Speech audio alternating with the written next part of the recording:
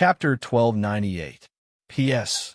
Thanks to Jazz Eyes for his precious monthly votes, and NXCX, Nickfany, and Halcyon for their tips. Yes, that's the thing. Take it out. In the ecological laboratory of the Rubik's Cube world, Ito Sei, who was wearing a white coat, said to the figure on the screen, who was wearing a cape armor and moving in the spaceship of a strange creature that looked like a Zerg. It had been 2 months since the destruction of the Kronos Organization's Japanese branch. During these 2 months, Ito Sei had been holed up in the biological laboratory in the Rubik's Cube world. He had been working with Emma and other key researchers in the biological laboratory, as well as Erica, Serene, Lloyd, Lakshata, Nina, Cecil, and other professionals in mecha manufacturing, energy utilization, and concept development who were temporarily transferred from the big laboratory to analyze the cap combination. With the combined efforts of the top talents from various worlds and new humans from higher worlds, say Ito and the others, whose technological standards and methods were far superior to the researchers in the biological armor world, and who had the original data as a foundation, used less than a month to completely analyze the cell structure of the strange flesh-like tendons within the cape combination, entering the normal cultivation and mass production phase. Then, the group temporarily paused their research on the biological fiber strengthening technology and switched to the Divine Beast General's Divine Crystal and the Imperial Crystal of the cape combination. And this was a point that had the cultural and technological heritage of various worlds, as well as countless wondrous superpowers. The existence of researchers who could reverse the manufacturing process through contact, sensing, or other methods was not much of a problem for Sei Ito and the others who were far more wondrous than the so-called descended ones.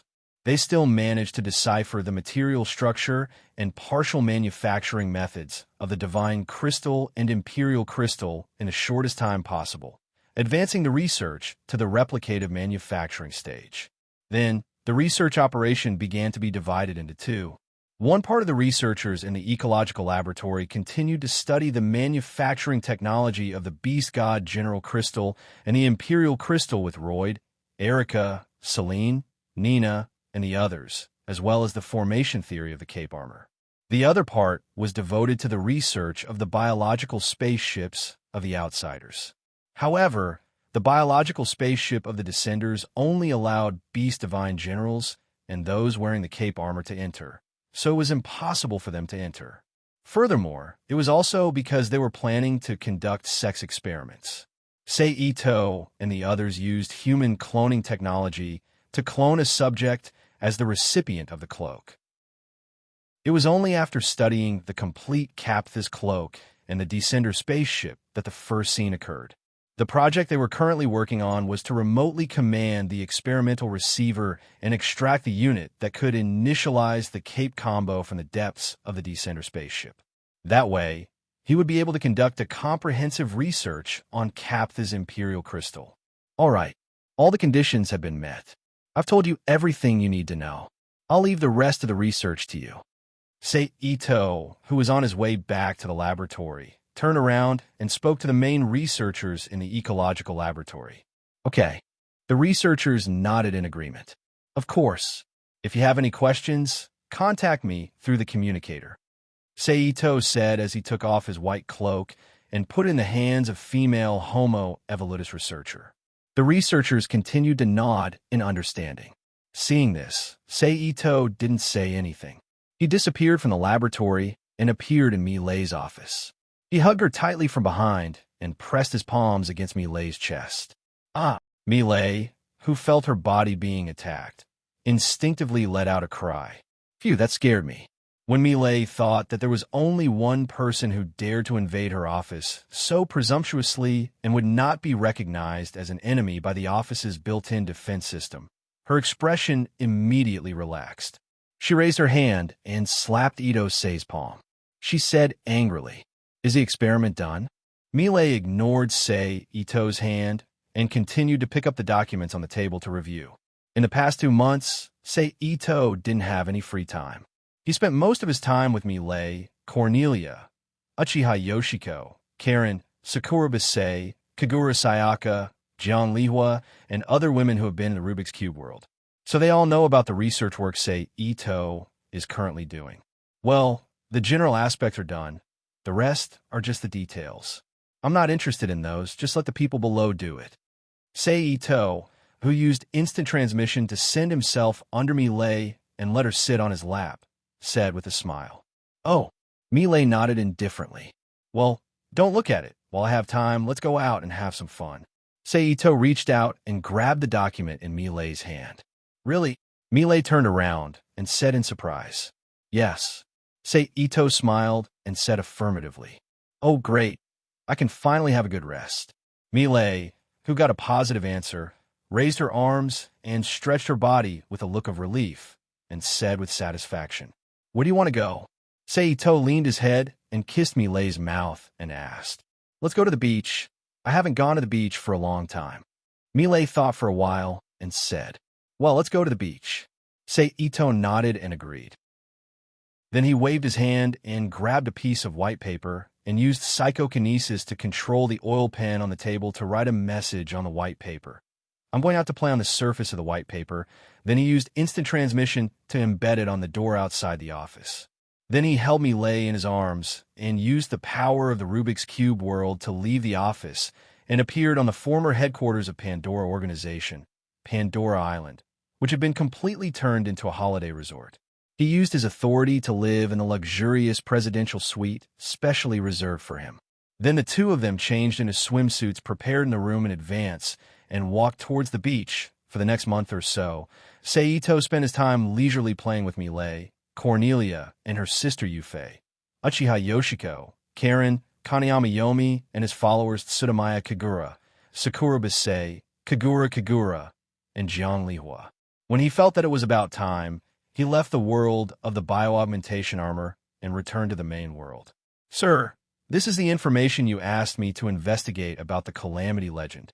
While resting in the main world and waiting for the world's attention to decrease, Tetroso came to the shrine to find Sei Ito and handed him a stack of information.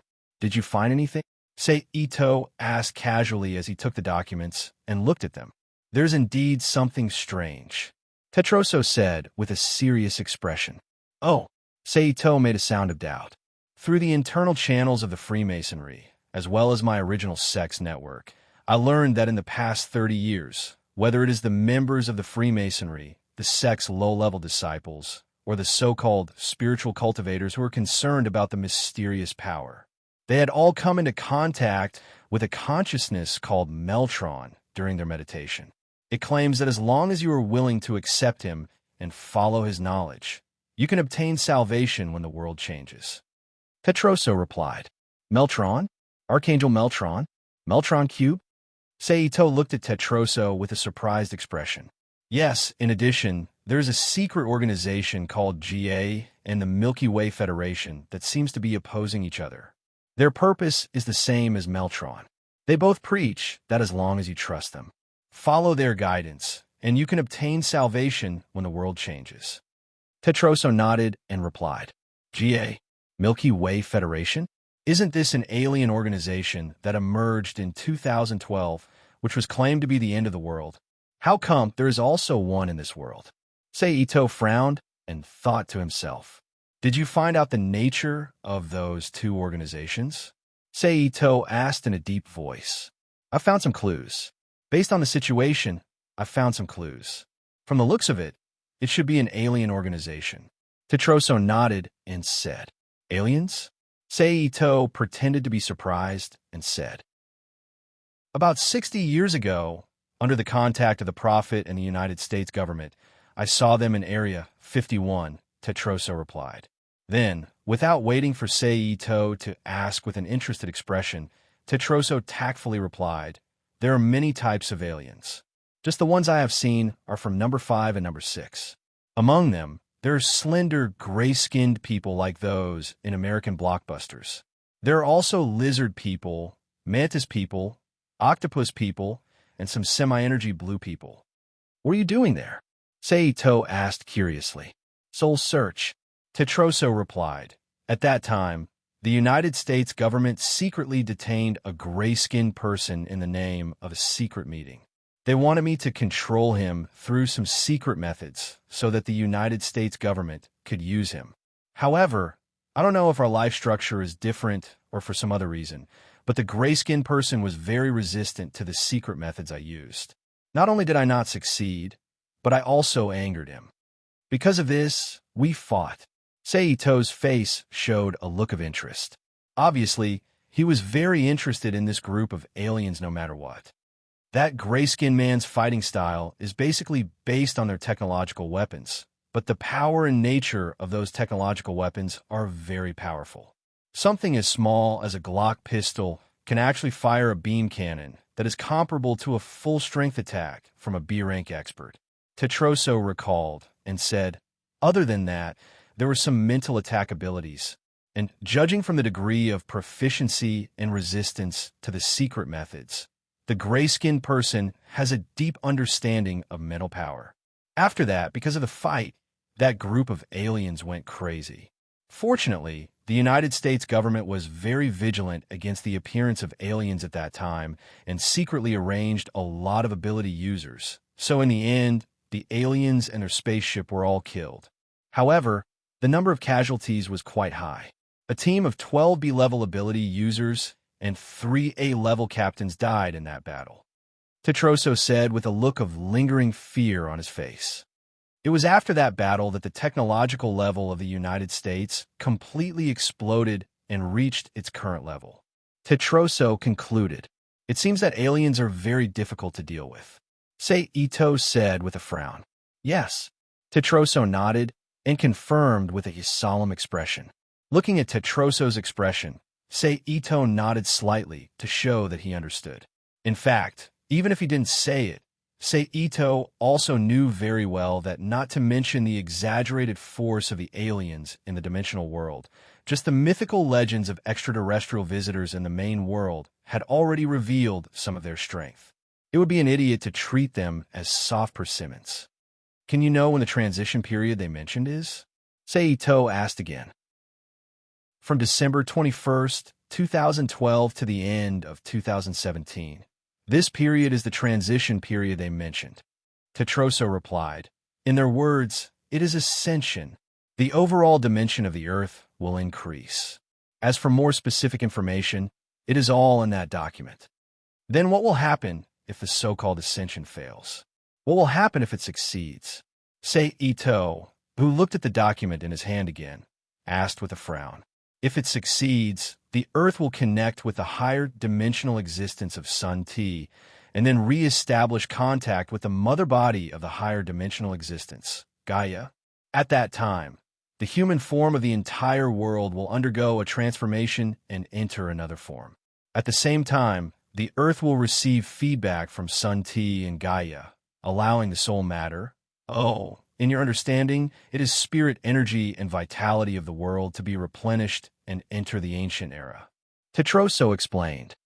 If it fails, some of the humans on Earth will also undergo a transformation and then slide into the abyss of dark matter between dimensions until they fall into eternal oblivion. In layman's terms, they will enter an apocalyptic world until the Earth is completely annihilated by dark matter. Tetroso curled his lips and shrugged, as if he heard a joke. Is this the true form of judgment and calamity in the world religions? Seito didn't care about Tetroso's performance, as he thought to himself with a heavy heart. It must be the reason why Iwos was instructed by Nut to descend to the lower realm and spread the book of 10,000 spells through a list to Crowley. Seito, who connected all of this, finally understood the so-called calamity of Osiris and the time of choice mentioned by QB. It was just that in this process, what role did the gods in the myths play? Just like what Angela, the guardian of the earth of the Norse heritage, said about the awakening of the king of God. Seito was most confused about the position of the king of gods, Odin. These things can only be discovered slowly in the future. The most important thing now is to strengthen my own strength. Only when my strength increases can I deal with everything that may happen at any time. After all, we are in the so-called adjustment period now. Who knows if the change will come at any time?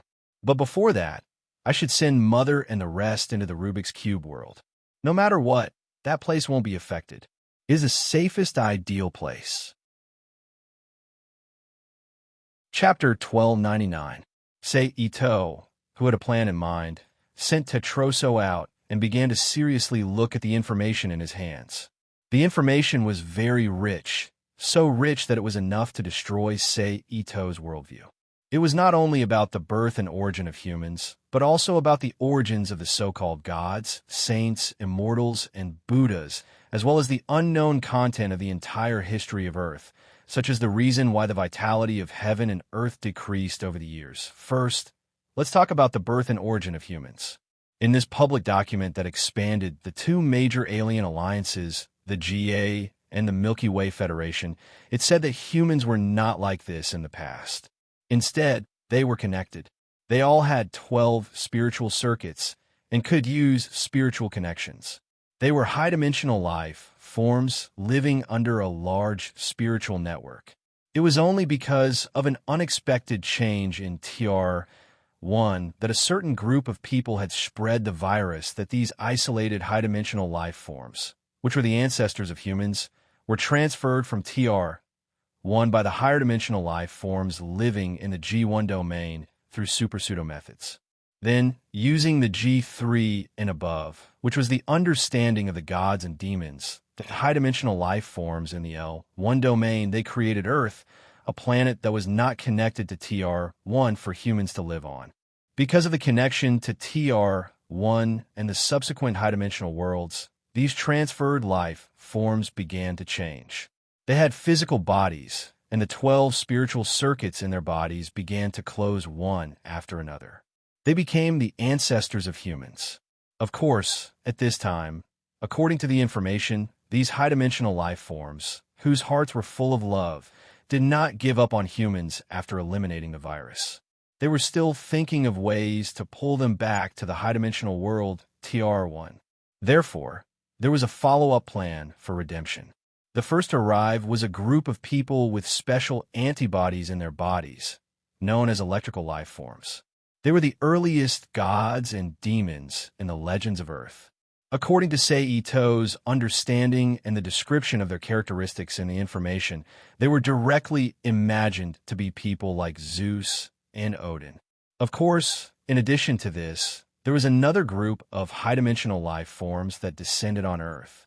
It was just that they were different from the more radical electrical life forms that represented males. This group of life forms had a gentler personality. Their external appearance was mostly that of females, which was the matriarchal leader in the earliest clan society, Mother Earth, and so on. In the beginning, both sides were at peace. Both sides were carrying out plans for the redemption of humans. However, as time passed, because of this, the analysis between the two sides became more and more intense until it eventually turned into a war. The result of the two races directly attacking was that the last star path connecting Earth and the higher dimensional space was cut off. At the same time, it also caused the vitality energy on Earth to become chaotic. It was no longer suitable for human survival. Therefore, in order to pacify the chaos caused by the battle, a race represented by females came out from the high-dimensional realm L in the depths of the universe. They first took over the management authority of Earth from the two races, then used their ability to place a seal on Earth from Gaia, the mother of Earth in the high-dimensional G1, to calm the vitality of the entire Earth. However, it was also because of this seal that Earth's vitality began to weaken rapidly, entering the first period of weakening. As the first chaotic war, it was called the Electric War. After that, the race that had pacified the chaos on Earth began to work on the redemption of the humans on Earth. As for the location, it was in the Aegean Sea. Therefore, until today, the legend of the immortal Banshee was actually referring to them. However, from another point of view, it meant that they had never disappeared and had been secretly managing the forces in the Aegean Sea. Perhaps because they felt that the speed of their redemption was too slow, there were a few more high-dimensional life forms that landed on Earth one after another. These life forms were the legendary Buddhas, gods, and gods from other mythological systems. They each agreed on the areas to govern, dividing the Earth into several forces at that time. It was also during this period that the humans on Earth began to mix and various mixed-race descendants appeared, causing the work of redemption to become even more difficult. Seeing this, the high-dimensional life consortium summoned them back to the high-dimensional space and sent 5 major races to Earth to start the redemption work. They were the white race with the information of the 3rd and 4th spiritual paths, the black race with the information of the 5th and 6th spiritual paths, the yellow race with the information of the 7th and 8th spiritual paths, the red race with the information of the 9th and 10th spiritual paths, and the Indian race with the information of the 11th and 12th spiritual paths. As for the information of the 1st and 2nd spiritual paths, humans still had a healthy part of them, so they did not send other races to save them. These 5 great races had established 5 secret spirit cultivator seclusion societies on Earth to purify their own information and transmit it out. During this period, the high-dimensional life consortium once again used high-dimensional methods to build a star pathgate that could connect to the high-dimensional space through the Gaia layer.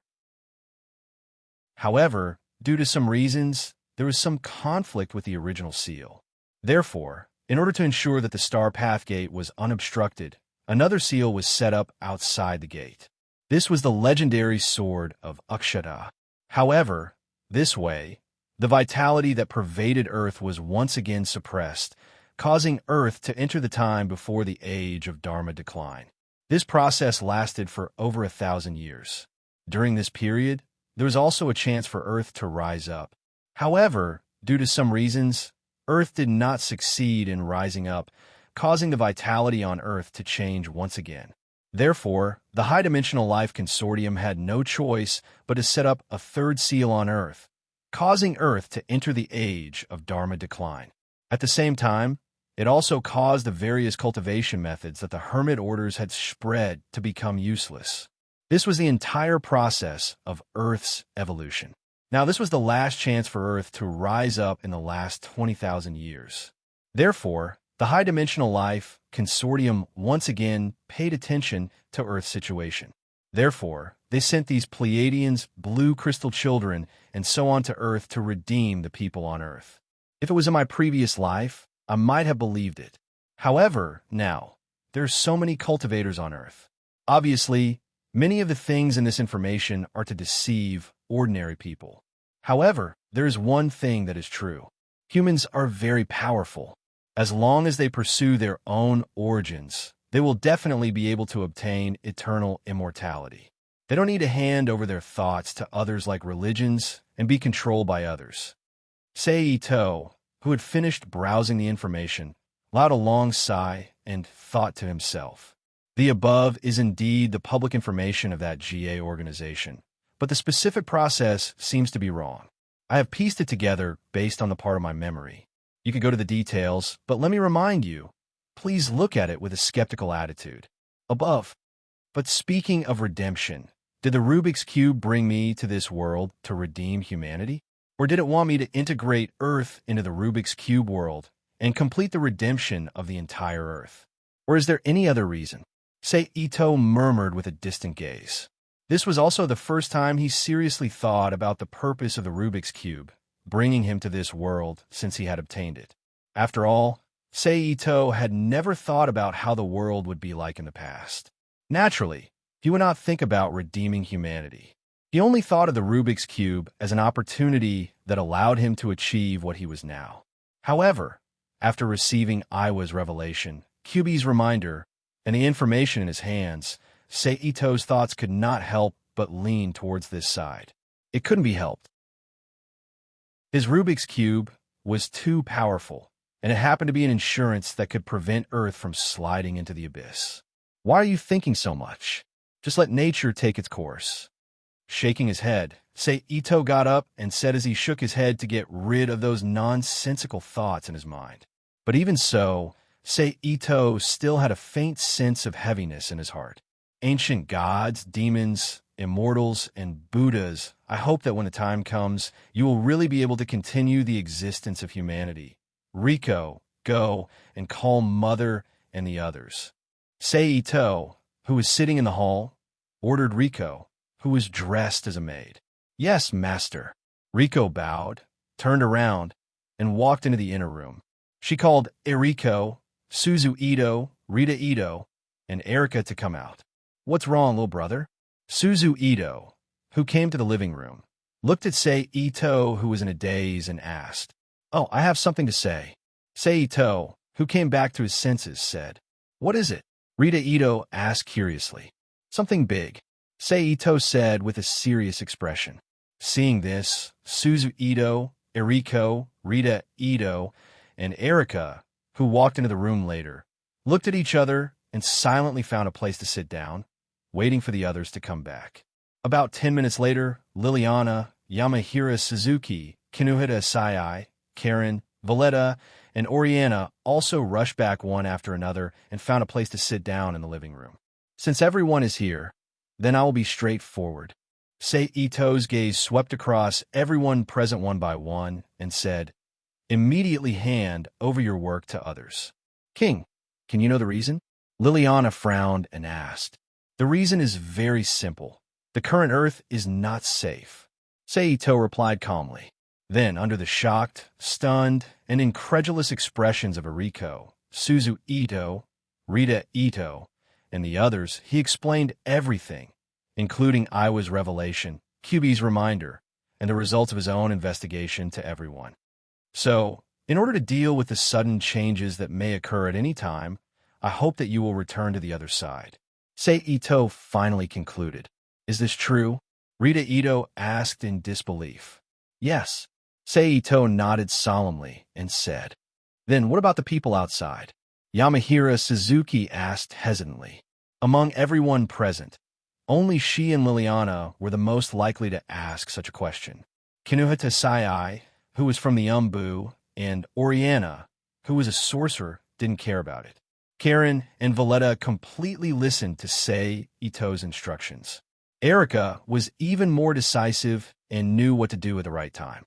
Therefore, only the people with a strong sense of justice and Yamahira Suzuki, who was born as a civilian, cared about the safety of those people the most.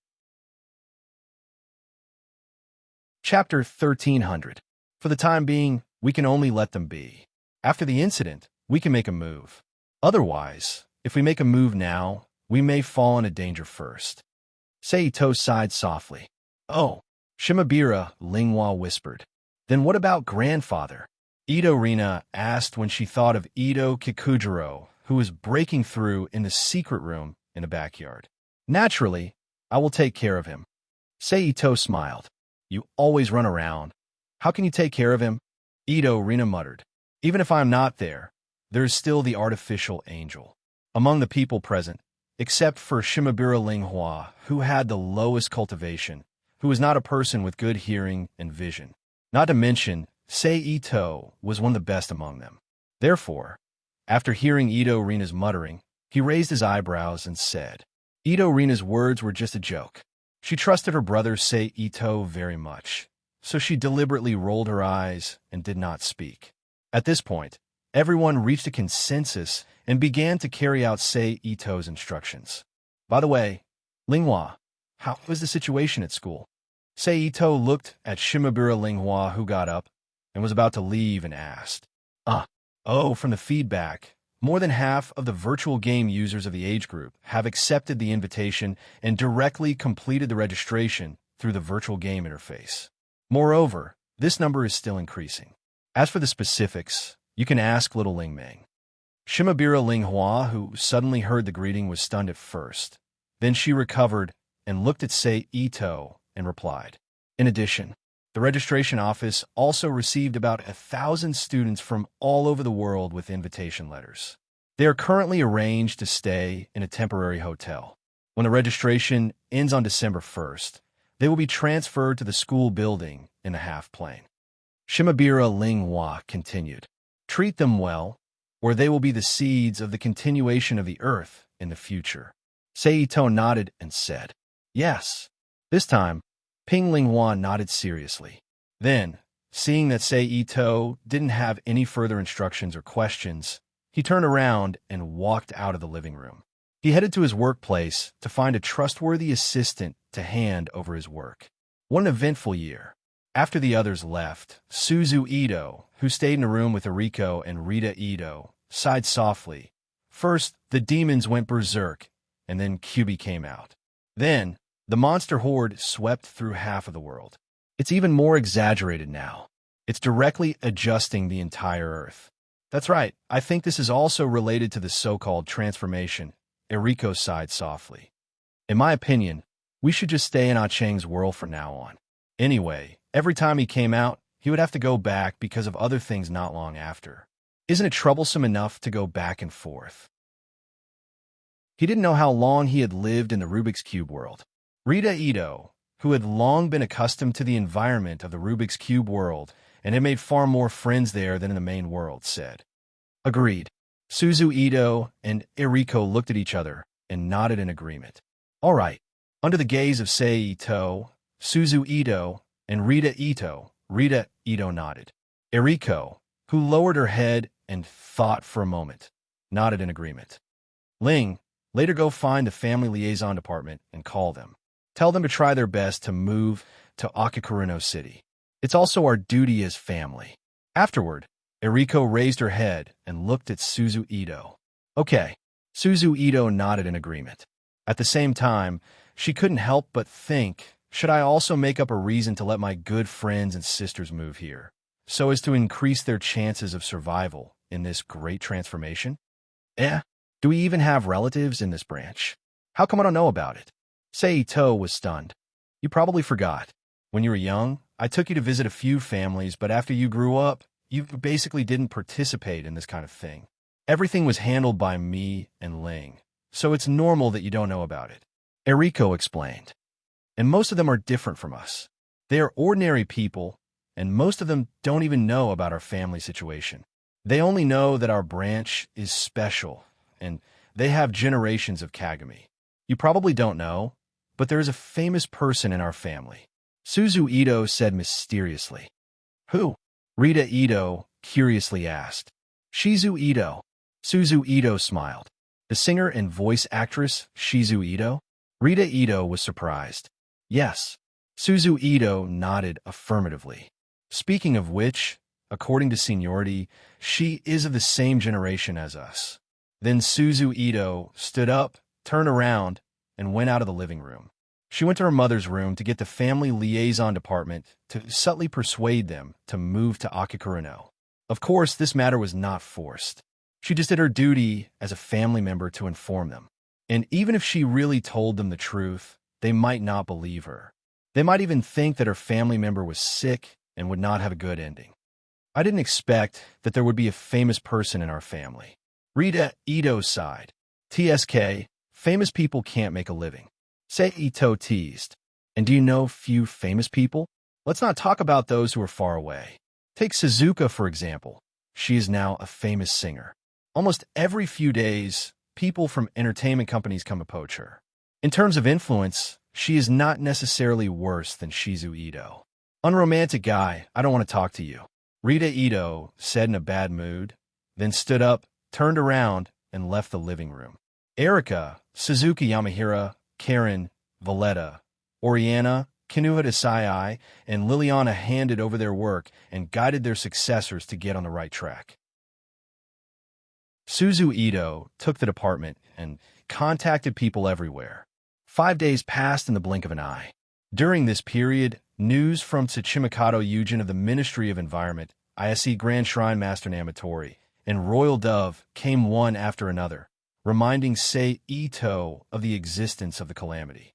However, for Sei Ito, who had roughly understood the truth of the calamity and transferred his family, Erika, and other women who were close to him, into the Rubik's Cube world, basically had no advantage in the main world.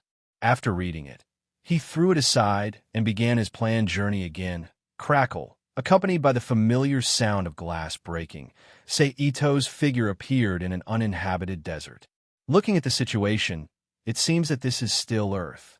Sei Ito, who had completed the absorption of the world's child force that disguised his own information into his body, turned his head and glanced at the steaming and distorted air and the surrounding desert under the blazing high temperature.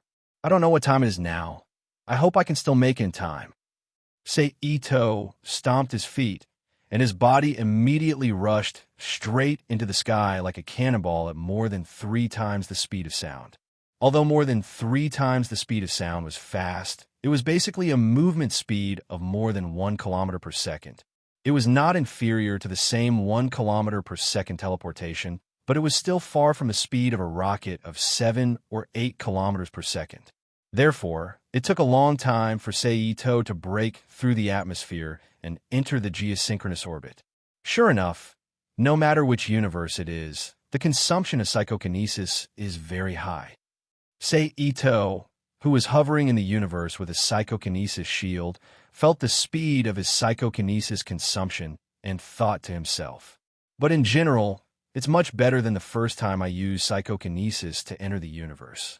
At least I can hold on for some time. Unlike that time when I entered a state of exhaustion in less than 10 minutes and had to return to Earth." Thinking of this, Ito was not stupid enough to think that he could fly to the place where Group 77 was located with his body alone.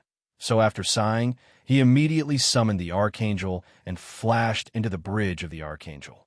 Launched the signal relay. Ito, who had dispersed his psychokinesis, floated to Bucky Lulu's side and ordered. That's right, the captain this time was Bucky Lulu, and the original captain, Maul, acted as a liaison officer. She assisted Miley, as well as Lakis, Kaka, Aslan, Malchir, and others who were hired as staff officers to manage the world on the continent evolved from the Gundam ED world. Whoosh!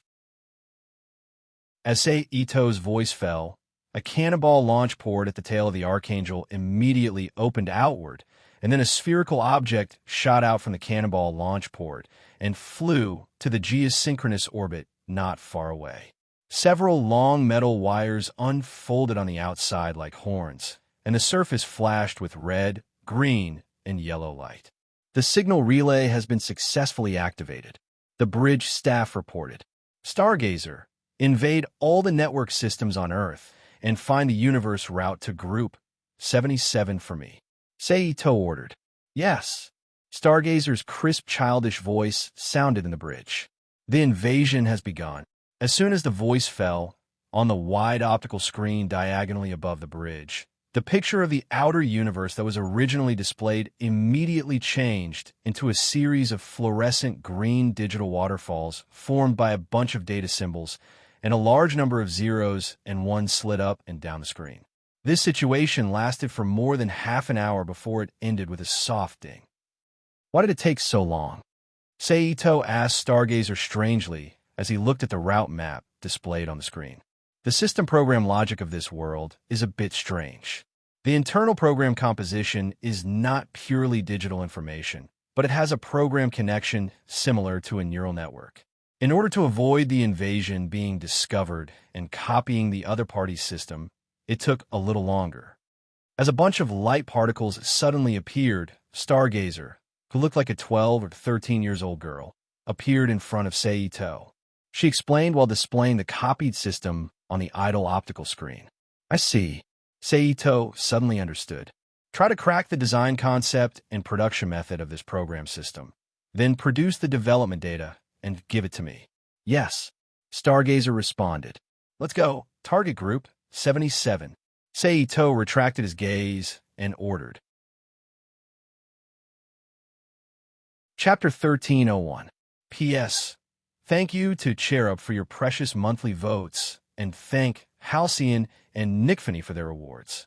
After a period of sailing, the Archangel, protected by the space camouflage system, finally drove to the vicinity of the space where Module 77 was located. A large heat source is detected ahead. The number is 5. At this time, the radar control officer's pleasant voice echoed in the bridge. Graphics reconstruction is complete. Then, the voice of the information control also sounded. With the voice of the information control, the wide optical screen diagonally above the bridge of the Archangel immediately flashed, and the images of 5 strange-looking red battleships that looked more like space stations than spaceships appeared in front of everyone's eyes. Look at this situation. We came at the right time. Ito looked at the picture displayed on the screen and smiled. Do we need to destroy them? But Kilyalu asked, well, not for the time being. Their existence is still somewhat useful.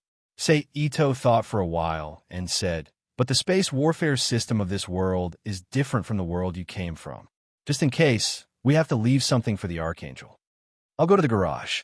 After that, he flew to the portal of the bridge, took the elevator to the inner floor of the Archangel, and moved along the corridor to the garage. Sei Ito, who was familiar with the Archangel, quickly came to the garage. At this time, in the garage, several special machines from Plant, including Agility, Disaster, Prohibition, and Plague, were placed in the storage compartment and connected by many finger-thick wires. These were prepared by Sei Ito before departure. In order to deal with the space war that may be encountered in the world of revolutionary machines. However, if it was just these, it was still not enough for the battles in the world of revolutionary machines where hundreds of mobile weapons and special weapons were dispatched at any time.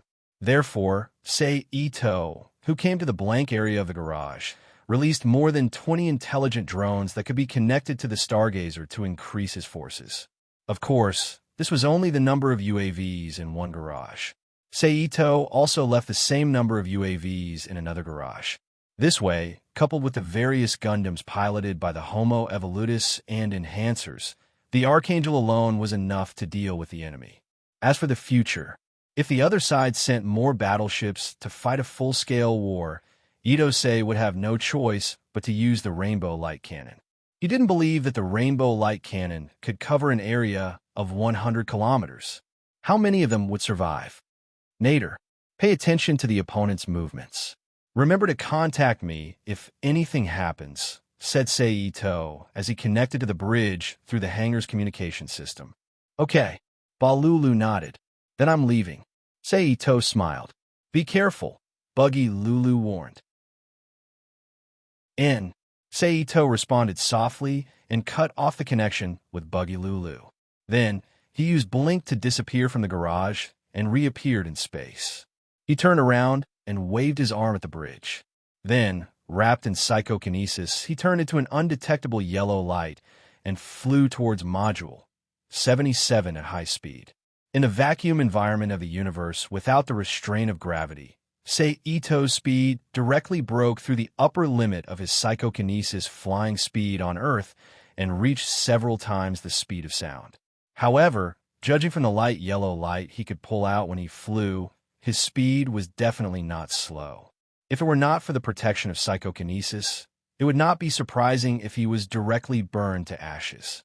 In this kind of speed, Sei Ito, who basically did not attract the attention of the Eurasian military radar, flew to the outer protective deck of Module 77 belonging to Gile and used instant transmission to break into the interior of Module 77.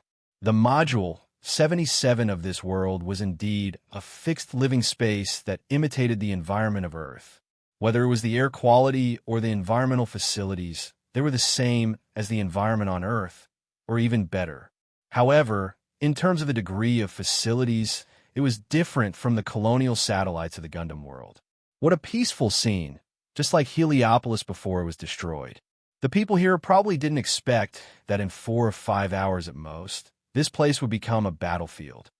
Sei Ito, who landed on the top of a building and looked at the dusk scene evolved by the simulation system, sighed softly. Then his figure flashed again and moved in the direction of Lee Sin Academy. After arriving at the academy, he used illusion and electromagnetic control to invade the secret research institute located under the academy. In the casual conversation of the researchers who treated him as heir, he saw the target of this trip, Valvrave. Sei Ito slowly released his mental power and drilled into the power core in Valvrave's chest through the isolation window and continued to go deeper inside. But when the mental power explored a strange sphere covered with green light, a strange force began to hinder the mental power from continuing to go deeper. Hey, can you hear me? Sei Ito said with mental voice transmission. Who is it? About half a minute later, a somewhat confused female voice that seemed to have just woken up from a deep sleep was puzzled. But at the same time, Valvrave's power furnace suddenly started to operate. What's going on? Why is Valvrave producing an energy response? A researcher said loudly. How was that possible? Another person said in surprise. Quickly check what's going on. Unknown reason. Restart the hypnosis program. TSK. It seems that I can only chat with you later. Sei Ito listened to the conversation of the researchers and said with mental voice transmission. Oh. The female voice responded softly. Then, under the influence of a strange wave, she disconnected from Sei Ito again. Then Sei Ito turned his mental power into hypnosis and shrouded several researchers in the research institute.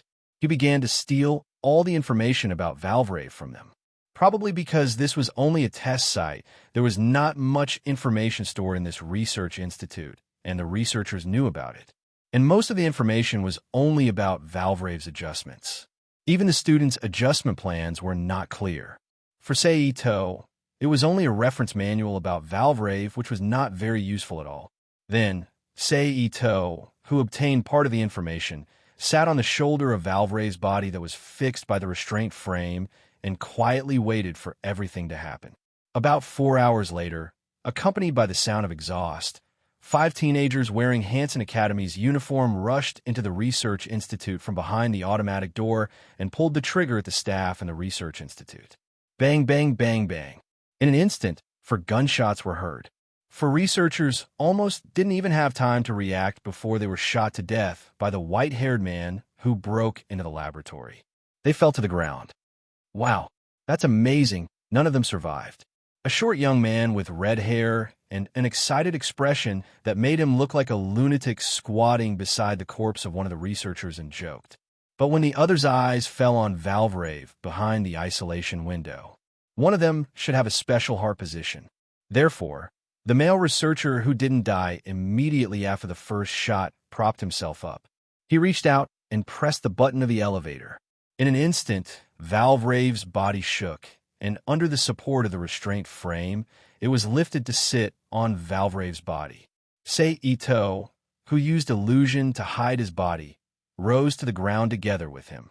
Then, 2 boys and 3 girls appeared in front of Sei Ito's eyes. Are they the protagonists of 4 out of 7 of the future golden novels? Ito-sei looked at the students below with interest and thought to himself, what is this? A robot? The tallest of the 5, a short-haired young man wearing a white shirt, was surprised. Xiangzi, the protagonist who had been paying most of his attention to the girl next to him, shouted the moment he saw the other party suddenly run away. There's someone in that car. A girl with short brown hair said without turning her head as she ran towards the car that was slightly deformed by the broken asphalt road. Xiangzi, come back quickly. Shi Huiqing called out loudly. It's okay, you guys go first. The girl named Xiangzi turned around and said, then continued to run to the car. But in the next moment, a thick energy beam suddenly shot down from the sky and landed on the ground not far from the girl named Xiangzi. In an instant, there was a boom sound followed by a burst of dust. Whether it was the girl or the car that was originally there, they were all buried by the falling soil. Xiangzi. Ah! Shi Huiqing screamed like a madwoman. Xiangzi. Hey, come out. Now is not the time to play hide and seek.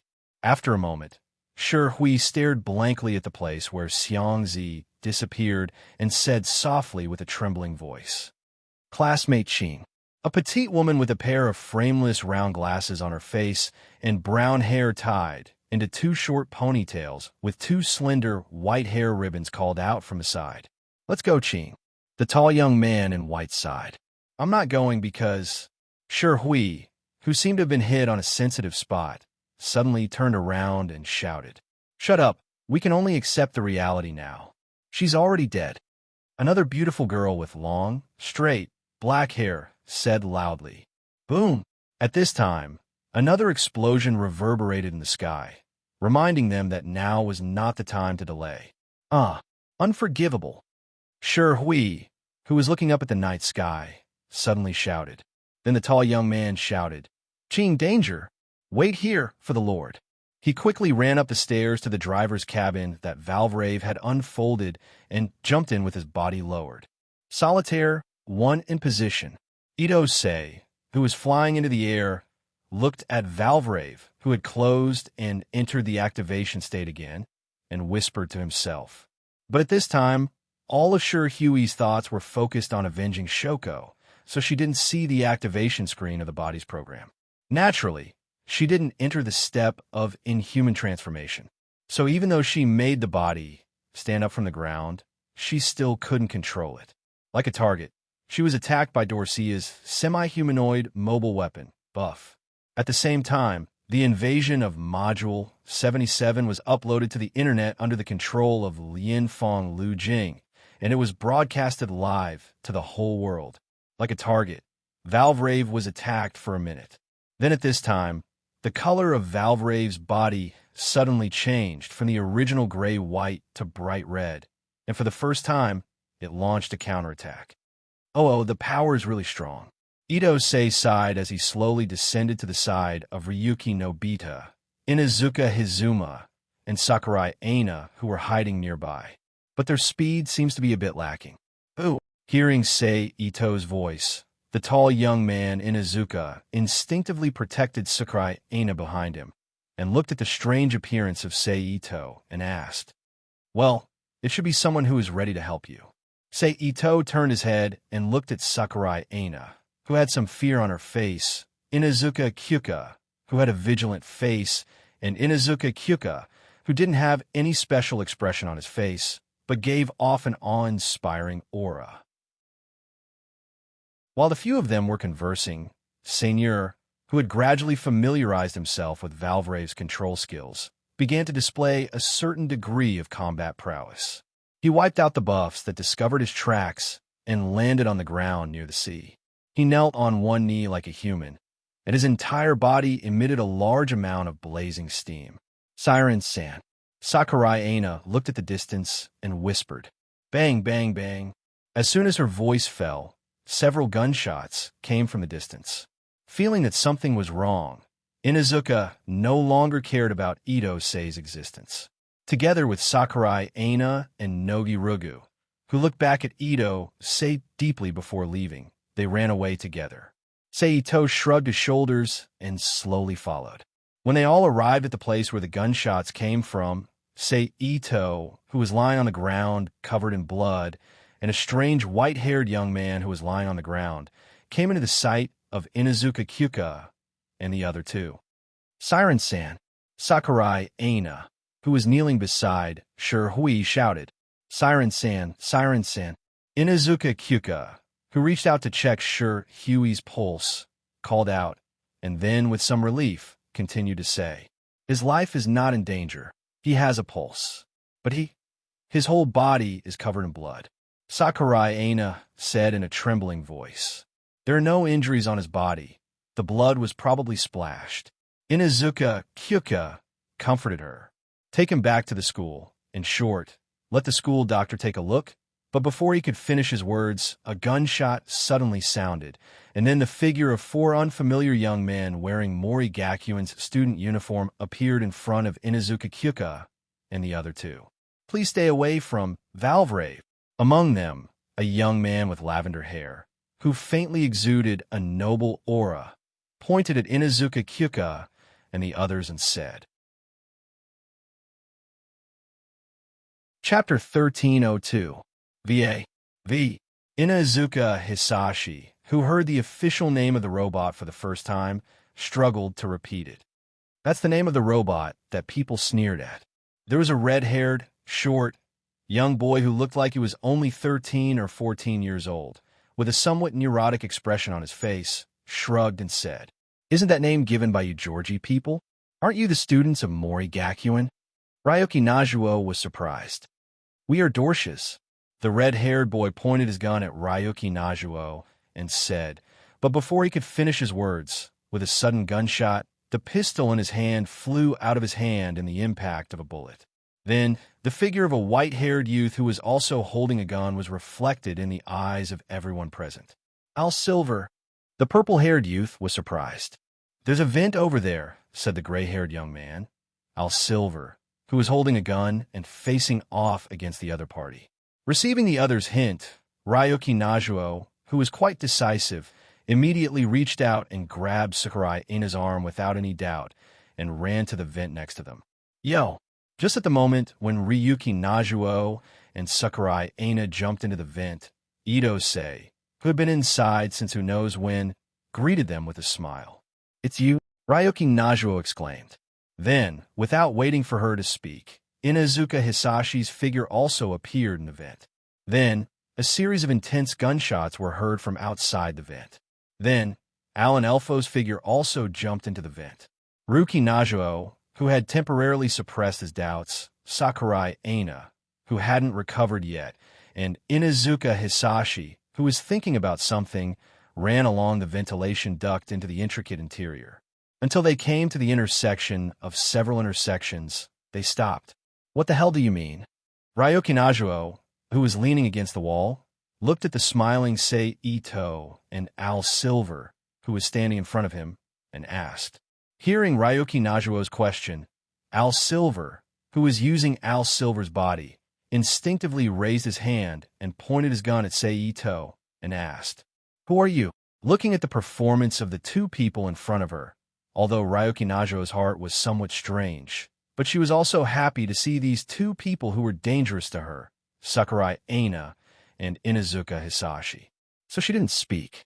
Just like that, he silently watched the show from the side. "Tell me, should I call you Al Silver now? Or should I call you Hikari?" Ito-sei, who completely ignored the gun, looked at Al Silver calmly and said softly, Ryuki Najuo's words, Ryuki Inuzuka, and Inuzuka, 3 people. His gaze landed on AI, Air, and Elfo. "Who the hell are you? How did you know about my situation?" Al Silver, Sure Yetching, asked with an agitated expression. "Let me formally introduce myself. My name is Sei Ito. I'm the one who will take over the entire Module 77. Sei Ito put one hand on his chest and gave a gentleman's salute to Al Silver, Ryuki Najuo, Sakurai Ina, and Inuzuka Hisashi. "You're from Dorsha?" Al Silver asked coldly. "No, I don't belong to Dorsha. I don't belong to AS or even your gear, but I belong to my own country, so you can rest assured." Sei Ito straightened up and chuckled. "Then what is your purpose?" Ryuki Najuo interjected and asked. "You and the body outside," Sei Ito said softly. "Us?" Inuzuka Hisashi repeated in a deep voice. "That's right, all of the students of Maison Gakuen." Sei Ito admitted with a smile. "What are you doing?" Sei Ito, who was controlling Al Silver's body, pointed the gun forward and questioned. "Boy, that kind of thing is not something you should play with." Sei Ito narrowed his eyes and said. After that, without waiting for Al Silver's reaction, he directly flashed into his arms, grabbed Al Silver's hand with his left hand, and took the gun from his hand. His right hand lightly hit Al Silver's chest diaphragm, knocking Al Silver to the ground. Cough, cough. Al Silver curled up on the ground and coughed with a painful expression on his face. Because they still couldn't confirm that he was Sei Ito, Ryuki Najuo, Inuzuka Hisashi, and even Sakurai Ina didn't immediately go forward to help him, but still stood in front of the wall, not daring to move. "That's not something you need to worry about," Sei Ito said as he used his telekinesis to annihilate the gun in his hand into a pile of iron shavings. Seeing this, Ryuki Najuo's pupils subconsciously shrank and tactfully didn't speak. "But you can rest assured, you are all important to me. Your life safety is completely guaranteed, and for this reason, I will help you resist the attack of Dorsaja to ensure the safety of the entire Module 77. Sei Ito looked at Ryuki Najuo and the other two and said, "Of course, the premise is that you will cooperate. If you don't cooperate, then I will have to treat you like experimental animals. I believe that is absolutely not what you like. Let's go. Come out with me and take back Valvrave and Sei Ito's body." Then, not caring about the silence of the 3 people, Sei Ito turned around and said.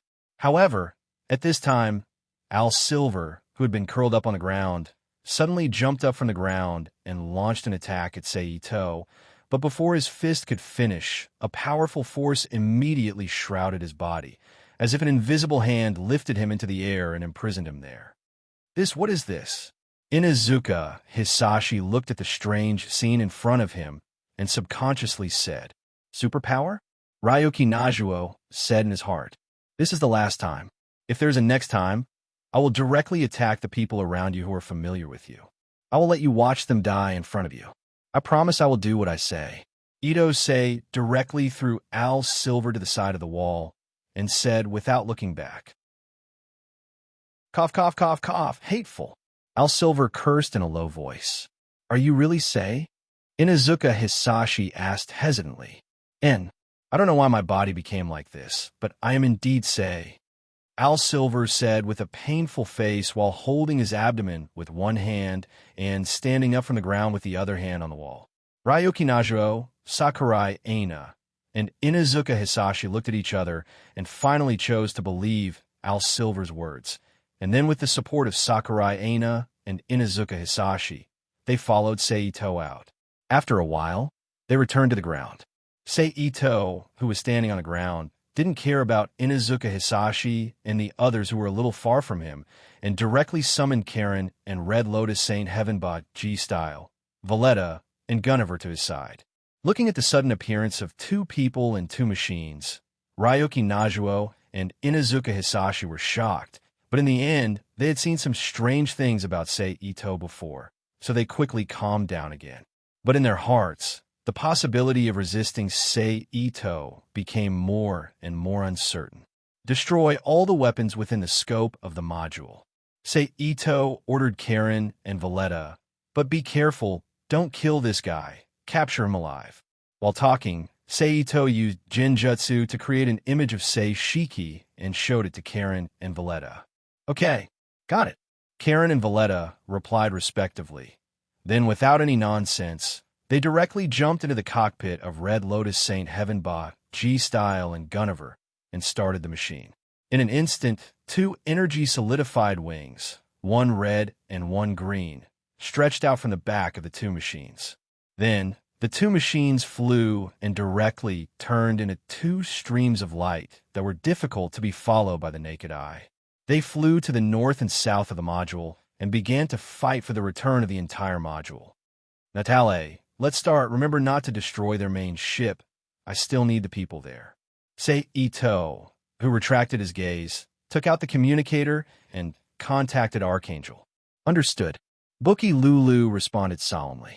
Immediately, a level 1 battle alarm sounded on Archangel, and after that, Gen, Agility, 3 specially equipped Gundams, and the intelligent drones left by Sei Ito were all released to attack Dorsh's cosmic battleship. At the same time, Archangel also emerged from the protection of the space camouflage, and all the cannons on the ship opened and fired at Dorsh's battleship. With just a toss, a frigate suddenly exploded under the bombardment of the Archangel. Under the silent illumination of the flames, it shattered into cosmic dust. "Everyone, it's time to watch the fireworks."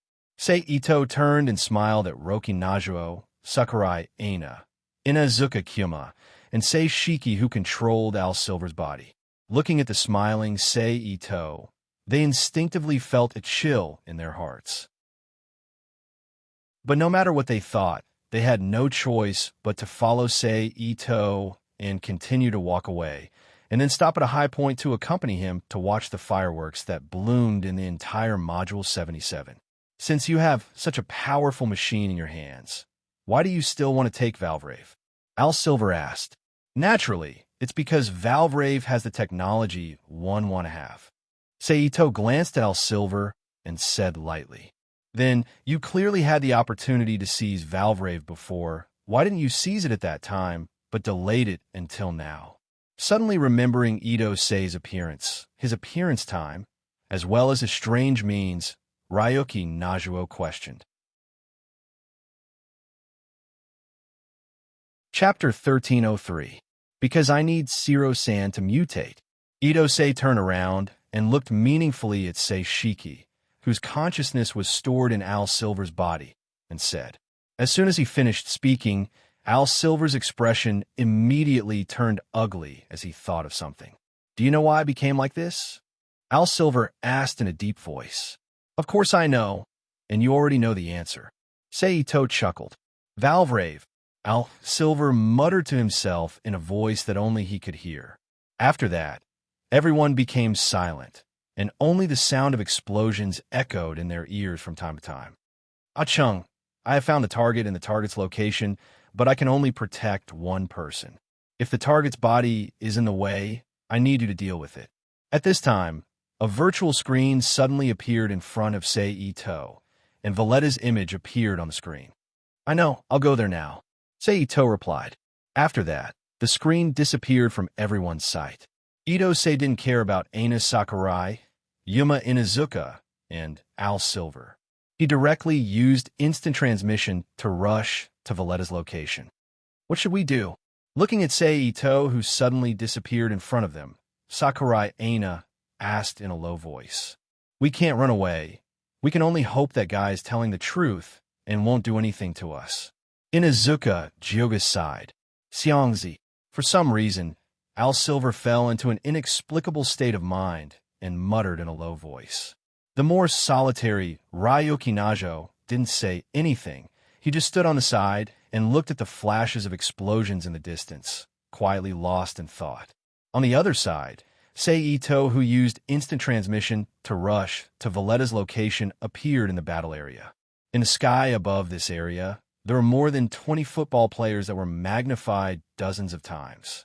They held 2 metal alloy buffs and attacked Guinevere, who had to protect Valvrave, and Shiro-san, who was unconscious.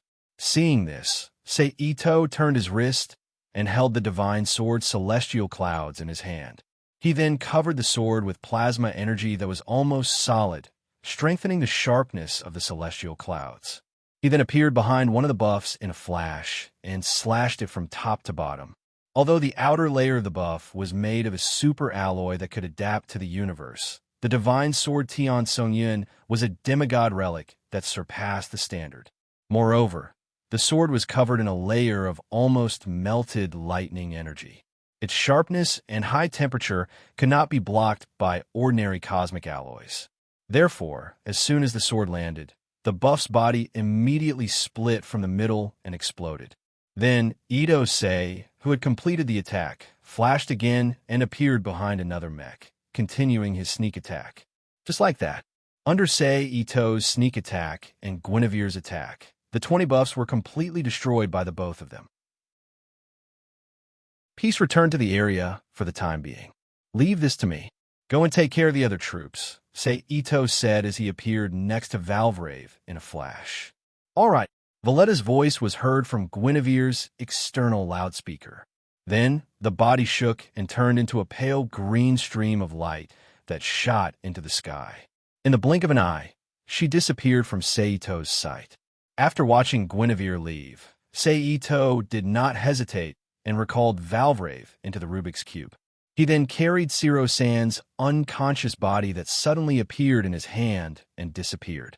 He then appeared next to AI, Silver, and the rest who were rushing back to Nissan Academy. Looking at Sei Ito's sudden appearance, Sakurai Aina was startled and subconsciously screamed, Sei, your body. Inazuka Hisashi looked at the body in Sei Ito's hand and reminded her. AI, Silver shouted, but after seeing Sei Ito's smiling face, she couldn't help but hesitate, not knowing whether to reach out and take her body back. Seeing this, Ryoki Najuo didn't say anything and directly walked to Sei Ito's side. He reached out and took Shiro-san's body and put on the ground. Hey, how can I make her recover? Ryoki Najuo turned to look at Sei Ito and asked. Bite her, Sei Ito chuckled. Did you hear that? Ryoki Najuo turned to look at AI, Silver, and said, AI. Silver was surprised at first, then nodded in response. Then he stepped forward and squatted down in front of Ryoki Najuo's body, bent down and bowed his head. He opened his mouth and bit his own body's neck. The next moment, under everyone's gaze, AI, Silver's body fell to the ground weakly, and at the same time, Shiro-san, who had been in a coma, opened her eyes and woke up. There's a mental force-like substance that's changing between the two of them. Is it a rune? Sei Ito thought as he looked at all the changes that were visible or invisible to the naked eye. Shiro-san was happy about her recovery. Inazuka Hisashi was surprised by this change, Sakurai Aina was silently observing, and Ryoki Najuo didn't know what to think. AI, who was completely ignored by everyone except Seito, woke up from his coma and used the fastest and most skillful method to kidnap Suro-san, who was closest to him. Aina, Inazuka Hisashi shouted angrily. How are you still alive? How can you still be alive? I've already killed you. AI. Silver frowned as he looked at Shi Huiqing, who was a little dirty and covered in bloodstains. She looked completely fine. Hearing AI, Ryoki Najuo, Inazuka Hisashi, and Sakurai Aina all looked at Siro-san, and Siro-san turned her eyes to Seito. She wanted to hear the explanation of this guy, who seemed to know everything. As a result, other people, including AI, also looked at Seito. Because your body has been transformed, and you have become another kind of existence that transcends human beings. Seito smiled and said, if we use a more vivid analogy, you can now be classified as a vampire. Vampire? Does that mean I'm no longer human? Siro-san's body trembled when she heard the words. She looked down at her hands, her voice trembled, and her voice was filled with despair. At the same time, the system prompt once again appeared in his mind when he activated Valvrave. Do you decide to give up your human identity? The existing mobile weapons in the module have been eliminated. Except for some enemies who escaped from the module by ship, all the other soldiers stayed in the module and are now organizing street battles. At this time, with the reappearance of the virtual screen, Karen's figure appeared in front of everyone and reported. Let Valletta continue to suppress the inside of the module. Karen, go to the universe from the universe port and help the Archangel attack the Dorsha battleship. But if things don't work out, let Comrade Natale leave the module and reorganize. Seito ignored the attention of the people around him and directly ordered. Yes. Karen and Valletta, who suddenly appeared on the screen, responded in unison. Who the hell are you? AI looked at Seito and asked. Seito, as for the rest, you won't know even if I tell you. Seito turned off the communication screen and said softly. Then, with a thought, he used instant transmission to teleport Sakurai Aina to his side. But I advise you to be honest. Otherwise, you are likely to die before you achieve your dream. Seito, who had his hand on Sakurai Aina's shoulder, looked at AI, and continued. AI, who suddenly found that the hostage had disappeared, was shocked and then fell silent. As an excellent person, he was very clear about when to do what. In this situation where the strength of the other party was unknown and they had magical abilities, it was best to listen to the other party's words and wait until they understood something before making a decision. Seito looked at AI, who was quite satisfied, and continued to lead them in the direction of Lee Sin Academy. They were originally not far from the academy, so it didn't take long for the 6 of them to return to Lee Sin Academy. Because of Seito's intervention, the Dorsha army that was originally stationed here had already evacuated from the academy. They took the battleship and flew out of Modulo 77 spaceport. So at this time, the faces of the students in the academy were full of lingering fear and joy. They gathered in groups of 3 to 5 and whispered about the attack. After about 10 minutes, the dating, which still had faint traces of artillery fire on its body and had not been completely repaired by the engineering machines and nanomachines in the ship, was escorted by many mechs in a Modulo 77 spaceport and stopped there. So far, in the first exchange between the two sides, Seito's side lost dozens of AI drones, and a few of them were fast and agile. The other side lost 3 battleships, 1 damaged, and dozens of other mobile weapons at the cost of the exchange. However, knowing that this was only temporary, Seito didn't waste any time. After using force to suppress Modulo 77, he began to summon a large number of multi-purpose battle robots from the Rubik's Cube world and spread them throughout the entire Modulo 77 to clear out the remaining Dorsha soldiers. At the same time, he also searched for the hidden researchers of Project Valvrave in the Modulo 77 to conduct research on Valvrave and runes. Under these circumstances, 3 days passed in the blink of an eye. Modulo 77 welcomed the rescue fleet of the Alliance ANS. Chapter 1304. P.S. Thank you to Halcyon, NXCX, and XX1983 for their precious monthly votes. Thank you to Halcyon, NXCX, and Nickfany for their tips. Warning: you have entered our territory. Please leave immediately. Otherwise, we will use our right of self-defense to attack you. The Information Control Officer on the Archangel announced to the fleets of B and S through the international channel. Are the Minerva, Kusanagi, and Athena ready? Ito asked Bakilialu, who was beside him as he listened to the Information Control Officer's announcement. The Minerva was a specially equipped space warship built by Plant in the later stages of the Gundam ED world. When Ito took over the entire Gundam ED world, it was only half built and not fully completed. However, with the intention of not wasting time, after swallowing the Gundam ED world, they mobilized manpower and material resources to complete the construction. This time, the defense of Module 77 was its first voyage. Captain, a female from Plant, and also the captain of the Minerva in the original book, Talia Karates. As for the Straw Razor, it was still the same Straw Razor. It came from the neutral country of Ob, but the captain had changed. It was no longer the original carry. Instead, it was replaced by Marius Lamias, who was temporarily free from assisting work. As for the Athena, it was a specially equipped space warship built according to the concept of the Magical Girl Naya Space Administration, but it had more combat capabilities than a normal space warship. The captain, Yagami Zephyr, and the AI program of the Book of Night Sky, Lymphs, they are all in a state of battle readiness, ready to enter the war at any time. Bakilialu reported. Ito nodded and silently looked at the image of the AS fleet displayed on the optical screen of the Archangel. In fact, Ito didn't care much about the arrival of the AS fleet. Not to mention that the other party's space warfare and weapons were far less powerful than Dorsh's. In terms of benefits, they didn't witness the power of Valvrave like in the original book, so they weren't very enthusiastic about going to war with an unfamiliar force that could fight against Dorsha.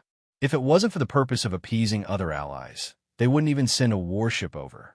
And as expected by Ito Sei, after the Archangel issued 3 announcements, the Archangel had already sent out 3 announcements. The AS fleet began to slowly retreat outside the warning line drawn by Ito and stopped, and sent a communication request to the Archangel. Connect. Ito said. Yes. The information controller responded. Pa. As the other party's voice fell, the image on the optical screen that had been showing the image of the universe immediately changed. A man in a dark brown suit with shoulder-length hair appeared. The figure of a man who looked about 30 years old appeared on the screen. Nice to meet you. I'm the AS diplomat, Royce Taggart. The other party said in a soft and slightly magnetic tone. What's the matter? Ito, who was too lazy to deal with the other party, asked. On the screen, seeing Ito being so uncooperative, Royce Taggart's mouth twitched slightly. He still maintained a fake smile and said, First of all, on behalf of the AS United States, I would like to express our gratitude to you for your selfless rescue. Secondly, we hope that you can return the residents of Gile, a member state of the United States, in Module 77. You mean you want me to do it for free? Ito raised his eyebrows with a smile that was not a smile. For the sake of peace and friendship between our two sides, it's naturally best if you can do this. Royce Taggart smiled. In Royce Taggart's mind, Ito's side, which was quite weak, was really nothing to be afraid of. Even if his individual combat power was strong, he could not withstand the ocean-like army of the AS United States. Not to mention that he had to divide his energy to defend Dorsha, who was already in a state of war. So in order to be able to concentrate on dealing with one side, he would choose to compromise under normal circumstances. Of course, this was the general situation, but for Ito, whose real military power was far superior to the AS United States, and even Dorsha, even if it was a protracted war of attrition, The threat implied in Royce Taggart's words was really ridiculous. It was just that this time, he was only here for an airframe and the related technology it carried. He was not here to devour the entire world of the revolutionary airframe. So he would not be stupid enough to waste his energy on such a trivial matter. But it was absolutely impossible for him to let go of the hostages for free. Did he really think that the soldiers and drones under his command were expended for nothing? Don't talk to me about peace and friendship. It's useless to me. Sei Ito sneered. If you want people, you can. Give me resources in exchange. Your Excellency, aren't you going to think about it? Royce Taggart frowned. No need, Sei Ito said, then turned his head to Bucky Lulu beside him and said, I'll leave the rest to you. After that, he ignored Royce, who was stunned on the screen, and left the bridge by the elevator under Bucky and Lulu's gaze. He walked out of the Archangel and returned to the principal's office in Module 77 to rest. Just as Bucky Lulu, with the assistance of the intelligent program Stargazer, was negotiating with the United States on the handover of personnel, a few days passed unknowingly. Creak. On this day, accompanied by a soft sound, Sakuraba Sei, who looked very much like Angelina Jolie, pushed the door open and walked into the room. Seeing Sakuraba Sei's arrival, Sei Ito extended his hand and invited her in. This is the information that just came from below. With a charming smile on her face, she walked up to Ito Sei and sat on Sakuraba Sei's lap. Then, she handed several documents to Ito Sei. Then, when Sei Ito borrowed the documents to read, she stretched out her hands and hugged Sei Ito's neck. As per your request, we didn't stop him and let him go, Sakuraba Sei continued. Sei Ito, who was looking down at the documents, responded softly. In the documents, there were several photos taken from different angles. A purple-haired young man wearing a Dorsha uniform, a member of the Dorsha royal family, Adele, appeared in front of Sei Ito and Sakuraba Sei's eyes. In the photo, he was inspecting the secret manufacturing workshop where the other Valvrave airframes and the unfinished Valvrave airframe were placed. Obviously, the purpose of his trip was to scout for information. It seems that even without the outbreak of Valvrave, he will still investigate this place with the information provided by Brew. This makes things easier. I was worried about how to give the unfinished Valvrave airframe to Kane and get another set of information from Dorsha, Sei Ito thought. Looks like I need to create an opportunity for him to sneak in. He tossed the information on the table beside him. Sei Ito said softly as he reached out and gently stroked Sakuraba Sei's waist. Honey, do you want to do it here? Seeing that Sei Ito was free, Sakuraba Sei licked her sexy lips and looked at Sei Ito seductively. Why? Are you looking for excitement? Sei Ito raised his eyebrows and smiled. What do you think? Sakuraba Sei smiled as she gently stroked Sei Ito's chest. As you wish. Sei Ito smiled as he leaned forward. He kissed Sakuraba Sei, who took the initiative to press down. At the same time, both of their hands moved. They took off each other's clothes. Soon, before the kiss was over, the two of them were completely honest with each other. Sakuraba Sei then lifted her body slightly. She reached out to straighten Sei Ito's relic and sat down slowly. Sakuraba Sei, who was enjoying the feeling of satisfaction, raised her head and let out a soft moan. After a while, Sakuraba Sei lowered her head and looked into Sei Ito's eyes as she said softly, Carry me to the window.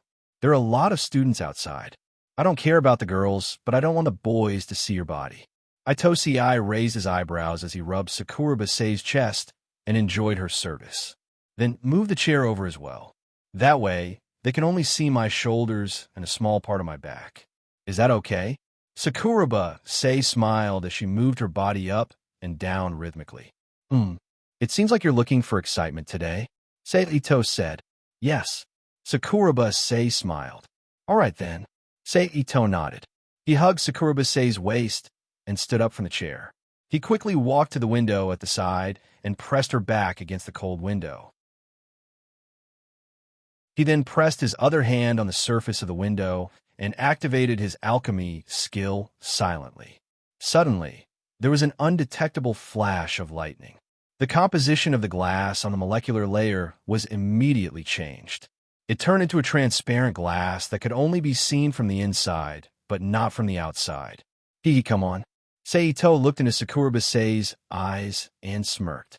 Then, he lowered his head and kissed Sakuraba-sei passionately again. In front of the window that had turned into a transparent glass, they were kissing intensely.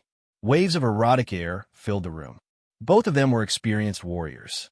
After a long while, Sakuraba-sei let out a long moan as she clasped Ito-sei's back, ending this exciting primitive battle and cultivation. After that, the two of them stayed in the position of, I'm in you, and you're in me for a while before separating from each other. They used Sei Ito's water to clean their bodies and put on their clothes. Emma, how's the situation on your side? Sei Ito sat back on the chair and contacted Emma, the person in charge of the ecological laboratory in the lowest level of the laboratory. She was collecting data from Valvrave, Seisei, Inazuka Kyuchi, and Najuo Ryuki. Seisei's father, who was also the person in charge of the Valvrave project, asked, It's all done. We can leave at any time. Emma, who was busy with something on the screen, replied, In that case, let's leave. Sei Ito ordered, Are we taking the experimental subjects with us? Emma asked, No need. You can leave them to Sakuraba-sei. Sei Ito thought for a while and said, Okay. Emma agreed. She then disconnected the call and began to instruct the laboratory staff to leave. When you take over the experimental subjects, remember to get rid of Seisei's father. Sei Ito turned to look at Sakuraba-sei, whose face was gradually disappearing from her face. Okay. Sakuraba-sei nodded and quickly walked out of the room, disappearing behind the closed door. Nader, how's the discussion on your side? Sei Ito, who was watching Sakuraba-sei leave, activated the communication device again and contacted Archangel's captain, Bujilialu. It's almost done. I believe that as long as we delay for a day or two, they will agree to all the conditions. Bujilialu replied, I see. Then let's continue. Sei Ito pondered. What's wrong? Bujilialu was puzzled. It's nothing. Sei Ito shook his head and smiled. Oh. Bujilialu did not ask and casually responded. Sei Ito, who had nothing else to say, disconnected the call, got up, and walked out of the room. He walked toward the weapons manufacturing factory, located underground, and stored the other 4 completed Valvrave bodies in the Rubik's Cube world. He then tossed them to Royd, Lakshata, Erica, Celine, Nina, and Cecil to study. Then Sei Ito returned to the secret laboratory and sent Emma and the other researchers from the Rubik's Cube world back to the Rubik's Cube world. They had already sorted out all the information about Valvrave, demonlings, runes, and third-generation genetic manipulation technology. At this point, 1/3 of Sei Ito's main purpose of entering the world of revolutionary machines was completed. Following that, another 3 days of peace and tranquility slowly passed. That morning, according to the negotiation agreement, a large military transport ship from the AS sailed into Module 77's dock from the designated port and began the handover of the Gear civilians. However, at the same time, the Dorsha army that had been hiding not far away from Module 77 suddenly activated their ships and sailed toward Module 77 at high speed. Along the way, they released Dorsha's Universal Combat Weapon buff and large firepower coverage weapon, Ideal, and launched a brazen attack on Module 77. Informed the AS ships to continue the handover of the civilians. Sei Ito, who was sitting in the principal's office, contacted the Archangel and ordered Archangel, Minerva, and Kusanagi, 3 ships, move out to meet the enemy. Yes, sir. Bujilialu, Margot, and Talia replied in unison. Then, 3 large ships that were completely different from the spaceships in the world of revolutionary machines sailed out of Module 77 spaceport. They released a large number of intelligent drones, NPCs, agility, and specially equipped Gundams to launch a counterattack against the Dorsha army. Countless explosions and smoke instantly blossomed in the silent space of the universe, illuminating the pitch-black universe with specks of light. However, In another direction that most people did not notice, a semi-invisible Dorsha battleship moved under Module 77 and used destructive means to attack Module 77. Chapter 1305. They're finally here. Feeling the vibration of Module 77, Ito discovered the enemy's movement through the nanomachines that covered almost the entire space of Module 77. Oni-sama, should we use Sinyo and the others to attack? Yagami Hayakami, the captain of the Athena, who was standing guard somewhere in space camouflage, suddenly jumped out from the laser screen and asked, "No need. I purposely let them in." Seito smiled. So that's how it is. Yagami Jifeng knew his Oni-sama was about to do something bad again. Then I won't bother, Oni-san. Uh-huh. Seito nodded in response. Then the two cut off the communication. Of course, in order to confuse the other party, when Ito-sei felt that it was about time, he transferred a batch of about 100 robots from the multi-purpose combat AI robots that were assisting the evacuation of the people from the outside into Nissan Academy. They moved towards the underground space and set up defenses on various levels. He wanted to prevent the other party from successfully obtaining the unfinished Valvrave 2 that he had suggested to leave behind in its original place. On the other side, Kane's team used the same drill method as in the original. After drilling holes for a while, they finally broke through the outermost layers of defense of Module 77 and entered the interior of Module 77. Take down the school as fast as possible. A man with short blonde hair in a white Dorsha military uniform with an artistic eye patch covering his right eye ordered. Sort of lightning. The moment he said that, the Dorsha soldiers all shouted out their slogan. A large number of buff mechs flew out from the fleet, and the soldiers who rushed out first rushed into the interior of Module 77. Swoosh, swoosh, swoosh, swoosh, boom, boom, boom, boom. The buffs only flew out a few dozen meters before laser beams suddenly shot out from all directions. A few bodies that couldn't dodge in time turned into blazing fireballs and exploded in the tunnel. Of course, as a price, there were also a few multi-purpose combat robots that were blasted into pieces by the buffs' counterattack. Then the two sides began an intense attack and defense around the large alloy drill that was still moving rapidly. Oh! Kane raised his head and looked at the sky with an interested expression. Gufia, Adele, Hanoan, you three pilot class and rush up and clear out those things that are in the way. Kane ordered. The so-called class was, in fact, an ideal. However, ideal was the name of these large machines, and class was the name of one of the models. However, even though it was just a weapon, its instantaneous firepower coverage was comparable to a space battleship. This was a reason why they were able to leave so many cannon marks on the Archangel, as well as the loss of drones and soldiers. The main reason. Yes, the three replied in unison.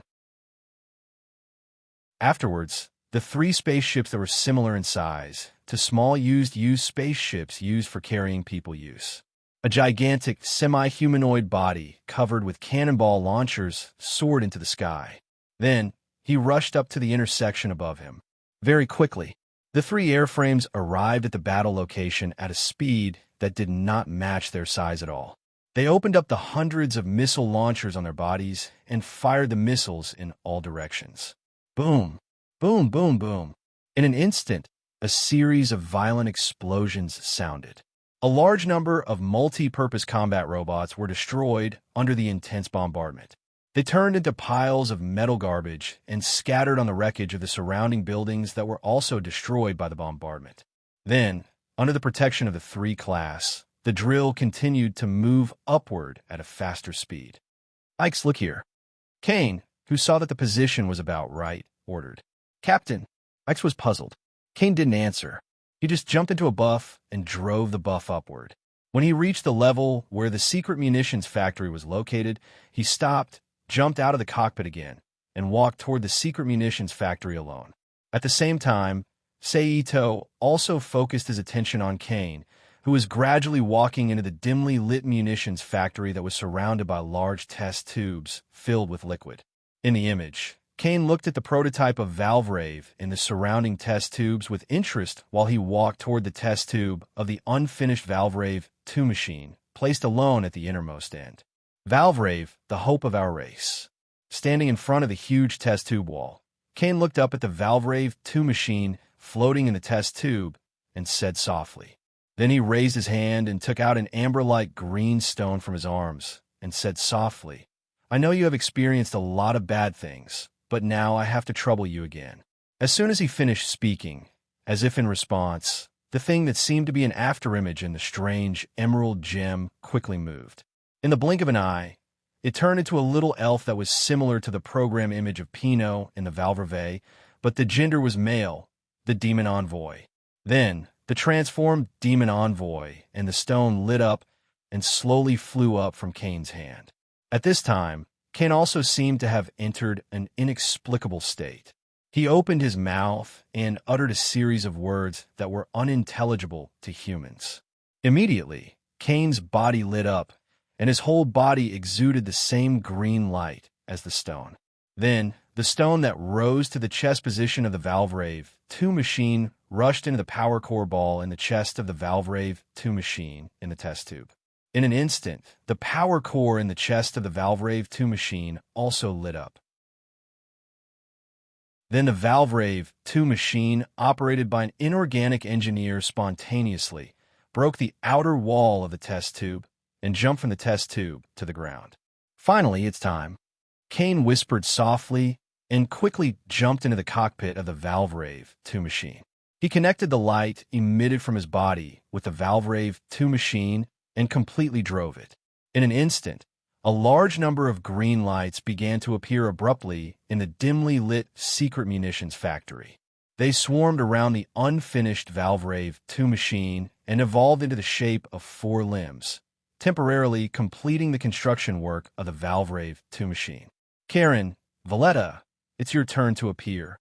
In the office, Ito connected to Karen's communication and said, Understood. Karen agreed and immediately activated the Red Lotus Sacred Heavenly 8 Extremes that had been in a standby state. She used the huge steel claw on her right hand to spray a powerful radiation wave attack on the ground, destroying the buildings on the ground. Then, she leaped into the air and flew toward the secret arsenal. Understood. At the same time, Valletta, who received the communication, also replied. She activated the Valvrave 2 machine and transformed into a stream of light that rushed into the Mausoleum Academy. With the help of the surrounding multifunctional intelligent combat robots, she launched an annihilation attack on the thick drill bit and the surrounding Dortians. It's coming, Kane whispered to himself. Despicable human. On the Valvrave 2 machine's program panel, Devil Envoy Brew's figure appeared and said angrily, Boom! In an instant, a violent explosion sounded from the intersection of the green fluorescent energy arm and the Red Lotus Sacred Heavenly Bot G-Style's Silver Claw that released a radiation wave attack. At the same time, a shockwave visible to the naked eye quickly spread to the surroundings and blew up the other intact test tubes. The liquid inside splashed onto the ground and made a splash sound. The Red Lotus Sacred Heavenly Ba G-Style, whose attack was blocked, raised its left arm and launched several laser beams at the Valvrave 2. The other fluorescent energy arm of the Valvrave 2 stretched out and instantly collided with the laser beams. Boom! The violent explosion once again echoed in the munitions factory space. Then, the Red Lotus Sacred Heavenly Ba G-Style and the Valvrave 2 that was overflowing with energy engaged in a fierce battle. During this period, the powerful destructive power of the 2 completely destroyed the entire space of the secret munitions factory. They did not stop fighting along the tunnel created by the drill into space and continued to fight there. However, whether it was because of the little Devil Envoy as the driving core and Kane, the Devil Envoy as the pilot, allowing the Valvrave 2, which surpassed the era, to erupt with powerful combat power, or because the physical fitness of the Valvrave 2 was already inhuman due to the training, and the performance of the Valvrave 2 had been improved several times by the technology of the Rubik's Cube world. The performance of the two Valvrave 2 machines was almost on par because of the relationship between their respective systems. Therefore, until the Valvrave 2, which had fully erupted with energy, began to have problems, there was still no clear winner. Before the Valvrave 2 completely collapsed, he had to use a big move to force Karen to retreat. He drove the Valvrave 2 back to the battleship and led the fleet to withdraw from the battle. Seeing this, Karen, who had already received Sei Ito's instructions, did not pursue. Instead, she and Guinevere flew toward the space battlefield that was about to end and launched the final attack on the Dorsha army that was about to be defeated.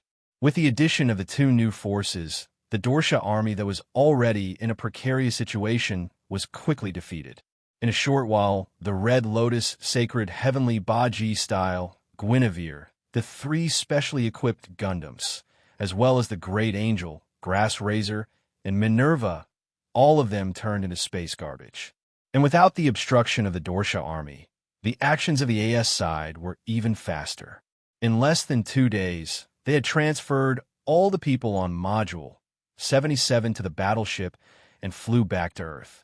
Naturally, Ito's subordinates had already collected enough genetic samples. They had completely lost their genetic value, such as Haruto, Ryoki Nosuke, Inazuka Kyuma, and the other students of Mori Academy, who had completely lost their genetic value, were also on the list of transfer personnel.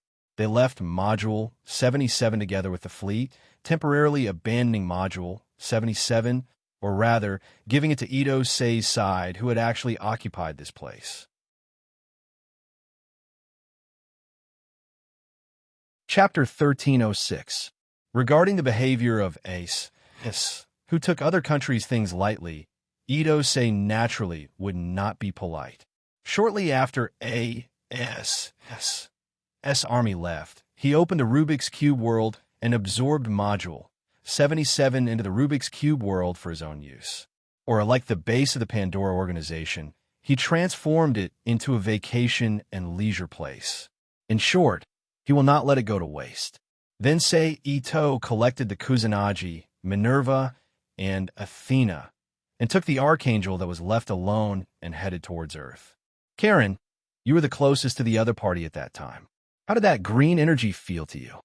In a lounge in the Archangel, Sei Ito looked at Karen, who was wearing boxer shorts and a sports vest, exposing a large area of white skin to the air, and asked, "How did it feel?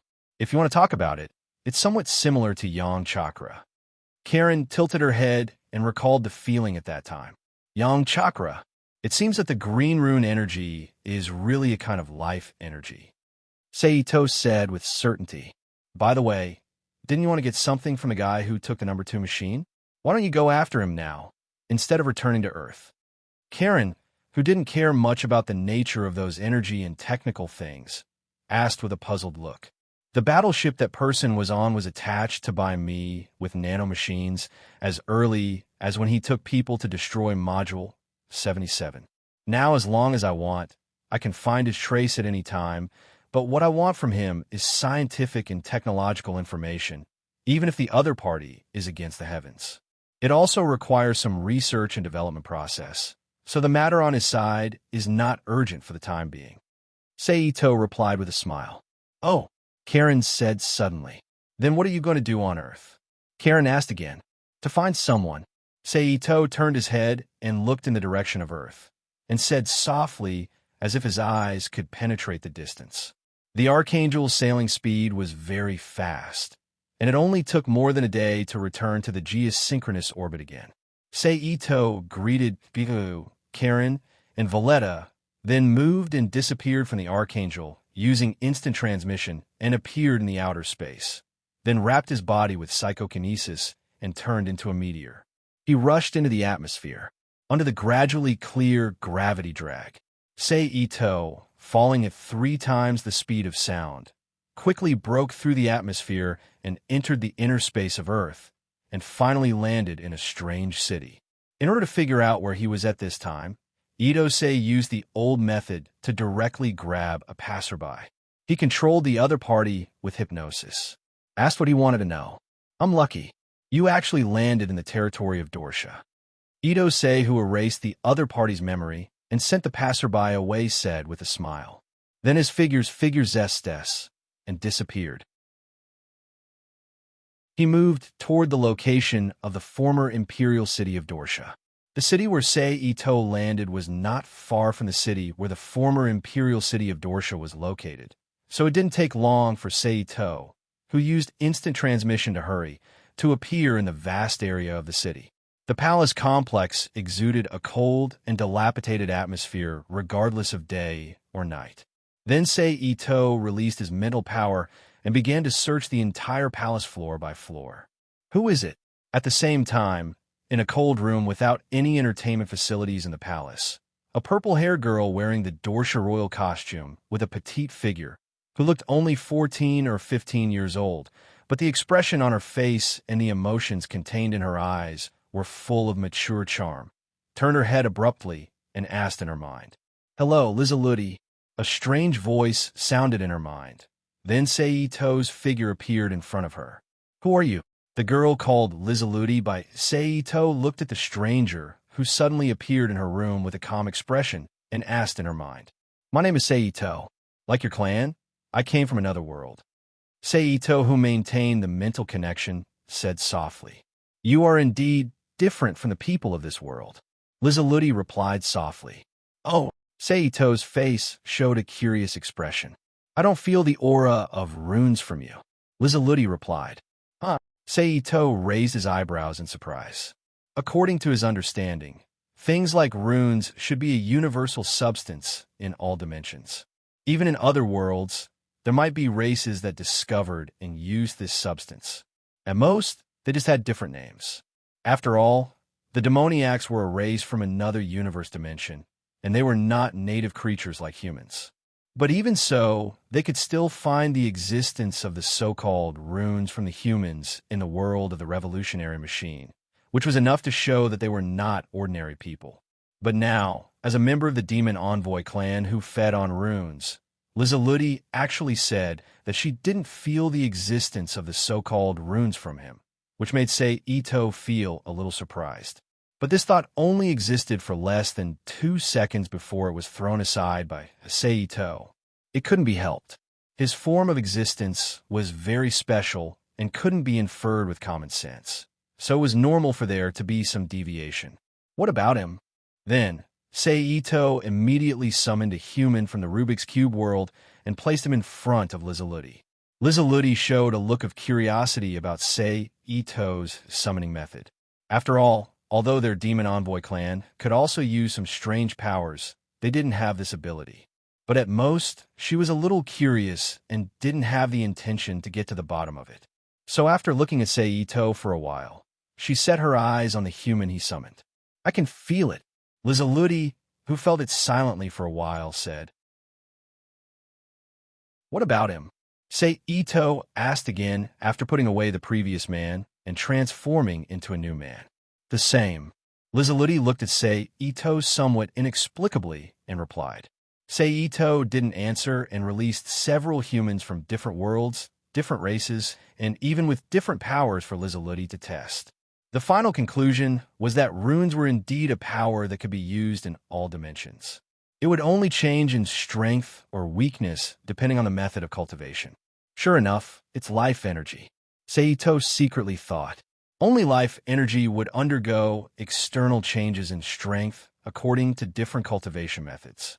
"Why are you looking for me?" Lizaludi asked. "I want to take you away." Sei Ito replied softly. "Why?" Having seen Sei Ito's magical method of suddenly appearing and disappearing, Lizaludi didn't doubt that the other party didn't have the ability to take her away. "Because you're different from other demoniacs who work for humans. What you pursue is to integrate into human society. In addition, I am also curious about the rune application technology in the hands of your race, so I have decided to take you away and give you a free life. You will no longer be imprisoned and punished by your fellow demoniacs who regard you as a traitor." Idose reached out and grabbed Lizaludi's hand, then pulled up her cuff, revealing a dark green pattern on her inner arm that looked like a pattern on a Hachikata jacket.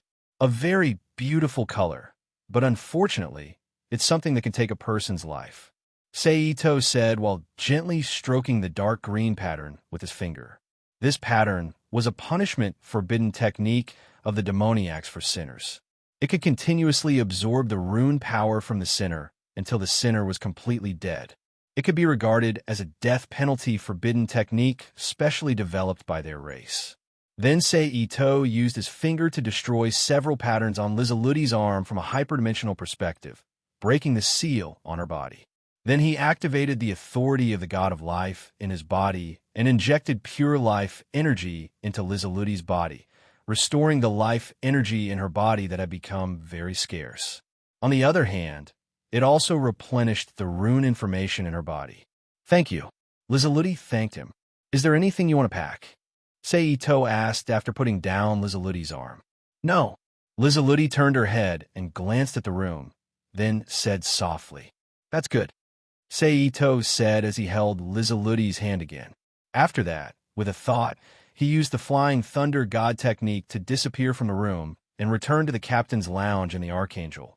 Then his figure flashed again and entered the Rubik's Cube world, appearing in the witch's hut where Lucretia Sola lived. "Oh, isn't this the king?" Lucretia, who was wearing a black tulle nightgown that vaguely showed her underwear and skin, leaned on the armrest of the sofa in a half-lying position. She looked at Seito, who suddenly appeared in the room, and Lizaluti next to him, and said with a smile, "And is this Wang Ning's new concubine?" In the face of Lucretia's teasing, as a member of the demoniacs, Lizaluti, who was very emotional and sometimes couldn't understand the complex emotions of human beings, didn't answer. She just stood aside like a porcelain doll, waiting for Seito's arrangement. "Okay, let me introduce you," Seito said in a bad mood. "This is Lizaluti, a resident of the outside world, but different from the ordinary people in the outside world. Lizaluti is a member of the demoniacs, which is somewhat similar to vampires in nature. Lizaluti, this is Lucretia, the witch." Then Seito pointed to Lucretia and introduced her. Lizaluti, who was deeply surprised by the title of witch, looked at the smiling Lucretia in surprise and said softly, "Hello." Chapter 1307. P.S. Thank you to Cloud Pattern Ice, Sacronite, +++DF, XF20 Zon, Zhang Xiaozhong, Smuck, Skimmer, and 909040591 for their precious monthly votes. Thank you to Strip to See the King, Halcyon, and Nickfany for their tips. Phew, it's finally a success. Emma, who had just completed an experiment with the instrument, exhaled softly. What succeeded? At this moment, Seito's voice sounded in her ear. "My lord." Emma hurriedly turned around upon hearing this and called out, "This is..." Seito, who walked to Emma's side, looked at the huge cell sample on both sides of the isolation window that was grabbed by four strangely shaped robotic tentacles. This is the second generation of the Forge Master's cell sample that was created by combining the Forge Master's strengthened fiber cells with rune theory. Emma, who also looked at the cell, replied, "Really? Well done." Seito turned to look at Emma and asked. After the latter nodded in confirmation, he kissed her on the lips and praised. "My lord." Emma, who was attacked by a sneak attack, rolled her eyes at Itsunari and rebuked him. "Did you send the sample over?" Seito smiled and turned to look at the cell sample again. "This is the only successful cell sample so far, so the second-generation mutation cannot be carried out for the time being. Therefore, I plan to pass it to Serene and Dr. Cecil after I make some progress in the cultivation." Emma shook her head. "Well, let's do that.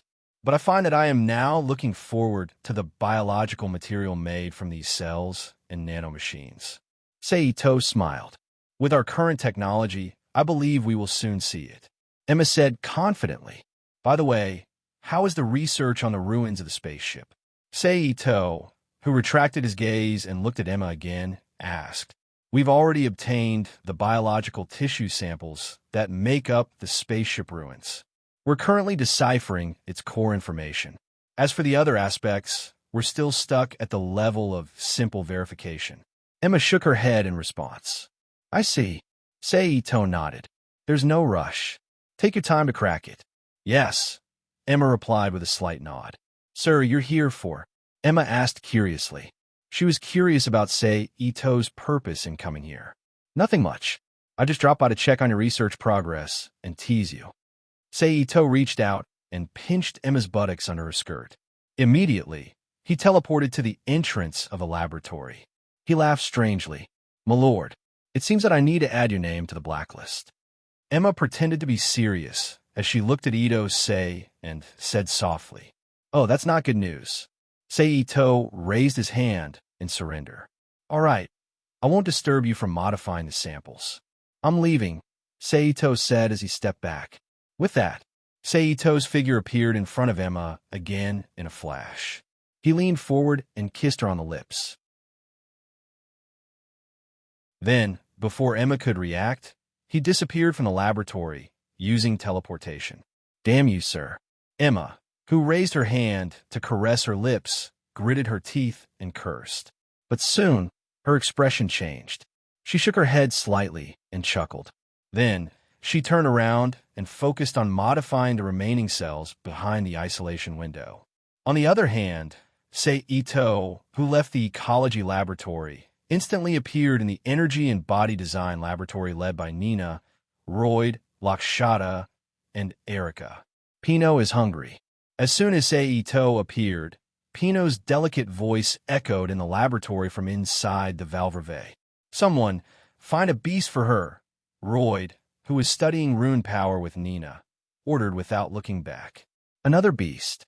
Pino doesn't like it. It's disgusting, disgusting. Pino complained like a little elf. What about this? Saito used his authority to create a pure life energy and asked.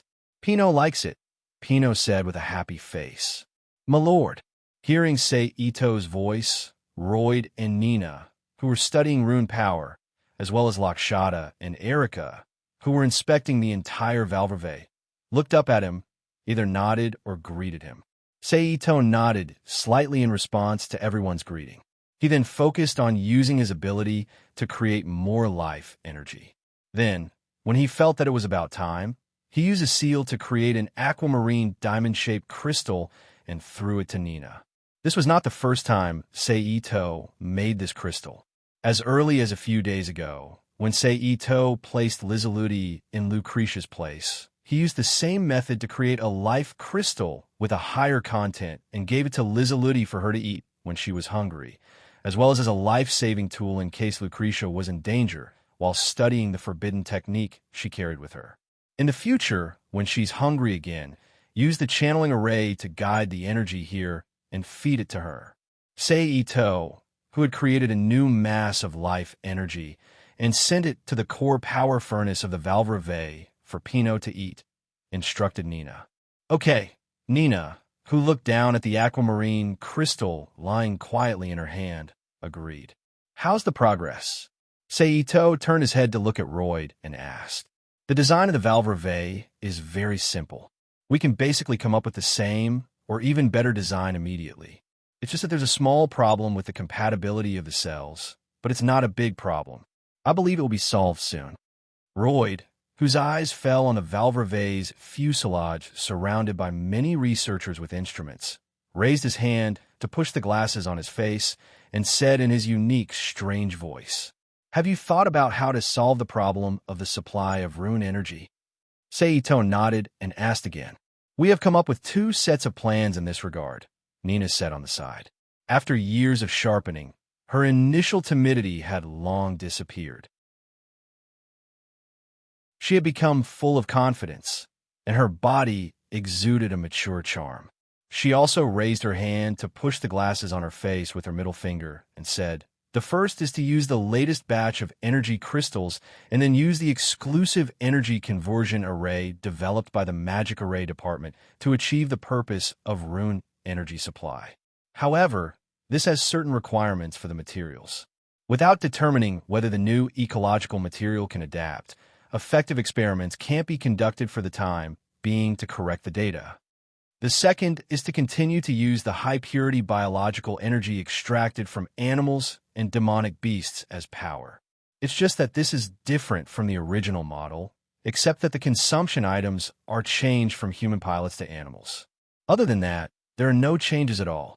Also, it's not quite in line with the upcoming upgrade plan, so it was directly abandoned.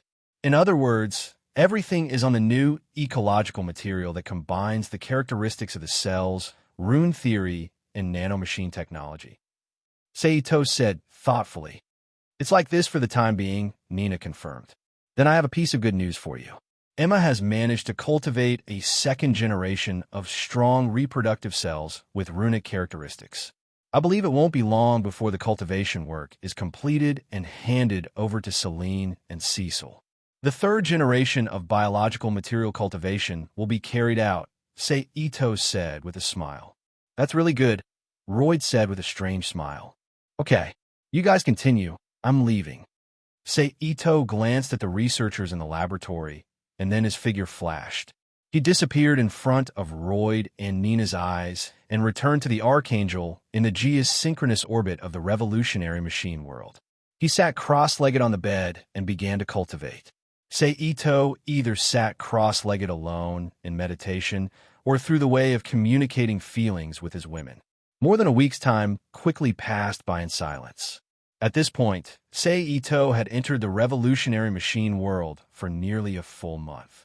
I remember that in the original work, not long after Kane obtained the second machine, he managed to develop the corresponding runic machine technology in less than 5 days.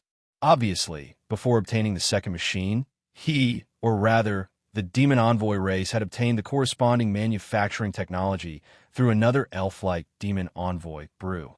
Now that I've given them more than a week's time to research, I believe that a more mature product should have appeared. On this day, Saito was lying on the bed with one hand behind his head and the other hand hugging Bucky Lulu, who was resting in his arms. He placed his palm on her chest and gently played with it. Natale, issue a second-level combat order to the entire ship. It's time for us to pick the peaches. Thinking of this, Saito, who was gently pinching the small protrusion on Bucky Lulu's chest with his index and middle fingers, suddenly said, "Ah." Bucky Lulu responded softly. Then she supported her body with force, sat up from the bed, turned over, and stood on the ground. She grabbed the military uniform hanging on the hanger and put it on. Then, while fastening the buckle, she walked to the communicator in the lounge, pressed the communication button to connect to the bridge, and issued a second-level combat order to the entire Archangel. The next moment, accompanied by a rapid alarm, the clear voice of the information controller was transmitted throughout the Archangel, conveying instructions to all the soldiers and staff on the ship. Then, Saito, who turned over and stood up from the bed, walked out of the room together with Bucky Lulu, walked along the corridor to the elevator, took the elevator to the bridge, and sat next to the captain's seat in the captain's chair. Stargazer, show the position of the enemy. Saito ordered loudly. After that, a universe route map and a small flickering red dot appeared on the optical screen diagonally above the bridge, indicating the position of the enemy.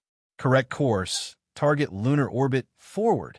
Bucky Lulu, who returned to her rigid appearance as soon as she put on the military uniform, ordered solemnly. Correct course, target lunar orbit forward. The helmsman repeated while activating the thrusters of the Archangel. Almost instantly, the Archangel, which had been maintaining a silent posture in the geosynchronous orbit, let itself rotate with the Earth's rotation. The hull of the Archangel trembled slightly, turned around, got rid of the rotational inertia, and flew in the direction of lunar orbit. The distance between the two was not far, so it took less than 3 hours for the Archangel to enter lunar orbit and fly toward the target location. Are we really going to start a war here? If I remember correctly, the lunar region of this world seems to be an international neutral zone. You can't use force here. Bucky Lulu looked at Saito next to her and said, "So, the purpose of the Archangel this time is to send me here." Saito explained with a smile. "You want to sneak in by yourself?" Bucky Lulu frowned. "Yes." Saito responded softly. "We have entered the observation range." At this time, the voice of the radar controller sounded. At the same time, An optical image of the universe appeared on the screen in the Archangel's bridge. On the screen, several Dorsian battleships that were painted dark red and looked like large boxes floated quietly outside a module that was exactly the same as Module 77. Or rather, it was the same as all the outer-verse ecological modules in the world of the revolutionary machine. More than 10 small half-human buff mechs flew in all directions, guarding the surroundings. "I'm going over," Seito said. "Be careful," Bucky Lulu said. "Yes," Seito responded softly, and his figure instantly disappeared from the bridge of the Archangel and appeared on the optical screen outside the Archangel. Then, in a flash, he disappeared from the optical screen again. Plop, plop, plop. Accompanied by a series of soft sounds, everyone in the bridge of a Dorsian battleship fainted without warning, and their bodies fell weakly to the ground. It was not until this time that the figure of the culprit, Seito, appeared in the bridge. He walked slowly to the console, reached out and pressed on the surface of the instrument, launched electromagnetic control ability, and began to forcibly invade the battleship's control system program. After mastering the design concept and design foundation of the revolutionary world system, Seito quickly obtained administrator authority of the battleship's control system and began to search all the information stored in the system. In an instant, all the information, including the target of his trip, all the information of the Dorsian battleship, the Dorsian military communication channel, information, various military secrets and command documents were presented in front of Seito's eyes through electronic signals. However, Seito, who did not intend to dominate this world, was not interested in this at all. He directly blocked it, and then used a tool to store the information about the rune machine that he left alone. Then, after copying the information, Seito's figure flashed and moved to the storage of the body and the backup parts that he saw from the battleship's design information when he invaded before, stealing the rune machine made by Dorsian.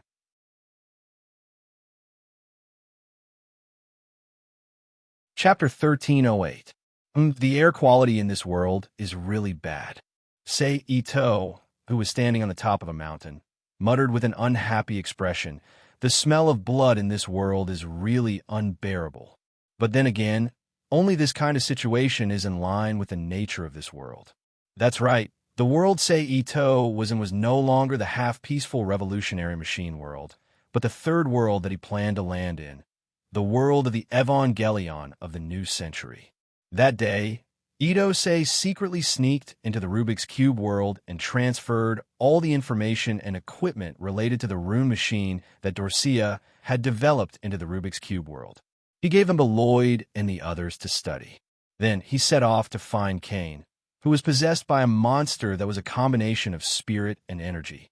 He used force to take down Kane, who was about to resist, and snatch the other elf-like monster, Brew, from Kane's arms.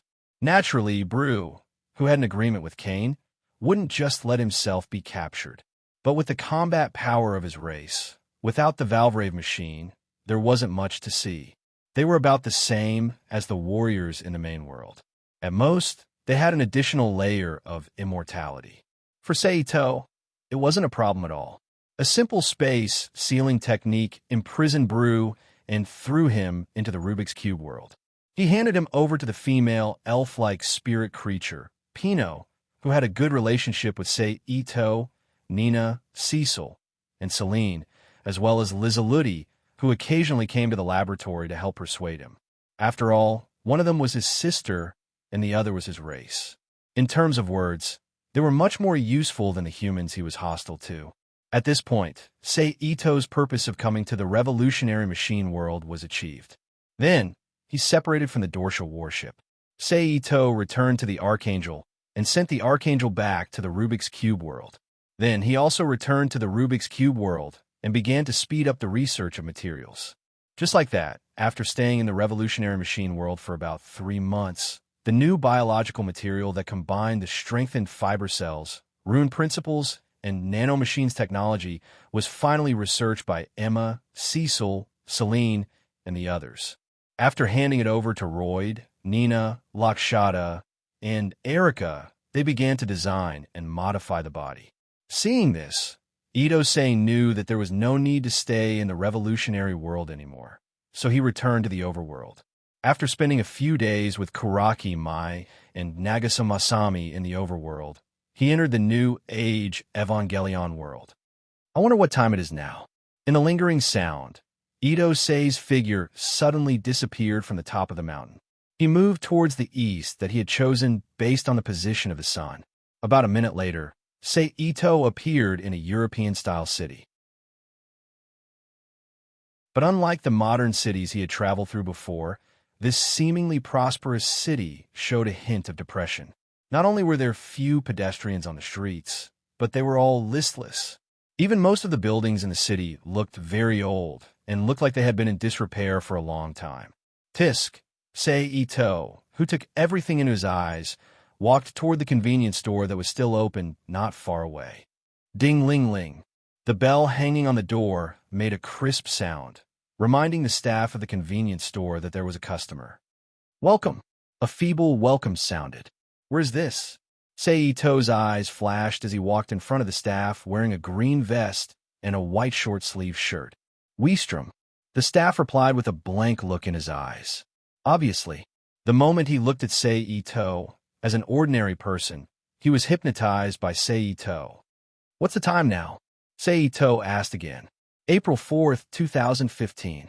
The staff turned his head and looked at the clock hanging on the wall and continued. 15:07.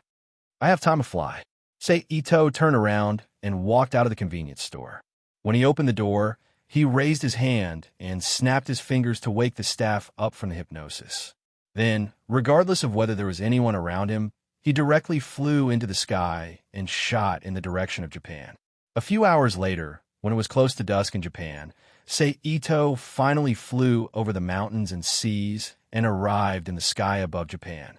He quickly flew to the third new Tokyo city.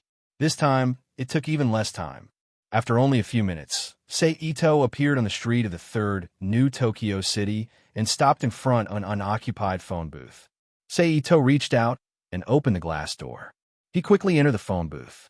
He picked up the phone and held the dark, twisted phone line with his right hand. He activated the discharge and electromagnetic control ability and turned it into a signal to invade the phone network. He then used the connection between the exchanges to invade the civil affairs network of the third new Tokyo city and began to search for information. Oh, one advanced firewall. It should be from an EVR. In the process of exploring the information, he suddenly discovered a well-programmed and well-defended electronic city wall. It was a secret passage of Idose. I'm speechless. Everything that might be related to NEVR is protected by Never's firewall. It seems like I have to touch their firewall if I want to find out anything. Ito clenched his teeth and cursed after searching for a while. He had no choice. As the three mainframes intertwined, Magi, who had the ability to resist Apostle's invasions, was not that easy to trick. Ito even believed that as long as he crashed into the firewall, he would immediately trigger Never's security system and make them search the entire city. Whatever, I'll first create a fake identity for myself in the public security and civil affairs system before touching that troublesome thing. With this thought in mind, Ito immediately changed his mind and hacked into the government's household registration system through the phone. He created a set of detailed and fake information for himself from birth until now. In order to make it more realistic, after the information was created, Ito even hacked into another country's civil affairs system to fill in the loopholes in his fake information. Of course, this was only to fool normal people. If any VR or that bastard Dan Yuandu really wanted to call himself Jer, they would be able to find out that there was no such person in the system. However, Ito didn't care about this at all. After all, he only came here to search for the components he wanted. He didn't really want to do anything. It was fine as long as he could fool them for a while. Therefore, after creating a fake identity, Ito set his eyes on the information protected by Never's firewall and crashed his ability into it without hesitation. Warning! Warning! An unknown program has infiltrated the headquarters. At the same time, in a certain space in the huge golden tower that served as the Japanese headquarters of an EVR, A sharp alarm echoed in the room. Identify the source. Her legs were wrapped in dark-colored stockings. She was wearing a dark-colored professional skirt and a white long-sleeve shirt. She was wearing a white lab coat. There was a small teardrop under the corner of her left eye as she ordered in a solemn tone. No hair. Lock onto the target. Beside her, a young woman with short black hair in a beige uniform shouted anxiously. Is it an apostle? The blonde woman operating on the keyboard asked again. No, it's a normal hacker attack. A young man with long, straight hair who looked more like a rock and roll youth than a secret organization employee answered. How could a normal hacker attack break through Never's firewall? The short-haired woman said in disbelief. Looks like the opponent is very strong. The blonde woman sneered. Magi, activate the anti-tracking program. Then, the blonde woman ordered. As soon as he finished speaking, a clear, buzzing sound began to ring in the room. Then, the red light on the attack and defense schematics displayed on the huge fluorescent screen in front of the room immediately retreated, indicating that the attacking side's actions were hindered. As expected of a semi-biological computer. Such powerful computing power. Ito, who felt the pressure, exclaimed in his mind. But I've already found what I wanted to find. I'll play with you guys next time. After that, Ito quickly retracted his ability and put the microphone back to its original position. Then, he activated Blink and disappeared from the phone booth. Less than 5 minutes after he disappeared, several black cars sped to the empty phone booth and stopped in front of it. More than a dozen burly men in black suits and sunglasses got out of the car. They looked like bodyguards. Higashi, wait. At the back of a school, a male student with small freckles on his face and a DV camera in his hand shouted at a male student who was sweeping the ground with a broom and wearing a black sportswear. What? The boy named Higashi was puzzled. Do you want to come with me to take a look at those things later? The freckled boy asked excitedly. Forget it, Kinsuke. I don't want to go to jail for spying on military secrets. Higashi declined politely. Tisk, boring. Kinsuke, who felt like a bucket of cold water was poured on his head, said in a low voice. Shao! But at that moment, Kinsuke suddenly discovered a figure appearing beside his friend in a strange way. He instinctively opened his mouth to warn his friend, but before he could speak, he felt his eyelids becoming heavy and he fell into a deep sleep.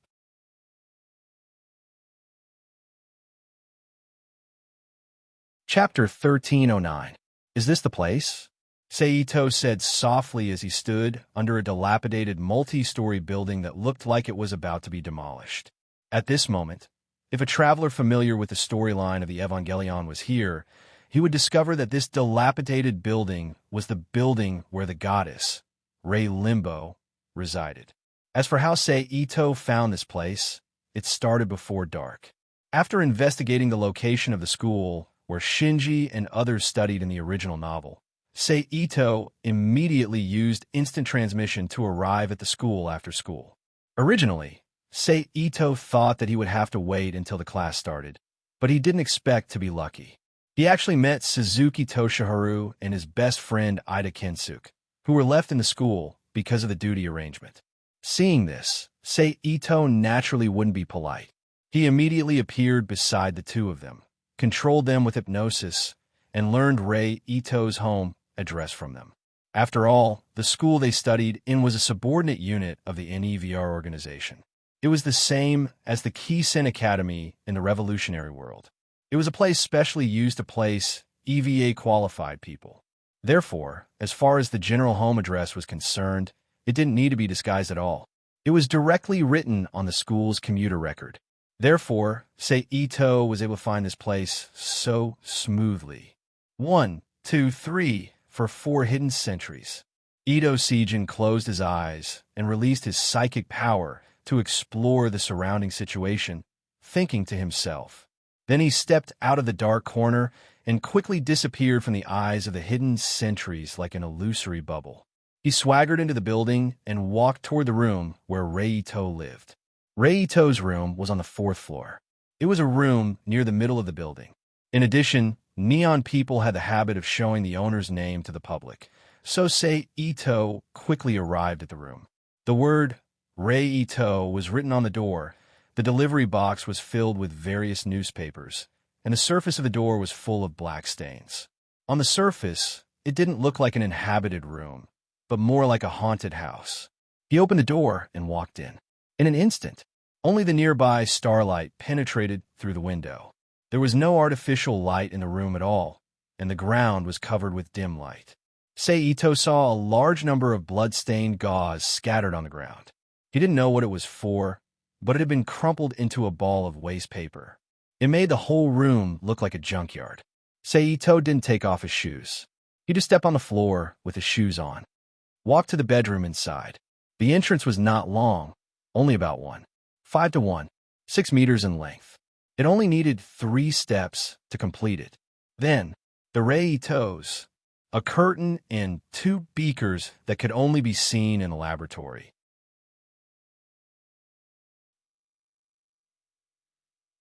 Hey.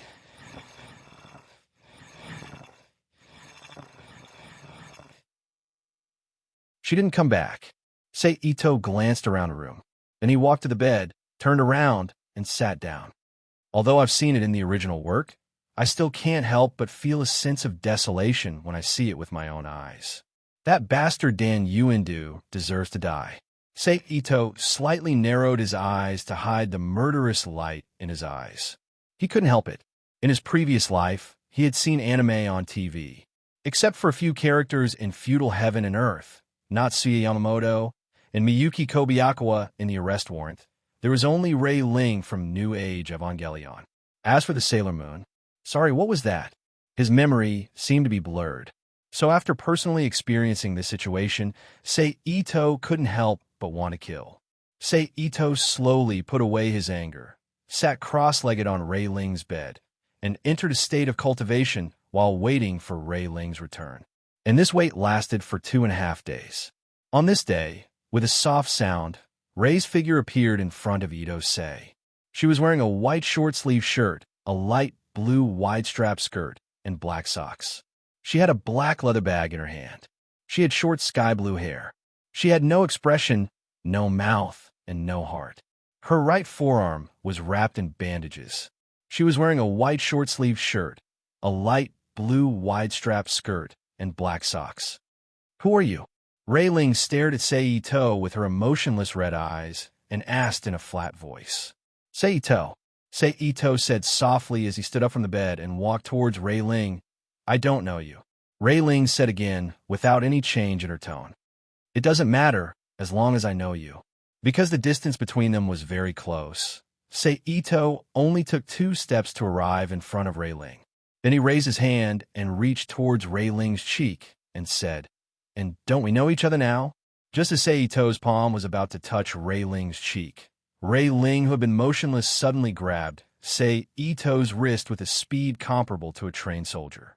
She turned around and swung her arm towards Ito's neck. In this regard, Ito-sei was very surprised, but he didn't hesitate at all. He raised his hand and grabbed Rei's arm and hugged her tightly in his arms. "Don't worry, I won't hurt you," Ito said softly. At the same time, he also understood why Rei Ling had such skills. It was all because of her identity as the pilot of Never's Plane Zero.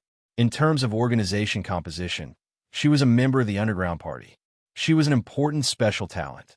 So for her safety, a certain amount of military training was essential. But in the original work, she didn't show it because it wasn't necessary at all. After all, the people she came into contact with were all her colleagues in NEVR. No one would trouble her for no reason. Even if Asuka didn't get along with her in the later part, it was only a simple verbal and physical conflict. She didn't need to enter a defensive state, so she didn't show any signs of defensive techniques. Then, Ito gently let go of Rei Ling.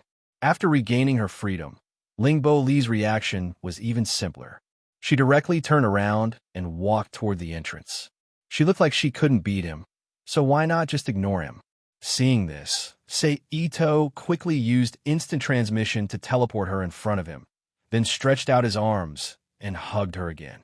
"You are planning to go back to NEVR headquarters, right? But if you leave, I will be in trouble." Ito-sei lowered his head and looked at Ray, who was quietly staring at him with a bitter smile. Ray Ling didn't speak. She just looked at Sei Ito calmly. Are you lonely? After a long while, Ito Sei let go of Rinbo Ray slightly. After finding that she didn't move, he grabbed Rinbo, Ray's injured arm, and took in front of him. He cut the bandage with his finger blade and lowered his head to ask softly. Ray Ling still didn't speak. She just quietly looked at Sei Ito's actions. A person, no friends, no hobbies, and no purpose in life. Don't you feel lonely living only for work? Sei Ito's hand covered Ray Ling's arm with a faint green light, healing the wound on Ray Ling's arm. That's my mission. Ray Ling's expression didn't change, even when she saw Sei Ito's strange method. Also, what is loneliness? Ray Ling asked back. Loneliness. Sei Ito frowned and thought for a while. Just like what I said above, having no good friends to talk to, no hobbies to pass the time when you are alone, living like a machine, and no psychological sustenance. It feels like you're the only one in the world. This is loneliness. I don't understand. Ray Ling replied. That's because you haven't really started living yet. Although Sei Ito finished healing Ray Ling's arm, he still held her tightly and smiled. But it doesn't matter. From today onwards, I will try my best to let you understand what it feels like to be alive. Ray Ling once again looked at Sei Ito with her calm, scarlet eyes. First, we need to clean up the entire room and make it look like a place to live. Sei Ito turned around and looked at the trash around him. After saying that, he smiled at Lingbo Li and used his telekinesis to wrap both of their bodies. Then he used the soul-splitting technique to split out a large number of telekinesis tentacles to clean up the entire room. In an instant, along with the sudden appearance of dust in the room, the scattered trash on the ground immediately flew up spontaneously and piled up at the door under the control of an invisible force. You are an apostle, Ray Ling suddenly said. No, I'm just a human with magical powers. Sei Ito denied with a smile. A human can't have this kind of power. Ray Ling denied. Why not? Sei Ito asked back. Ray Ling couldn't answer. Actually, every human can have power. The only difference is whether or not they can awaken it. For example, you call it the heart barrier. That is a kind of power that a human can obtain after awakening the power of the soul. Sei Ito explained softly. But now, you're using a combination of mysticism and technology to achieve this goal. While Sei Ito was talking, a stream of water suddenly appeared in the room. Along with the linen cloth that Sei Ito conjured, it started cleaning the room. Is there anything you want to eat? Sei Ito looked at Ray Ling and asked.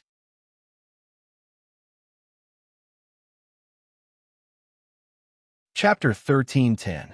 P.S. Thanks to Win, Don't Be Foolish, Big T Bowl, Wong It, and Metering Million Lion for their precious monthly votes. Thanks to NXCX, Little Fatty Dragon, and Halcyon for their tips.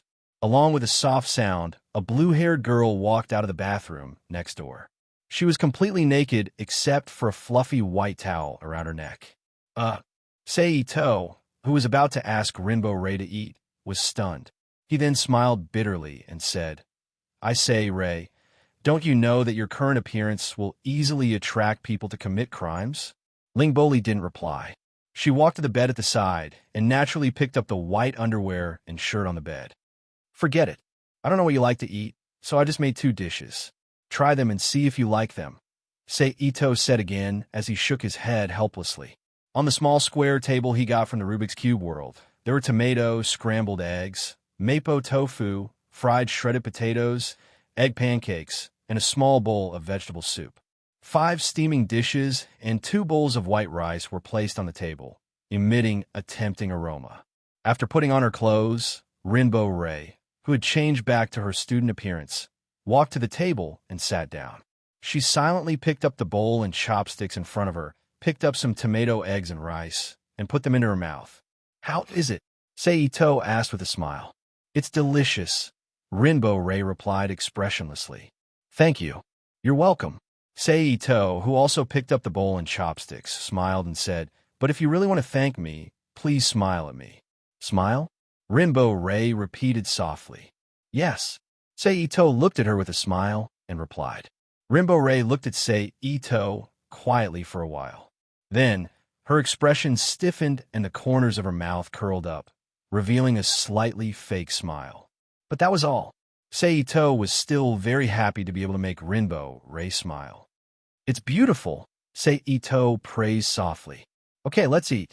Sei-Ito picked up 2 more tomatoes and eggs and put them in Rinbo Lee's bowl. After that, the 2 of them lowered their heads and silently enjoyed the dinner in front of them. About 20 minutes later, the 2 of them finished eating. Sei-Ito moved the leftovers in front of him back to the Rubik's Cube world to dispose of them. He took out a 3D projector and activated it in the corner of the room. Then, he returned to Rinbo Lee's side, who was silently watching his actions. He reached out to hold Rinbo Lee's waist and sat on the bed to watch. Perhaps she had never seen such a shameless person before. Before the cameras started rolling, Rinbo Lee turned to look at Sei-Ito. He stared at him expressionlessly. Do you feel the warmth? Is it the feeling of humans snuggling together? Sei-Ito turned his head and looked at Rinbo Lee. He reached out to grab Rinbo Lee's hand and slid it under the hem of his shirt until it reached his chest. Then, he pressed it against his chest and smiled. At this time, a piece of music was played from the projector. The content that was going to be played was the animation that Sei-Ito chose after much consideration, Magician for Rent. Watch. It's starting. Sei-Ito reminded her. Rinbo Lee turned her head and looked at the 3D projector. She was lost in thought as she watched the Magician for Rent that was playing on the screen. Are those the abilities that humans can have? After a while, Rinbo Lee, who had finished watching the first episode, suddenly asked, Yes, but most of the abilities that you saw just now require a long period of training. They won't be powerful as soon as they awaken. Sei-Ito explained. Do you want to learn? Sei-Ito turned his head and looked at Rinbo Lee, who was in his arms at the beginning. Rinbo Lee, who was already used to it, asked. No need. Rinbo Lee refused without hesitation. What? Sei-Ito asked. I don't have time. Rinbo Lee replied in a low voice. Because of the Eva? Sei-Ito asked again. Rinbo Lee withdrew her gaze from the projector and looked at Sei-Ito. She stared straight into his eyes. Obviously, she was curious about Sei-Ito, this mysterious guy. In addition, she probably wanted to use this as a form of tacit agreement. Then have you ever thought about not driving that thing in the future? Sei-Ito asked in a low voice. I'm driving the Eva as a pilot. After a moment of silence, Rinbo Lee replied. That is to say, if Eva is gone. Without the Eva, you won't know what to do, right? Rinbo Lee didn't answer. She silently agreed in her unique way. Then learn from me. Then use learning and cultivation as your life in the future. Let yourself become a special human like me. Become an important existence to me. Sei-Ito slowly lowered his head and said to Rinbo Lee. In Sei-Ito's perception, Rinbo Lee's mental waves slightly jumped a few times. Obviously, Rinbo Lee was touched by his words. But because she was still suspicious of Sei-Ito, she didn't express it like she did after meeting Jin-Si in the original work. At this time, a new episode was played on the 3D projector. Let's watch the animation first. Sei-Ito kissed Rinbo Lee's forehead under her red eyes and said. Rinbo Lee didn't say anything. She turned her head and continued to watch the show on the projector. In the following time, Rinbo Lee was hugged by Sei-Ito as they watched Magician for Rent. In the blink of an eye, it was around 10 o'clock at night. Out of habit and the need for tomorrow's test mission, Rinbo Lee struggled out of Sei-Ito's arms. She laid on the bed and closed her eyes to rest while facing the wall. Seeing this, Sei-Ito tactfully turned off the projector. He got up and went to the bathroom to take a shower. Then he returned to the room and laid on Rinbo Lee's bed. He stretched out his arms and hugged Rinbo Lee, who hadn't completely fallen asleep yet. He pressed her back against his chest and put his chin on Rinbo Lee's neck. He sniffed the fragrance of her hair and closed his eyes. It was the first time Rinbo Lee was hugged like this. She opened her eyes and quietly looked at the wall in front of her before closing them again. She fell asleep as if she didn't have a heart. Lee, get up and eat breakfast. The next morning, Sei Ito woke up Rinbo Lee, who was still asleep. Hearing the greeting, Rinbo Rei slowly opened her red eyes. She looked at Ito Sei's smiling face in front of her in a daze. Lee, get up and eat breakfast. Sei Ito smiled again. Rinbo Lee, who regained her senses, sat up when Sei Ito stepped back. She turned her head and looked at the breakfast on the small square table. Sei Ito sensed her spirit fluctuating again. Then, he stood up and walked into the washroom to freshen up. Looking at Rinbo Rei walking into the washroom, Ito Sei smiled gently. Can you come back at noon? At the table, Sei Ito asked. I have work. Rinbo Lee replied concisely. What about tonight? Sei Ito asked again. I don't know. It depends on the schedule and the time it ends. Ayambo Rei replied again. Compared to last night, Ayambo Rei's attitude towards Ito Seiji was much better. At least, she knew how to answer simple questions. It seems like dinner still needs to be prepared. What do you want to eat? Sei Ito asked. This question, Rinbo Lee didn't know why, or maybe she didn't even think about what she liked to eat, but she remained silent until breakfast was over. It's fine as long as there's no meat. Rinbo Lee picked up her black leather bag and was about to leave the house, but she suddenly said, Okay. Sei Ito smiled. Rinbo Lee didn't look back after she got the answer. She pushed the door open and walked out. Be careful, Sei Ito reminded her. Bang! The door closed again after it lost the external support. Sei Ito saw that he was the only one in the room again. He used telekinesis to clean up the room and sat cross-legged on the bed again. He closed his eyes and began to cultivate. He used this method to pass the time. Fortunately, their luck was not bad that day. Ayanami actually came home at night. Naturally, the two of them had dinner together in silence.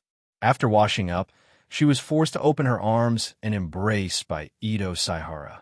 Together, they watched the second half of Rental Wizard that they had not finished yesterday. Just like that, Rinbo Lee didn't tell Nev about him, and the two of them lived together in silence for 5 days. However, on this day, not long after Rinbo Lee left home, a strange spatial ripple attracted Sei Ito's attention. Apostle, Ito Seijin thought as he turned his head to look in the direction of the spatial ripples. Then, with a flash, he disappeared from Ayanami's room and appeared in the sky outside, moving towards the location of the spatial ripples. 10 seconds later, Sei Ito appeared in the sky above a town. In an instant, a dark green creature with a height of more than 40 meters, with a weird humanoid shape, but its face was covered with a mask that looked like a skeleton, came into Ito Sei's sight. Under the gaze of many airplanes, tanks, and missile launchers, it moved step by step in the direction of the third New Tokyo City. The third apostle, Water Angel, Sei Ito whispered to himself. Whoosh, whoosh, whoosh, whoosh. Boom, boom, boom, boom. The next moment, along with a series of rapid air-piercing sounds, a large number of missiles and cannons flew out from the foothills on both sides of the mountain. All of them were fired at the slowly moving giant apostles. When they hit their targets, they exploded, forming balls of blazing flames that enveloped the Water Angel. Whoosh! But shortly after, 2 scarlet beams of light shot out from the cluster of flames that hadn't dispersed yet. They swept across the surroundings like scanning rays. Then, the buildings, rocks, and military weapons that were swept away collapsed and exploded in a series of loud booms, losing their original functions. Then, even more missiles and cannons were fired back. But just like before, apart from stopping Water Angel's movement, it still didn't cause any damage. But at this moment, another giant humanoid body appeared on the battlefield. It was the body piloted by Rinbo Rei, Eva number 0. The body of Eva number 0, which was connected to a power cable behind it, moved like an athlete sprinting at the start of sprint. It rushed in front of Water Angel and engaged in close combat. Bang, bang, bang, bang. Fierce collision sounds echoed in the sky. Compared to the original number 0, whose combat effectiveness was greatly reduced due to the injury of the pilot, Rei Bori, under Ito Sei's care, even if it was injured, it would be treated immediately. Then, it would be wrapped in some bandages to deceive the medical staff of NEVR. It was obvious that Ray and Bori's combat effectiveness was much stronger. She did not expect that the water angel would cut through her breastplate as soon as she came into contact with Ray and Bori. In less than 10 seconds after she appeared, she was summoned back to NEVR headquarters. Instead, she faithfully followed the combat instructions of the headquarters to stall for time. But in the end, this was the first time even Number Zero engaged in a real battle with an apostle. In terms of combat experience, Rainbow Ray, who only used the simulation system for training and had a low synchronization rate, was a far cry from an apostle who had combat instincts and a learning mechanism. Therefore, in less than a minute, even Number Zero was heavily injured by Water Angel's beam attack. It looked like it was about to be scrapped. Seito couldn't bear to see even Number Zero being tortured. His figure flashed and suddenly appeared in front of even Number Zero. He projected his telekinesis to form a telekinetic barrier and blocked Water Angel's attack outside the barrier. Ray, back off, Seito, who maintained the telekinetic barrier, connected to Rainbow Ray through telepathy and said, "Done." Rainbow Ray muttered as she saw the outside through even Number Zero's eyes. "What is that?" At the same time, all the NEVR headquarters staff and those military personnel who still didn't trust NEVR and were making plans for the NEVR battle were dumbfounded by the strange scene on the screen. They were speechless. "Lock on to him," Lien Yuandu ordered with his fingers crossed in front of his mouth. "Yes," the short-haired woman, Ibuki Maya, quickly replied. "What is that? A human or a monster?" A high-ranking military official questioned loudly. Lien Yuandu didn't care about this guy, so he didn't answer that person's question. He just stared deeply at the scene on the screen.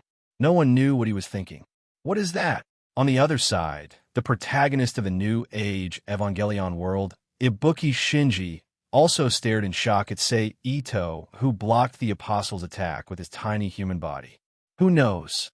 Guching Meili, who was wearing a red jacket and a black miniskirt, had a pair of beautiful legs exposed and a pair of black high-heel leather shoes on her feet. Her long black hair was naturally scattered behind her head as she spoke in a bad mood. "We don't have time to care about what that thing is. Let's go." Then, she pulled Ibuki Shinji into the car and ran to the driver's seat, started the car, and quickly drove away.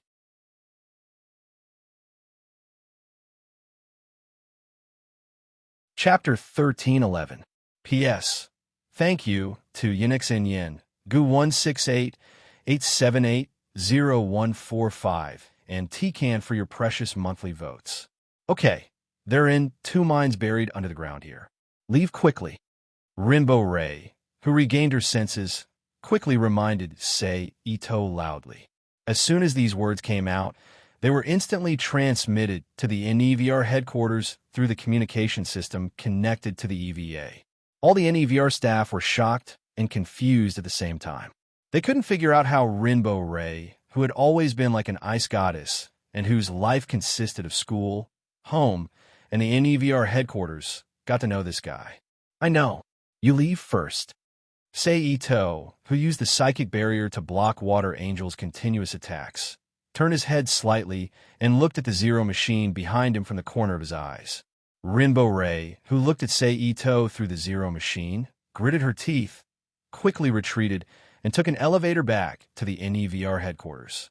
Seeing that the Zero machine had left, Seito did not hesitate. His figure flashed and disappeared from the spot. Just 5 seconds after Seito disappeared, a large cluster of light with a diameter of 3 kilometers, emitting a dazzling light like a falling sun, rose. A loud roar reverberated in an instant. A powerful shock wave spread out from the mushroom cloud, destroying all the buildings and equipment in its path into a pile of dust.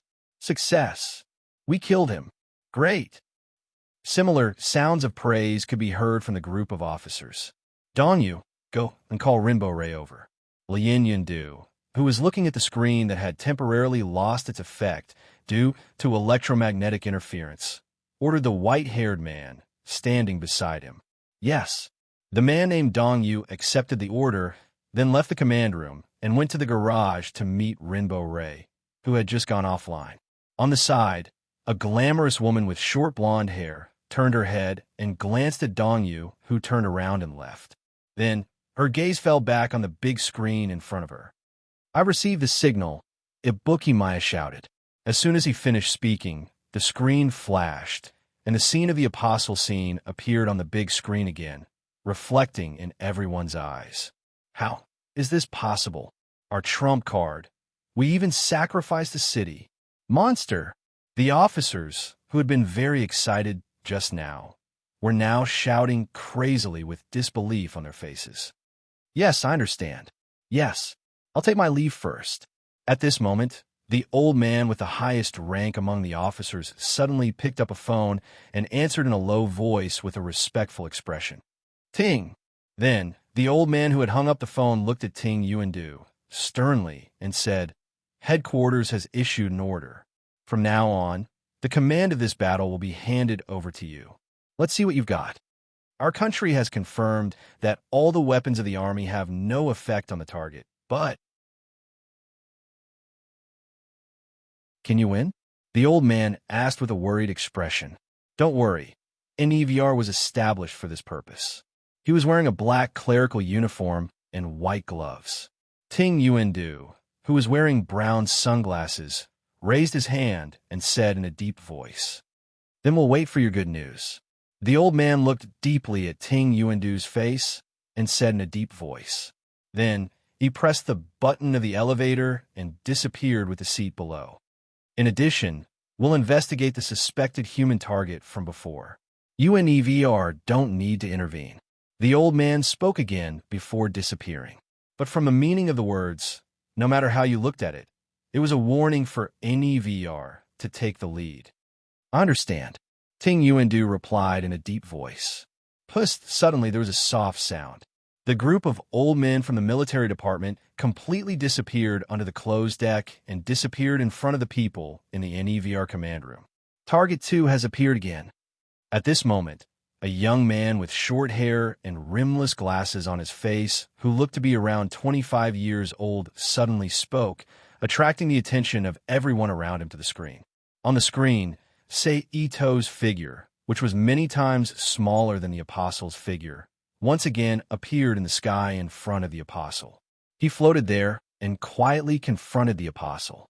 In the next moment, the apostle's eyes released two powerful rays of light that shot toward Ito.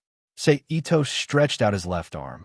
A powerful barrier with a semicircular surface was erected in front of him, blocking the beam of light that the apostle shot out, diverting it away. Then, his right hand pointed directly at the ground and used his electric discharge and electromagnetic control ability to release waves of blue light on the ground that contained a large amount of iron dust. Under the influence of the blue light waves, a large amount of iron dust, as black as ink, was sucked up from the ground. The top of the iron dust turned into a shape similar to a handle and was held by Ito's right hand. "This guy, who the hell is he?" The long-haired Qin Yimao, who looked like a rock star, murmured. At this moment, following this light sound, the man named Dongyu and Rinbo Li, who was wearing a white anti-pressure protective suit, appeared in the command room. But at this time, everyone's eyes fell on the big screen in front of them. No one paid attention to the appearance of these two people. Similarly, Rinbo Li, who just entered the command room, also looked at the scene displayed on the screen. At this time, Ito, who had gathered a large amount of iron dust under the protection of the telekinetic barrier, raised his arm, and a large amount of iron dust connected to the ground immediately slashed forward, forming a huge black sword curtain that was about 50 meters tall that directly slashed towards Water Angel's body. Phase shift reaction appeared. Hugo Chung shouted, and in his voice, a multi-layered light yellow energy barrier appeared in front of Water Angel, blocking Ito's iron sandsword slash. Phase shift. It turns out that the At force field is also a space element. Ito, who detected the fluctuations in the surrounding space form at the moment when the At force field appeared, whispered to himself. Then he raised his arm high, and the black dragon that was rubbing against the At force field made a crunch-crunch sound as it rose into the air and slashed down again. Puff. This time, the F-force field could no longer block, say, Ito's attack. The sand curtain that he swung down cut a wide crack with colorful light, and Water Angel lost an arm in the slash. Illo. A hollow howl came from Water Angel's body. Die. Then, Sei Ito's wrist turned from a downward slash to a horizontal slash. In an instant, the front end of the slash split into several black sand whips that cut across Water Angel's body, including the core of Water Angel's chest, into several pieces. Puff cheek. A large amount of blood gushed out from Water Angel's body that was cut into several sections like a high-pressure water gun. Wallalala. The black sand that had completed its task of killing Water Angel instantly scattered and fell into the blood lake on the ground like rain, splashing a bunch of small water droplets. Then Sei Ito's figure flashed and appeared next to Rinbo Lee in the NEVR battle command room. He said to the NEVR members who hadn't reacted yet, "I think you're very interested in that thing, so I'll leave it to you." Whoosh. Almost at the same time, the people in the battle command room who had a little military knowledge all took a defensive posture, pulled out their pistols from their waists, and pointed them at Sei Ito. "Do you think that thing is useful to me?" Sei Ito glanced at the crowd and said with a smile. Aobao Yabao, Hugo Chung, and Ibuki Maya looked at each other, then still kept their guns motionless. It's estimated that in their hearts, this is the only way to bring them some psychological security. "Who are you?" The expressionless Dan Yuandu lowered his head slightly, raised his hand to push the frame of his glasses, and asked, "Sei Ito, for now. I'm Rinbo Lee's guardian."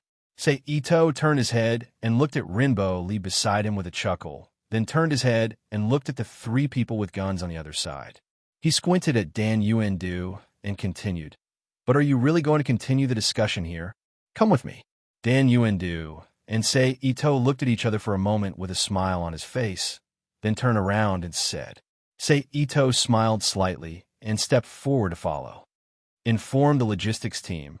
Let them rush to the scene immediately to carry out the apostle recovery work." Behind the two, the blonde woman, Dr. Akagi Ryuko's order faintly came from behind. About 3 minutes later, Sei Ito, led by Dan Yuandu, was taken to a very empty room. At first glance, it was definitely more than 200 square meters, but there was only a Western-style long table and 2 high-back wooden chairs in the center of the room. There were no other furnishings in the room except for the engraved pattern of the Kabbalah Tree of Life on the floor and ceiling. Should I say, as expected of a guy who specializes in mysticism, the shape of the room actually reminds me of the days when I entered the core of the sea world. Sei Ito, who took in the environment of the room, secretly curled his lips. "Your purpose?" Dan Yuandu, who was sitting at the end of the long table with Sei Ito, said. "Obtain the first machine and all the data related to the EVA. On the way, take away Adam, Lily, and Longinus." Leaning back in the chair, Sei Ito, who was relaxed, chuckled. "Do you mean sex?" Dan Yuandu's expression didn't change as he asked again. "Those guys who only have their heads left can't order me around." Sei Ito said with disdain. "I can be you, but only after everything is over." Dan Yuandu said coldly. "Human completion plan?" Sei Ito raised his eyebrows. Dan Yuandu didn't answer and directly admitted it. "I thought you would be smarter, but forget it." Sei Ito stretched out his hands and pressed on the edge of the long table in front of him. He stood up and shook his head regretfully. "As you wish, I'll send you to see Iwei." As soon as he finished speaking, Ito Sei's eyes flashed, and a powerful spiritual force came out of his eyes and shot into Dan Yuandu's mind. "If you like this work, you are welcome to vote for it.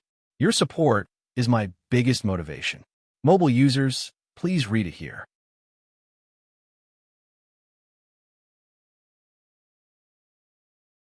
Chapter 13:12. P.S. Thank you to Fried Rice 2012 and Idler Shao Chi for their precious monthly votes. P.S. I wish you all a happy new year, an auspicious year of the horse, and all the best. Take the lead, have money, a house, a car, and a girl, and become the four youths of the new era. Plop! Dan Yuandu's weak body fell to the ground, his eyes staring blankly ahead without blinking. Live in that infinite reincarnation mirror world until you die. With his right hand's index, middle, and nameless fingers gently resting on the edge of the table, Ito-sei walked to Dan Yuandu and squatted down in front of him. He reached out and took off the brown sunglasses on Dan Yuandu's face and used his fingers to open Dan Yuandu's eyes. Then, he reached out and grabbed Dan Yuandu's collar, dragged him out of the room, and returned to the battle command room along the original path. Commander, Dan! Seeing Sei Ito pushing the door in and Dan Yuandu being dragged by him, everyone in the battle command room's expression changed, and they subconsciously opened their mouths and called out. Plop! Sei Ito, who threw Dan Yuandu into the infinite dream mirror world, to Deputy Commander Hiroyuki, sat in Dan Yuandu's usual seat under everyone's gaze, imitated the other party's posture, crossed his hands in front of his nose, and looked at the shocked people in the room and said, From now on, I will be in charge of the NEVR Japan branch. What did you do to Commander Dan? Hiroyuki asked. It's nothing. I just helped him realize his lifelong wish and let him live with Dan Yuandu forever. Sei Ito chuckled. In that infinite reincarnation, it's impossible to wake up from the dream world. Aoba, Hyuga, and Izui felt a chill in their hearts and didn't dare to express any opinions. Do you want to live as human beings forever? Sei Ito, who ignored Hiroyuki, turned his gaze back to the three staff members in the battle command room who had no idea what the human completion plan was and asked softly.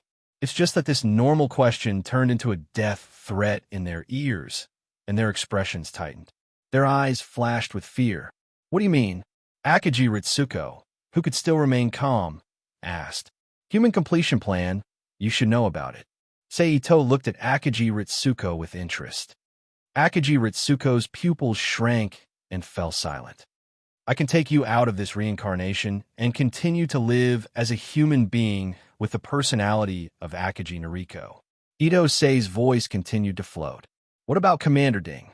She had inherited her mother's fate. Akagi Ritsuko, who also has feelings for Yuandu, asked. Send him to the special medical room for permanent treatment, Ito-sei replied. Ritsuko. Akagi Ritsuko said lightly, then turned around and began to order Green Leaf, Hyuga, and a bookie, who were a little silly at this time, to continue the normal work of an EVR. Dongyu, it's time for us to talk. Ito-sei said softly as he turned to look at Dongyu, who was squatting beside him and supporting Dongyu's body. After that, a silver light flashed in his eyes. She released her spiritual force and invaded Dongyu's mind, silently using hypnotism to control him. Then, she got up and brought Dongyu out of the command room and into another room, making it seem like they were having a conversation with someone else. What did you do to Commander Dan? After dealing with Ritsuko asked. Fulfill his wish and let him be with his lover forever. Sei Ito replied softly. Ritsuko was silent. She didn't ask anything else. By the way, what do you want to eat tonight? When we go home, we can go to the roadside convenience store to buy the ingredients. Sei Ito changed the subject. Anything. Ritsuko replied, then turned and walked away from Sei Ito. Sei Ito stood in place and watched Ritsuko, then turned and left. He found Dr. Ritsuko, who was greeting Mickey Ritsuko, who was returning from the base. Yo! Sei Ito raised his hand and greeted the two. It's you, Guching Meili exclaimed as she looked at Sei Ito. She remembered clearly that it was this guy in front of her who blocked the powerful attack of an apostle with his bare body. It was an absolutely inhuman existence. Commander, Akagi Ritsuko called. What did you say, Commander? Guching Meili exclaimed again. Yes, this is the new commander I just told you about. Akagi Ritsuko replied. Reporting, I am Guching Meili, First Lieutenant. Greetings, Sir Commander. Seeing Akagi Ritsuko's confirmation, Jijiro Meili immediately looked serious. Her heels collided with a muffled dang sound. She introduced herself to Sei Ito with a military salute. At ease. Sei Ito also acted like a soldier and ordered. Guching Meili put her hands behind her back and slightly separated her feet, waiting for Sei Ito's reprimand. Not bad. I didn't expect Guching First Lieutenant to be such a beauty. Are you willing to go out for a drink with me when you have time? Sei Ito's expression changed. He said frivolously, "Oh, I have to arrange the accommodation of the third qualifier later. I may not be able to go for a drink with you, Sir Commander." Sorry. Guching Meili smiled embarrassedly. In fact, she tactfully refused Sei Ito's invitation. I see. It's okay. Then let's go together later. Sei Ito said indifferently. Okay. Guching Meili was stunned. At the same time, she was very depressed in her heart. It's over, it's over. The new commander is actually a playboy. It seems that I will also suffer from the legendary, unspoken rules. Sir Commander, I don't know why you were looking for me. After giving Guching Meili a look, Akagi Ritsuko spoke. You come with me, Sei Ito said seriously. Then he greeted Guching Meili with a frivolous smile, and after making an appointment to drink together next time, he left the corridor with Akagi Ritsuko under the gaze of Guching Meili with a stiff face and came to a secluded place with no one. I'm going to the underground LCL organ. Sei Ito, who stopped, looked at Akagi Ritsuko and said solemnly, Okay. Akagi Ritsuko, who looked at Sei Ito deeply, agreed, and then took Sei Ito to the underground space he requested. In less than 10 minutes, accompanied by a soft ding sound, Sei Ito and Akagi Ritsuko appeared behind the slowly opening alloy door. In an instant, an area of about 500 square meters appeared in front of Ito-sei's eyes. It was dimly lit, and at the innermost position, there was a large amount of yellow LCL tissue solution. At the same time, a large number of rainbow-raised bodies appeared in Ito-sei's eyes. You should have a control device. Destroy them all, Sei Ito said with a gloomy look. Akagi Ritsuko, who had long wanted to do this, didn't talk nonsense. She directly took out a control button, like a car key from the pocket of her white coat, and pressed the control switch with her thumb. In an instant, the LCL solution in the glass wall boiled, and rainbow-raised bodies, who were curled up or lying on their backs, were immediately dismembered in the boiling LCL solution, scattering into countless minced meat and limbs floating all over the LCL solution. At this time, Sei Ito, who felt that it wasn't enough, turned his hand and took out several antimatter grenades, pulled the lock ring, and threw them to the LCL solution pool that was now full of rainbow-raised body parts. Along with a few soft sounds, several antimatter circular holes rapidly expanded to a diameter of 10 meters appeared in front of the LCL solution pool. They were connected to each other and engulfed the entire pool. After about 5 seconds, they shrank back into a dust-like dot and disappeared like bubbles. Only a dilapidated area was left. One could even see the empty room on the lower level. What was that just now? Akagi Ritsuko, who glanced at Sei Ito, asked. Antimatter. Sei Ito, who didn't have any nostalgia for this room, turned and walked out while answering. Do you want to go for a drink? Sei Ito, who walked out of the room and completely destroyed the alloy door with psychokinesis, asked. What? Commander is also interested in a woman like me? Akagi Ritsuko, who had already seen Sei Ito's power to kill apostles, sneered at the current situation. Of course. Sei Ito looked up and down at Akagi Ritsuko's body and chuckled. And are you sure you don't need a person to fill the emptiness in your heart? At the moment when Dan Yuendu became like that. Akagi Ritsuko's pupils shrank when she heard the words, and she stared at Sei Ito's face. Don't you know the consequences of angering a woman are serious? Akagi Ritsuko whispered. Only by making you hate first can I make you love later. Sei Ito stepped forward, stared at Akagi Ritsuko's eyes, and slowly lowered his head and said softly. The two quietly looked at each other for a few seconds. Just when Sei Ito's lips were about to touch Akagi Ritsuko's lips, Akagi Ritsuko took the lead to dodge. With a faint smile, Ito-sei glanced at Akiji Ruko, whose expression changed slightly, and walked away from her. As he walked away, he whispered, "Sort out all the information about Eva and give it to me." Akiji Ritsuko, who was standing in the same place, took a few deep breaths before slowly calming down. She turned her head and took a deep look at the experiment that would probably never be open again unless she used violence. After that, she turned around and walked away, so pitiful. Yeah, she just rushed here after receiving her father's call, and then she received the news that her father was in a vegetative state. She must be very sad. Of course, if it were me, I would definitely cry to death.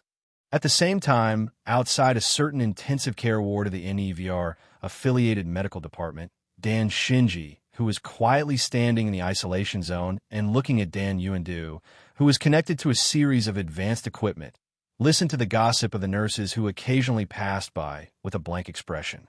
No one knew what he was thinking.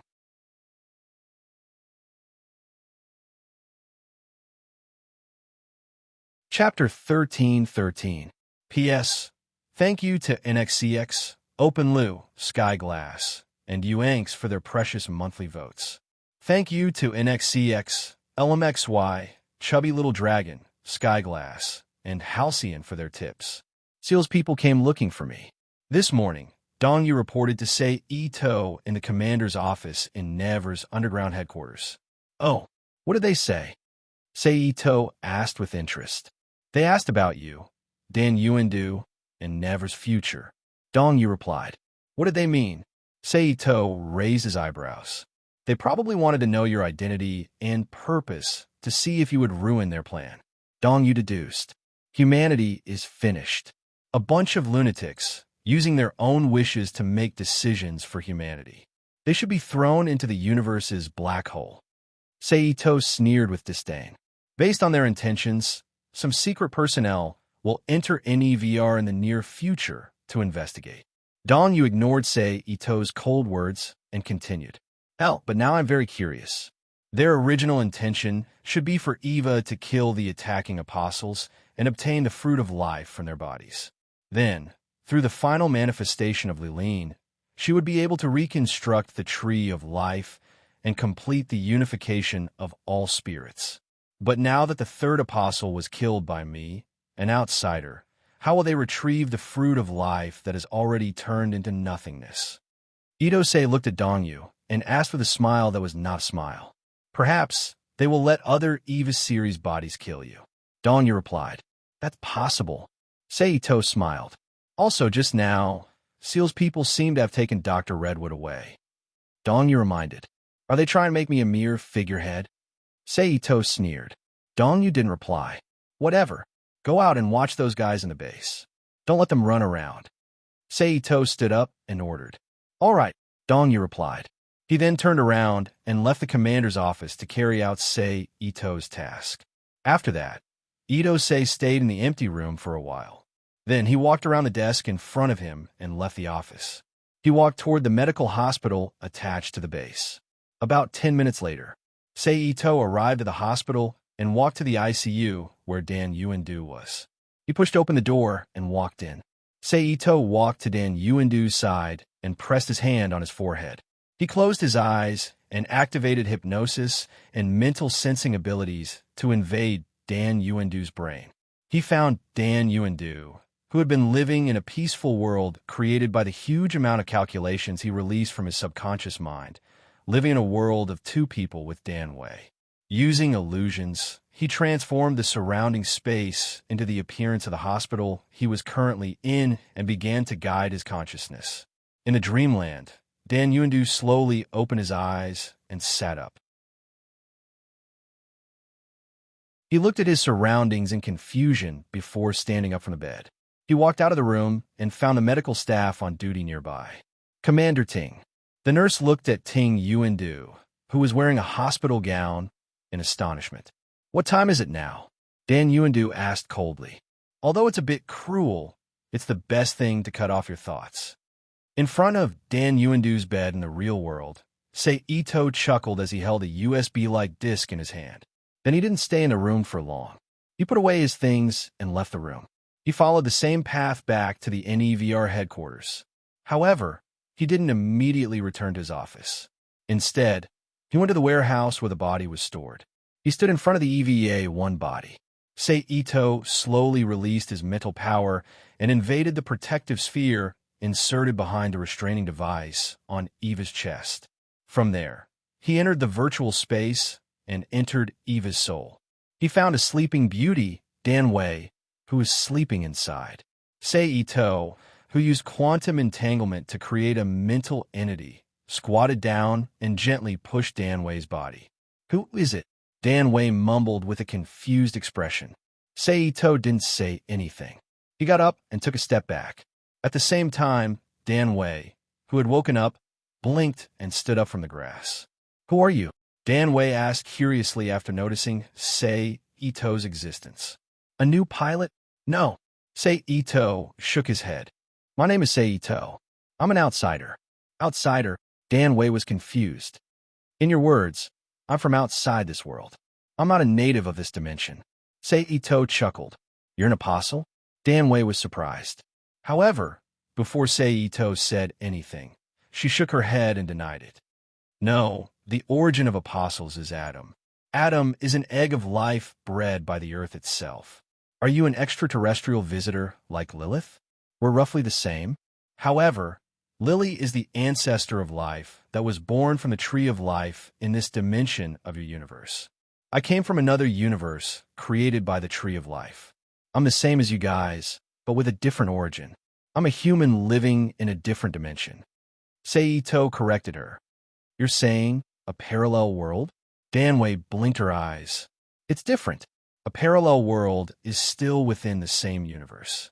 It's just another world that exists through an imaginary space effect. I came from a higher dimension. It should be considered a parallel universe." Ito thought about it and said, "I see." Dan Wei said thoughtfully, "Then your purpose in coming here is?" Ding Wei asked doubtfully. "I want to take Unit 1 and leave this universe." Ito replied. "No," Wei rejected without even thinking about it. "I'll stop the third impact and even completely destroy the entire SEAL organization. I'll destroy the Dead Sea Scroll. I'll also take Adam and Lily away, so that this world will never be destroyed again." Ito didn't wait for Dan Wei to reject and directly said, "Moreover, you don't feel like sacrificing yourself to enter that lonely world. Isn't it too lonely to turn yourself into the traces of human existence in this universe? Don't you want to see another world that's different from this one? Don't you want to take Shinji to see spring, summer, autumn, and winter?" Ito asked. "Even if that's the case, it's still meaningful. Although I feel sorry for Shinji." Dan Wei shook her head slightly. "But you should also understand that after interfering, Unit 1 won't have the chance to evolve to that stage. Are you sure you still want to stick to your original choice?" Ito asked again. "Can you tell me why you want to get Unit 1? Dan Wei asked back. "Because it's a good material. The other reason is because you're living inside it. In my eyes, you're much more important than Unit 1. Ito looked at Dan Wei, who was emitting the charm of a mature woman, and said. Dan Wei's background had to be mentioned. She was one of the students of Never's deputy commander, Dong Suki, and was one of the world's top biological researchers. She was the designer of EVA, the person who researched soul matter, and was one of the most outstanding scientists in the world of EVA. Me? Dan Wei was surprised. Yes, you. As this world's most outstanding biological expert, the designer of EVA. You're far more important than Unit 1, which is just a single material in my eyes. Ito said with a serious expression. In my current state, how could I be that valuable? Dan Wei shook her head and smiled. That's only for this universe. However, in the many worlds I've seen, there are ways for you to be reborn or even live as a soul. Plus, you have Unit 1 now. With it as your outer armor, you can live longer. Ito said, Seems like you're determined to get me. Dan Wei smiled. Yes. Ito also smiled. All right, I agree to go with you, but I have a condition. Dan Wei said after thinking for a bit. Shinji? Ito asked. Yes, I hope you can take him with you. Danwei said with certainty. Sure. Seito agreed without hesitation. There's one more thing I want to ask. How is Jindo? Danwei suddenly asked. In order to see you again, he went completely crazy. So I fulfilled his wish and let him live with you forever in the fake world he built in his mind until his life is exhausted. Seito replied indifferently. At the same time, he formed a virtual screen in front of him with his mind, showing Ing Yuandu's current situation and the various ruthless plans he had just induced from his mind, as well as his true attitude towards various people. I didn't think my leaving would hurt him so much. Danwei sighed softly. Thank you for not killing him. Danwei thanked him sincerely. Ugh, I thought you would ask me to wake him up and take him with me. Seito was shocked. Even if I asked that, would you agree? Danwei asked with a smile. It depends, but most of the time I wouldn't. It can't be helped. He gives me a bad impression. It's hard to let him go even if I want to. Seito shrugged helplessly. Actually, he's a cute idiot. Danwei looked at Dan Jindo's image on the virtual screen and said softly. Seito curled his lips and didn't say anything. You should prepare. The next time the apostles attack, I will personally pilot the prototype robot. When the time comes, I hope you can cooperate with me to fully awaken the prototype robot. Seito looked at Danwei and said seriously, The apostles have already started to move? Danwei asked curiously.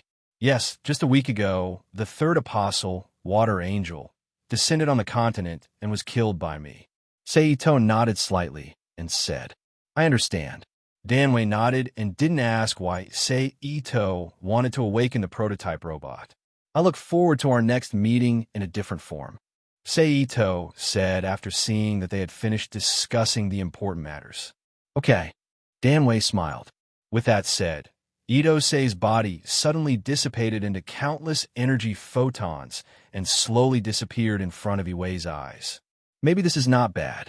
Danwei looked at the space where only she existed and muttered softly to herself. On the other side, Seito retracted his power of the will and smiled at the Eva in front of him. Then he turned around and walked back to the commander's office. Then, he left the NEVR base and rushed back to Rinbo Rei's house. As usual, he prepared dinner for Rinbo Rei. He ate with Rinbo Rei after she returned home from school, watched anime and interesting programs together, and hugged Rinbo Rei to sleep at night. The next day, in the afternoon, Akagi Ritsuko, who was still wearing black stockings, a dark business skirt, a dark blue sweater, and a white coat, came to the commander's office where Ito-sei was located. This is all the design information about the EVA you wanted, Akagi Ritsuko said as she put a document on the table. Seito reached out and took the document and looked down.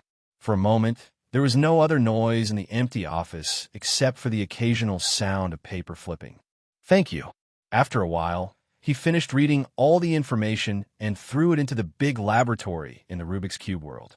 He handed it to Lloyd, Nina, Rakshita, Erica, Seito, Cecil, and Emma, who were upgrading the Red Lotus Sacred Heaven Baji style and the exclusive bodies of Gunawal, God Tiger, Flying Phoenix, and the Knights of the Round Table.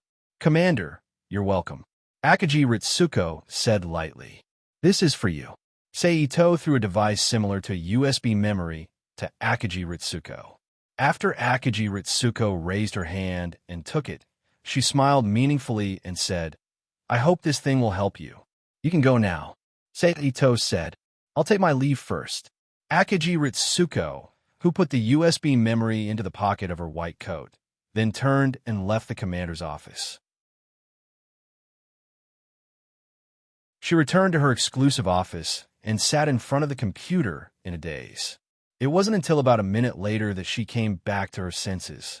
She took out the USB memory given to her by Seito and played with it for a while before connecting it to the computer. Click, click. With 2 crisp mouse clicks, a video window popped up on the computer screen in an instant. Then, a young man, who looked only in his 20s, appeared on the screen of the video, showing Akagi Ritsuko the dark side of him that no one knew. For example, in the early years, he tried his best to get in touch with Tokatsuki, who he didn't know at that time, and how he got in touch with Tokitsuki through Tokitsuki. Later, when NEVR was established successfully, how did he trick Rinbo Rei to provoke Akagi Ritsuko's mother, Akagi Naoko, so that Akagi Naoko strangled Rinbo, Rei #1 out of jealousy and anger, and finally jumped off Magi to commit suicide? Of course, in front of Akagi Naoko's grave, he pretended to be sad and knelt in front of Akagi Ritsuko, saying that she was his spiritual support and deceiving her to help him, and so on. In short, the most unknown dark side of Ao Uendu's heart was shown to Akagi Ritsuko through the video broadcast on the computer.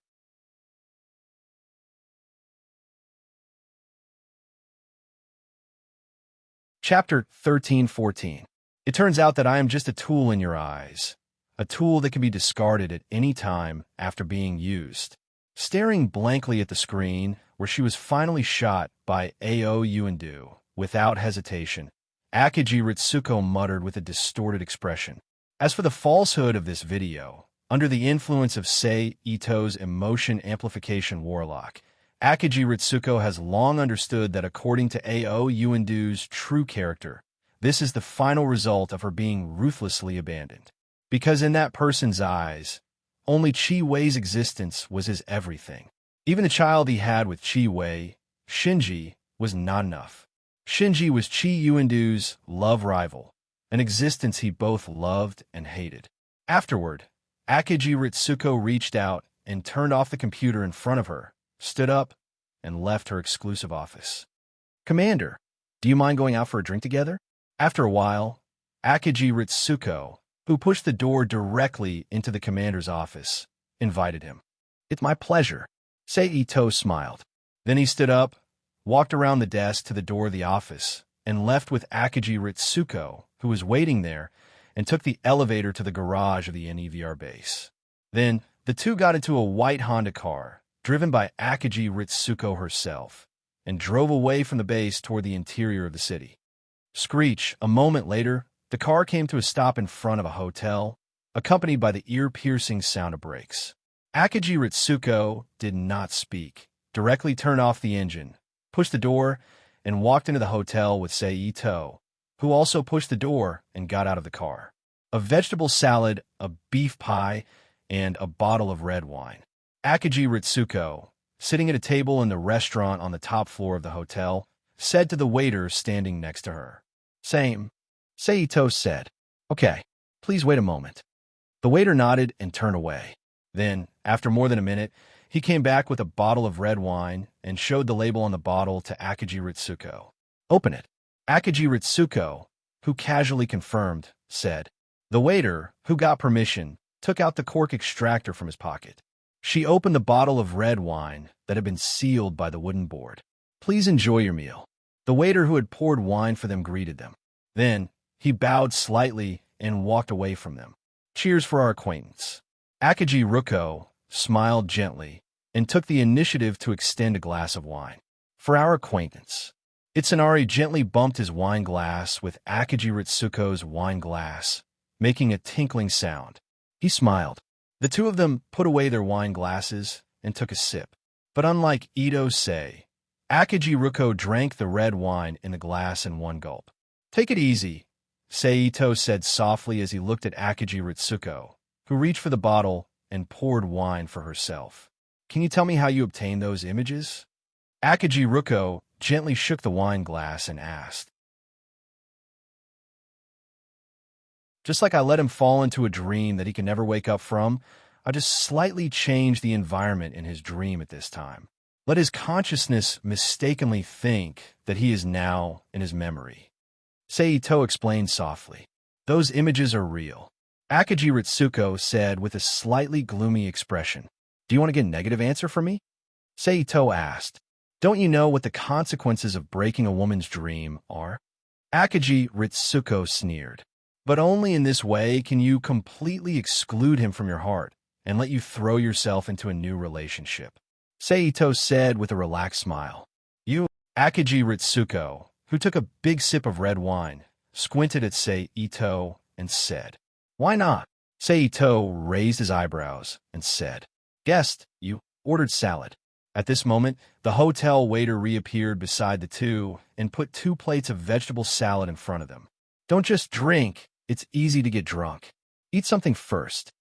After the waiter left, Ito picked up the knife and fork in front of him and said, "If I get drunk, you'll have a chance to accept it."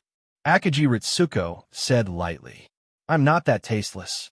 Except for some women, I always like to be willing." Ito said with a smile, "You are honest." Akagi Ritsuko said as she put a small piece of vegetable into the water with a fork and chewed it. "Although I'm a playboy, at least I know how to be responsible. Compared to some bastards who only know how to deceive feelings, I think I do a good job." Ito curled his lips. Huh. Akagi Ruko chuckled and didn't answer. "Yesterday, Seal's people came to me." After a moment of silence, Akagi Ritsuko suddenly said, "I know." Ito moved the knife and fork in his hand. He replied without raising his head, "They asked me to cooperate with them secretly. When necessary, I will smuggle out the EVA series and the things hidden at the bottom of the central vertical trench." Akagi Ritsuko continued without a surprised look on her face. "It seems that they are going to abandon this base."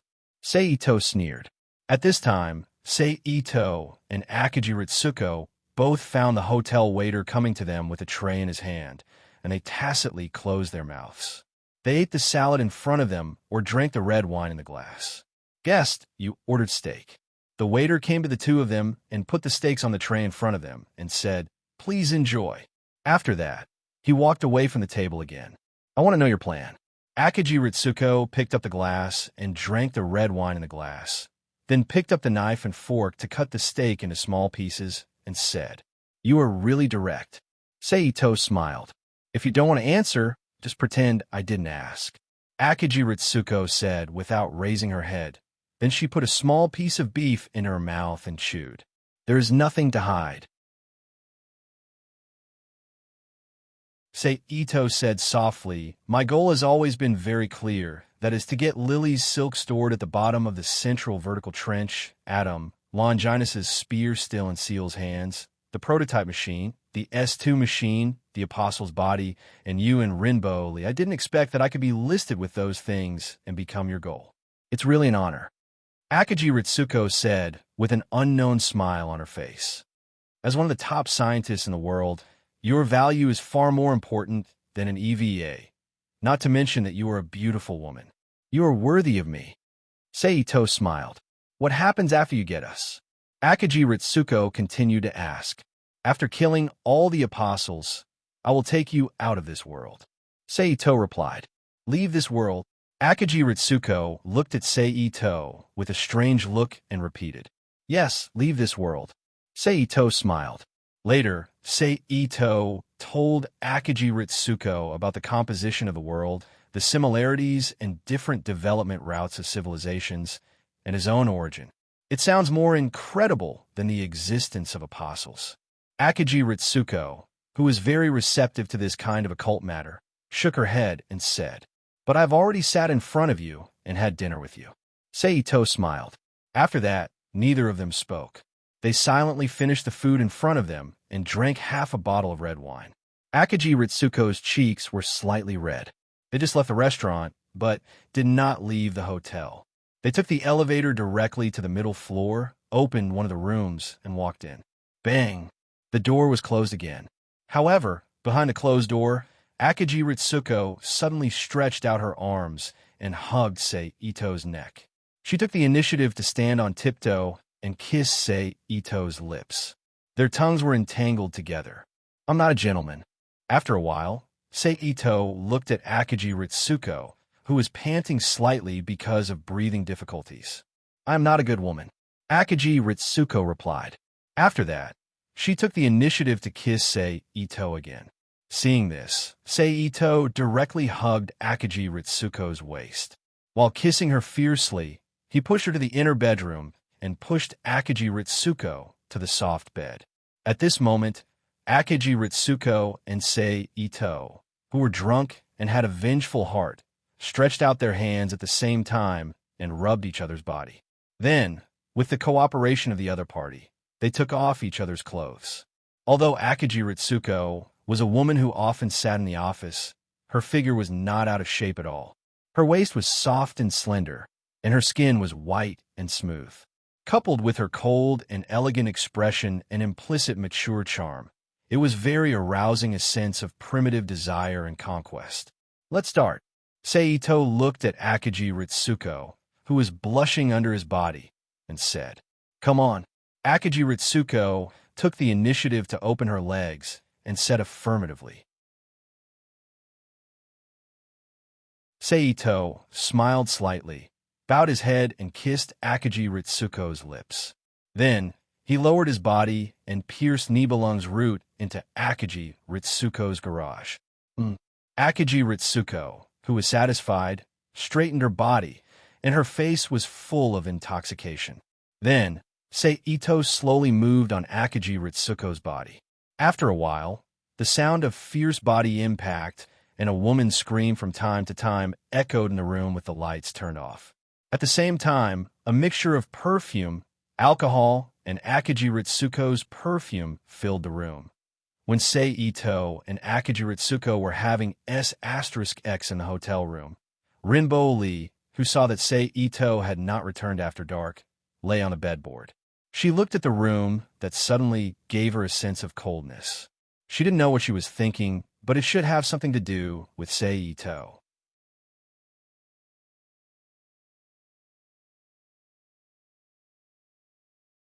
Chapter 13-15. It seems that I did a crazy thing yesterday. The next morning, Akagi Ritsuko, who woke up with the sunlight through the window, sat up and looked at Seito, who was looking at her with a smile, and sighed. "It's really crazy." Seito smiled. "Do you want to do another morning exercise?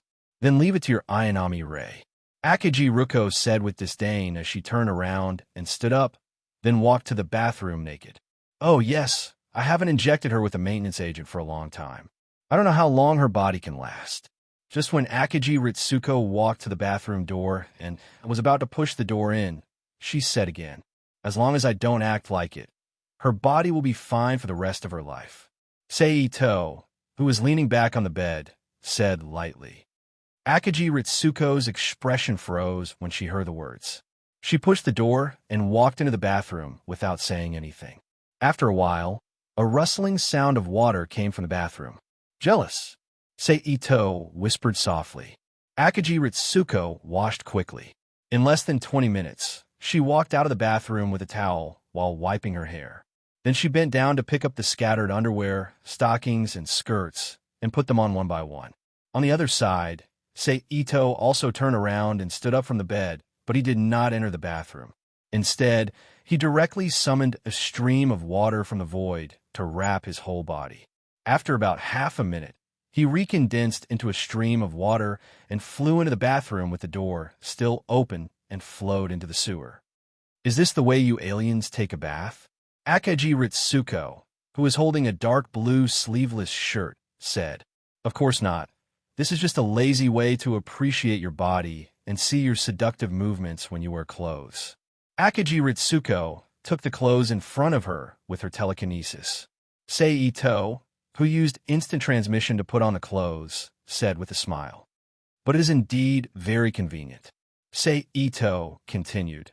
"Of course, if you're willing to accept the ability development and break through the mental barrier to obtain your own personal reality, you can also obtain an ability." "What is that?" Akagi Ruko asked. "It's like this."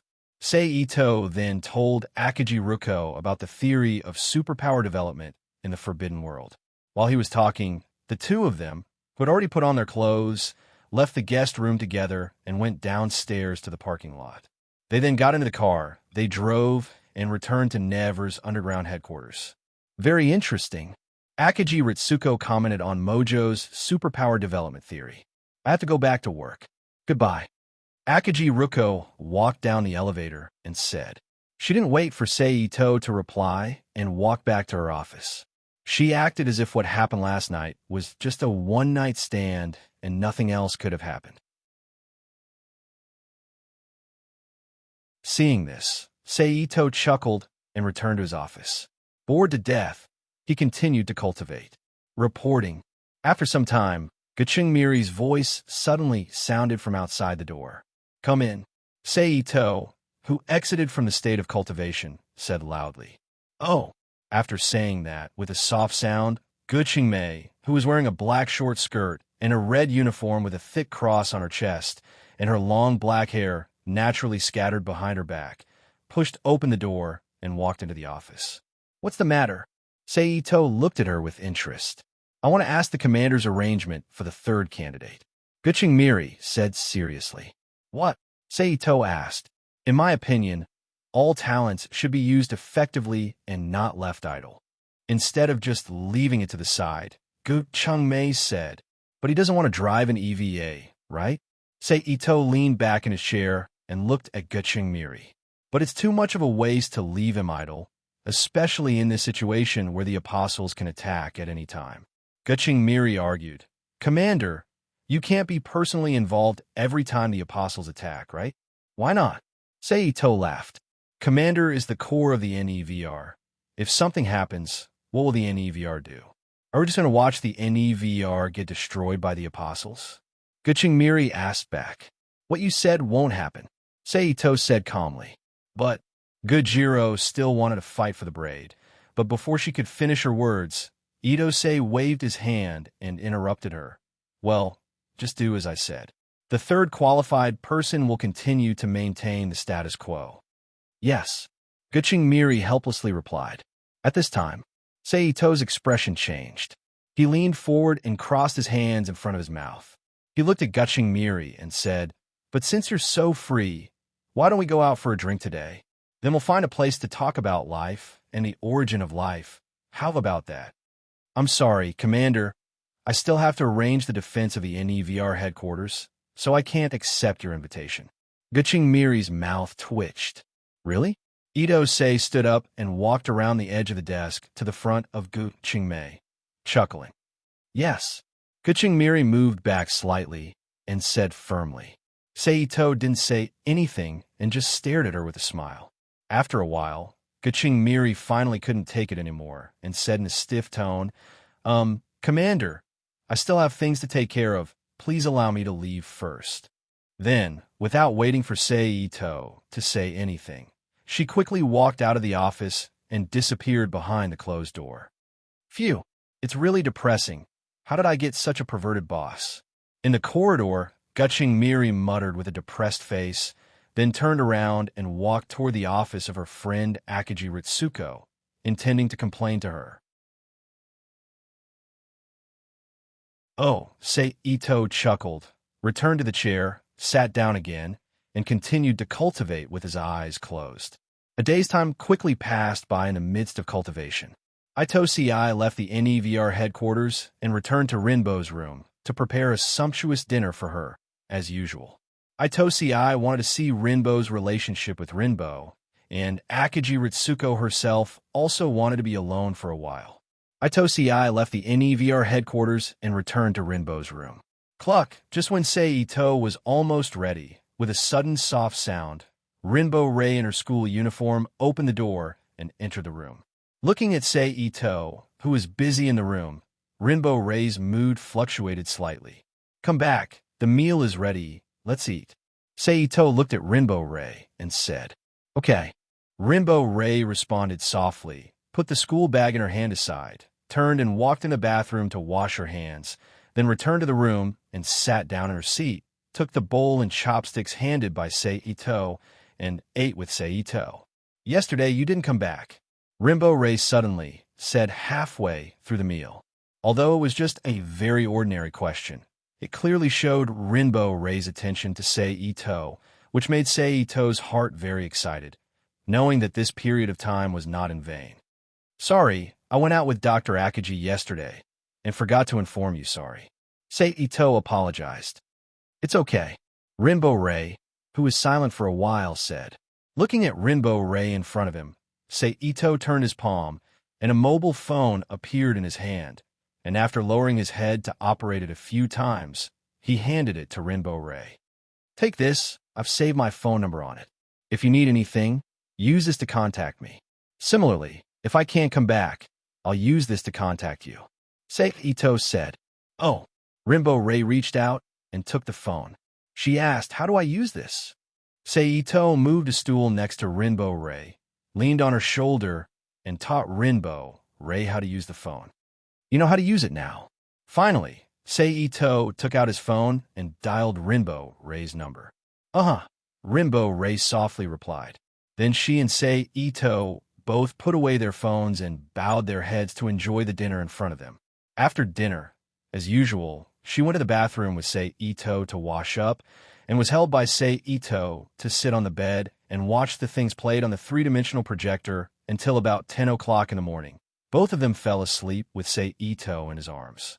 For the next week or so, he usually accompanied Rinbo Ray and deepened their feelings for each other, or occasionally spent a passionate night in a room with Akagi Ritsuko.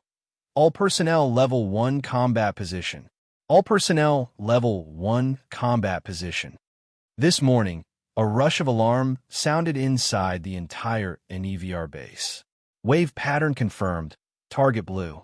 Signal received. Image displayed.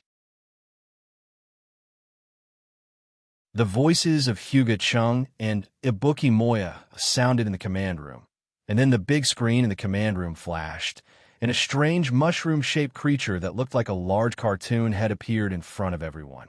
"Prepare the first plane," Seito ordered. "What?" Guching Miri looked at Seito and said in amazement. "What about the pilot data?" Akagi Ritsuko asked. "Just initialize it, leave the rest to me." Seito stood up and said, "Commander, are you going to be the pilot of the first plane?" Guching Miri was surprised. "Of course." Seito, who walked to the door of the command room, turned back and smiled at Guching Miri. Then his figure flashed and disappeared from the command room. "Logistics team, get ready to insert the bolt and initialize the settings." Akagi Ritsuko directly ordered the staff inside NEVR. Guching Miri was speechless for a long time and had to accept this shocking fact helplessly.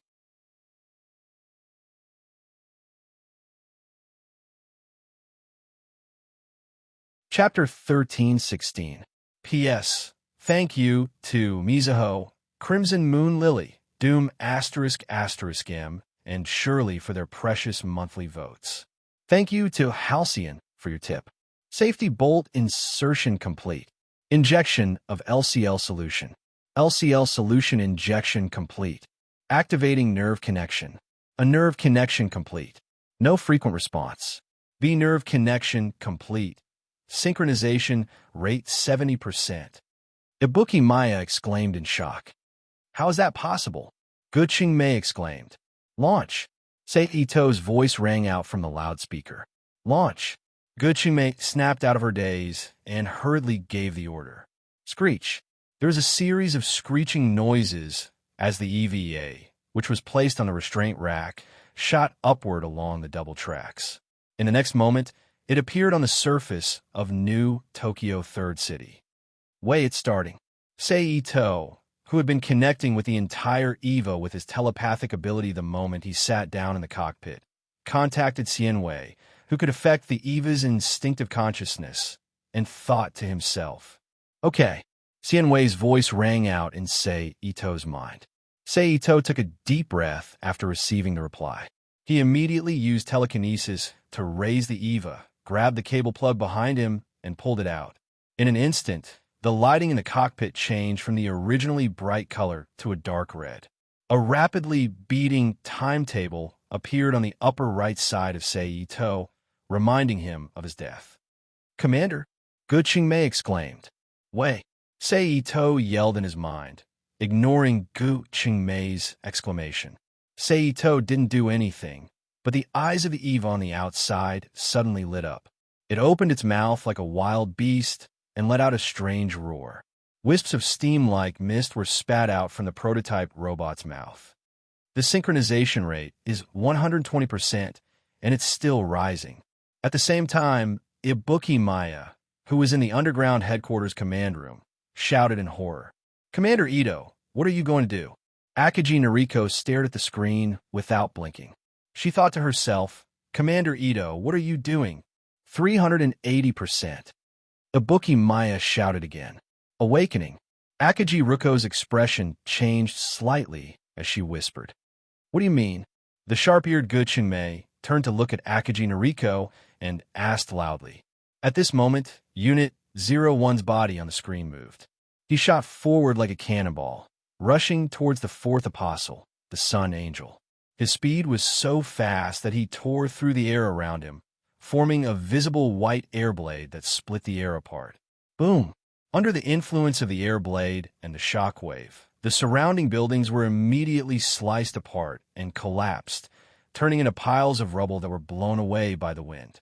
He fell heavily to the ground, stirring up a large cloud of dust. Perceiving the approach of the Eva, the Sun Angel, who had been moving forward at a steady speed, slowly stopped, then waved two thick and long tentacles, and took the lead in whipping at the Eva. The prototype mech stomped on the ground, creating a huge crater as it leapt into the air. After dodging the Daytime Angel's tentacles, when the Daytime Angel waved its tentacles again and chased after him, he stepped on the air again. Stepping on the field that suddenly appeared under the feet of the prototype robot, he continued to charge toward the Daytime Angel as if it was flat ground. The field can be used like this. Seeing the situation on the screen, Guqingmei was somewhat speechless. Seeing that the attack missed, the Sun Angel's tentacles curled, quickly retracted the tentacles that stretched out, and launched another attack at the Eva.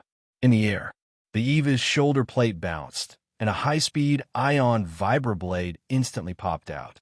It was held in the Eva's hand, and with a very sharp dagger technique, it cut the Sun Angel's tentacles into several pieces, completely opening the path to the Sun Angel. Following that, the prototype robot once again leaped into the air and landed on the Daytime Angel's back with a somersault. It then stabbed the Daytime Angel's back with a backstab. Bang! A pale yellow polygonal mosaic at field suddenly appeared and blocked the first robot's backstab. A phase shift has occurred. The at field has been neutralized. Ibuki Maya, who had been paying attention to the data in front of her, said loudly.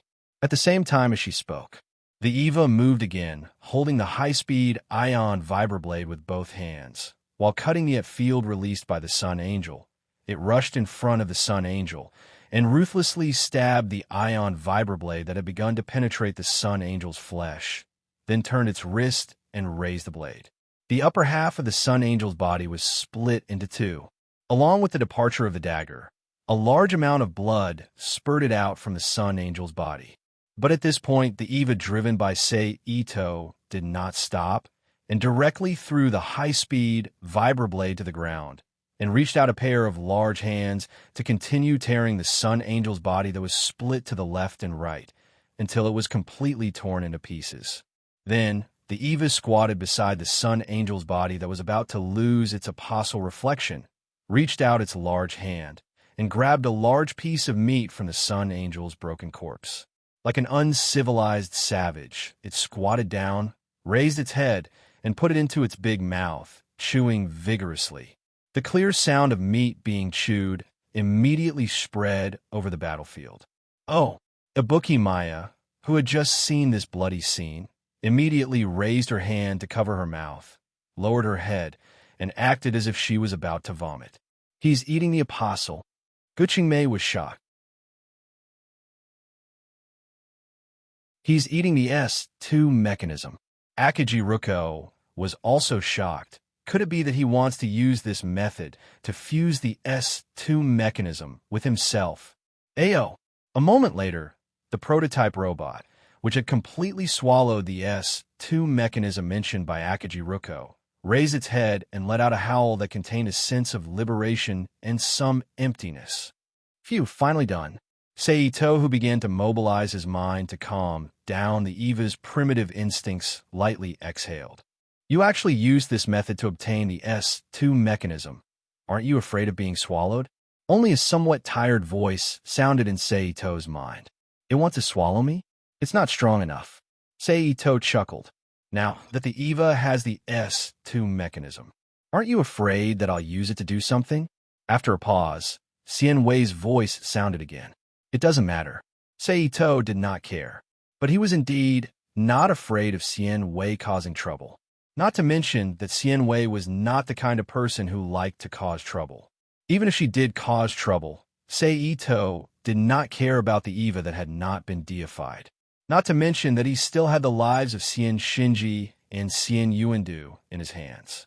Whether it was for Shinji, who had become her everything, or Xian Yuandu, who had left a clear mark in her life, Xian Wei would not do something that unwise. Call the logistics team to come over and deal with the scene. Retrieve the Eva. Sei Ito contacted the NEVR headquarters and ordered. Yes. Guqingmei quickly replied. Now, the group of old people from Sei Ito can't sit still. Sei Ito narrowed his eyes and whispered softly. Just as he expected. Less than an hour after the incident, the old people who learned that the Eva had the S2 mechanism immediately called for an emergency meeting to discuss how to deal with the NEVR headquarters in Japan. Needless to say, it was not a good thing. Because Sei Ito had taken over the NEVR headquarters in Japan, they did not trust the Japanese NEVR department and wanted to eliminate him. The old men who recovered Lilith's body finally decided to use force to destroy Never's headquarters. What about the two people we sent out before? One of the old people asked. Let them continue with the original plan. Another old person replied. Commander, the observers and backup pilots from Sei Ito have arrived. This morning, Danyu found Sei Ito, who was silently training in his office, and reported. This is the information of the two people. Danyu handed 2 folders to Sei Ito. Sei, who slowly opened his eyes, reached out to take the folder and looked down at it. However, after seeing the name, photo, and information written on the first folder, he couldn't help but let out a strange laugh.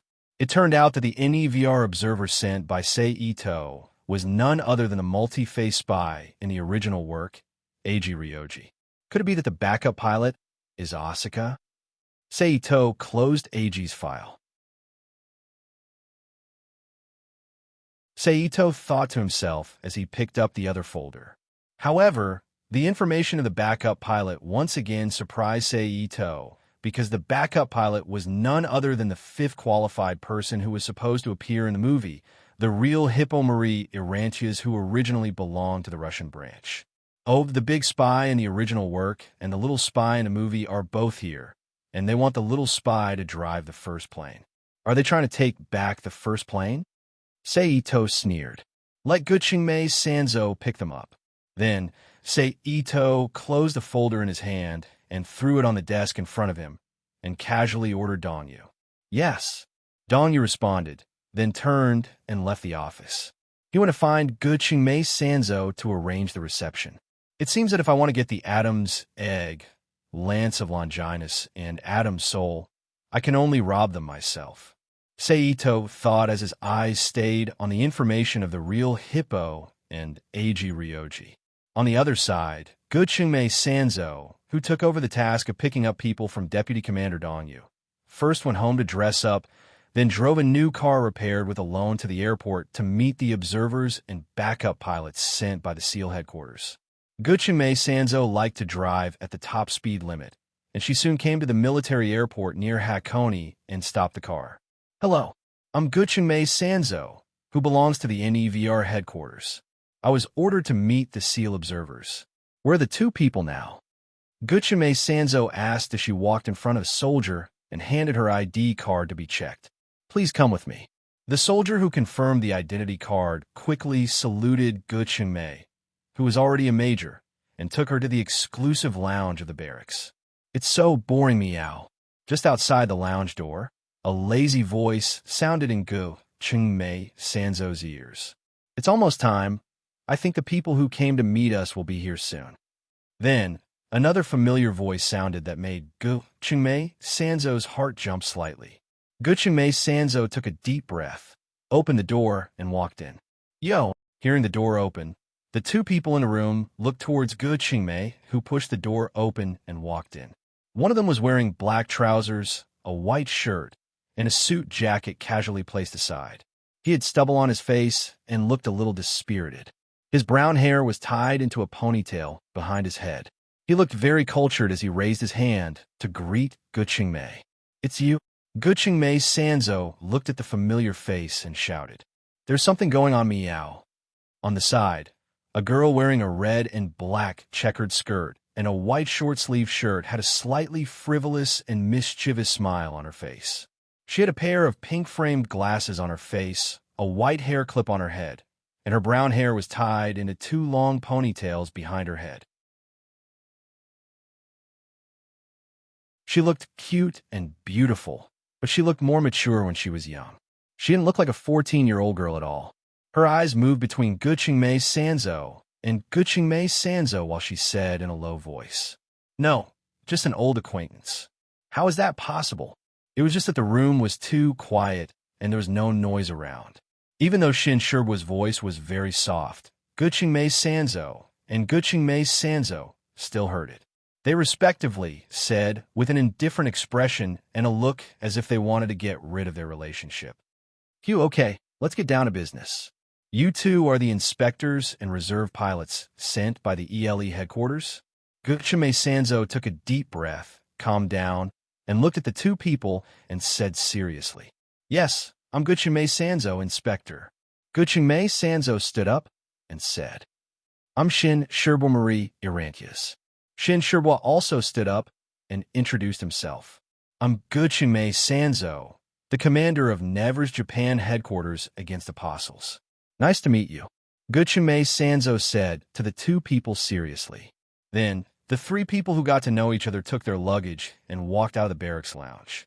They went to the parking lot and got into the car that Guqingmei Sanzo drove and rushed back to the NEVR headquarters.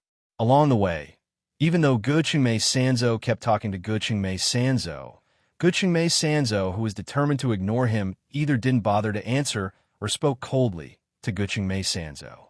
This made the thick-skinned Guqingmei Sanzo feel a little helpless. In the end, he had to keep quiet and turn to look at the streets of New Tokyo, which was as deserted as the cities of other countries.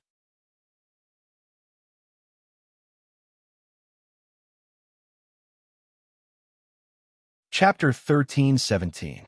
What do you think I should do with you? In the commander's office of the NEVR headquarters, Ito leaned forward with his elbows on the table and his fingers crossed in front of his mouth. He looked at Eiji Ryoji and Shin Shiba, who were standing side by side in front of him. "Oh, no need to be so troublesome. Commander Ito just needs to give me access to the NEVR. As for the position, I don't need it," Eiji Ryoji said with a relaxed expression. "Okay." Ito nodded slightly and agreed. "Dong Yu, take Eiji Ryoji to apply for an identity card."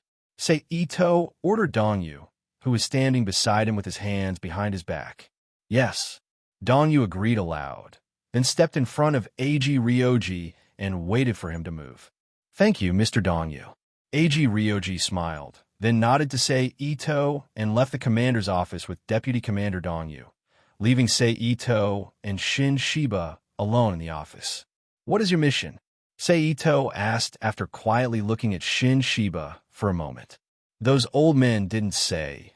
They just asked me to follow the commander's arrangements, meow." Shin Shiba replied. "Follow my arrangements?" Ito straightened up and leaned back in his chair and asked softly. "Yes, meow." Shin Shiba replied. "That's good." Ito nodded and said. After that, he moved his mind and threw Shin Shiba into the Rubik's Cube world. "Where is this?" Shin Shiba, who was startled, asked subconsciously. "You're the real Shibua, right?" "I'm Karen. From now on, I'll be responsible for everything about you." At this moment, Ku, who was dressed in dark casual clothes, appeared. Karen, who was wearing a red short-sleeved shirt and her red hair was stuck in a red headband, appeared in front of Shin Shiba and said, "Huh." Shin Shiba looked at Karen in front of him blankly, not knowing how to react. "Commander, where is the backup pilot?" It was probably because Shin Shiba hadn't appeared for a long time and couldn't be found. Guqingmei, who thought something had happened to her, came to the commander's office and asked Ito, "I have other arrangements for that person. You don't have to look for her," Ito said in a low voice. "Yes." Guqingmei and Ito's eyes for a few seconds speechlessly, and finally, reluctantly accepted the order. "It's time to prepare." Ito who watched Chungmei leave the office, stood up, and muttered to himself. He then walked out of the office and went to the synchronization rate laboratory. Commander, say Ito had arrived. Of. It's over, Akiji Ritsuko said, then stepped in front of the instrument, pressed the button to connect to the safety bolt outside the reinforced isolation window, and said, "Okay, Ling, you can come out now." Yes. Ling Bori, who opened her eyes, responded. You can sort out the apostle research data that you have obtained so far. I will send you to a place later. If there is no accident, you will probably stay there in the future. Seito turned his head and said to Akiji Ritsuko. Akiji Ritsuko frowned, then nodded and agreed. I know. Ibuki, you too. Seito said to Ibuki Maya, who was operating the instrument. Oh, okay. Ibuki Maya, who was a little nervous and depressed because she thought she was going to be separated from her senior, was stunned at first, then she responded with surprise. Then Seito nodded to the two and walked to the bathroom attached to the test room. He sat down in the locker room and waited. About 10 minutes later, Ling Bori, who was wearing nothing and holding a towel to dry her hair, came out of the bathroom. What's the matter? Ling Bori, who did not show the slightest nervousness or embarrassment, walked to the closet and opened the door to take out her clothes while asking, I will take you to a place later. Seito looked at Ling Bori's smooth back and said, Okay. Ling Bori, who took out her bra and put it on, replied without turning her head. Seito did not speak at this time, quietly watching Ling Bori put on her clothes until she finished putting on all her clothes and became a girl student again. Seito stood up, reached out, and took Ling Bori's hand and pulled her out of the bathroom. They walked to the location of the base garage. A moment later, the two stood in front of the Evo prototype. Wei, I'm going to send you out of this world. Seito released his power of the will to contact Ji Wei, who was stored in the prototype's core. Why so fast? Ji Wei was confused. We were too exaggerated before. The perverted old men could not hold it in anymore. Seito said, What about the remaining apostles? Ji Wei asked, I'm only sending you guys out. I will stay here for a while to get some things. I can also get rid of the apostles. Seito smiled. I understand. Ji Wei replied. Okay, later I will use my power to open the crystal wall between worlds. When the time comes, remember not to resist, or else the violent spatial energy will directly shatter you. Seito reminded. I will be careful, Ji Wei replied. Seeing that Ji Wei understood the main point of the matter, Seito withdrew his power of the will, opened the Rubik's Cube world, and sent the EVA prototype into the Rubik's Cube world. It was temporarily placed on another uninhabited island floating on the sea. Seeing the EVA prototype suddenly disappear in front of her eyes, Ling Bori looked at Seito with some confusion. Seito also turned his head and smiled at Ling Bori. He did not explain for the time being. Instead, he held Ling Bori's hand and walked to the location where the EVA prototype was stored.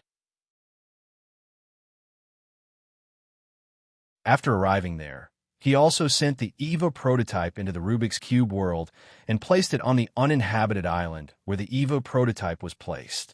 Then, Seito led Ling Bori out of the garage and found Akiji Ritsuko and Ibuki Maya, who were organizing the information. Is it done? Seito asked. Wait for another 5 minutes. Akiji Ritsuko said without looking back.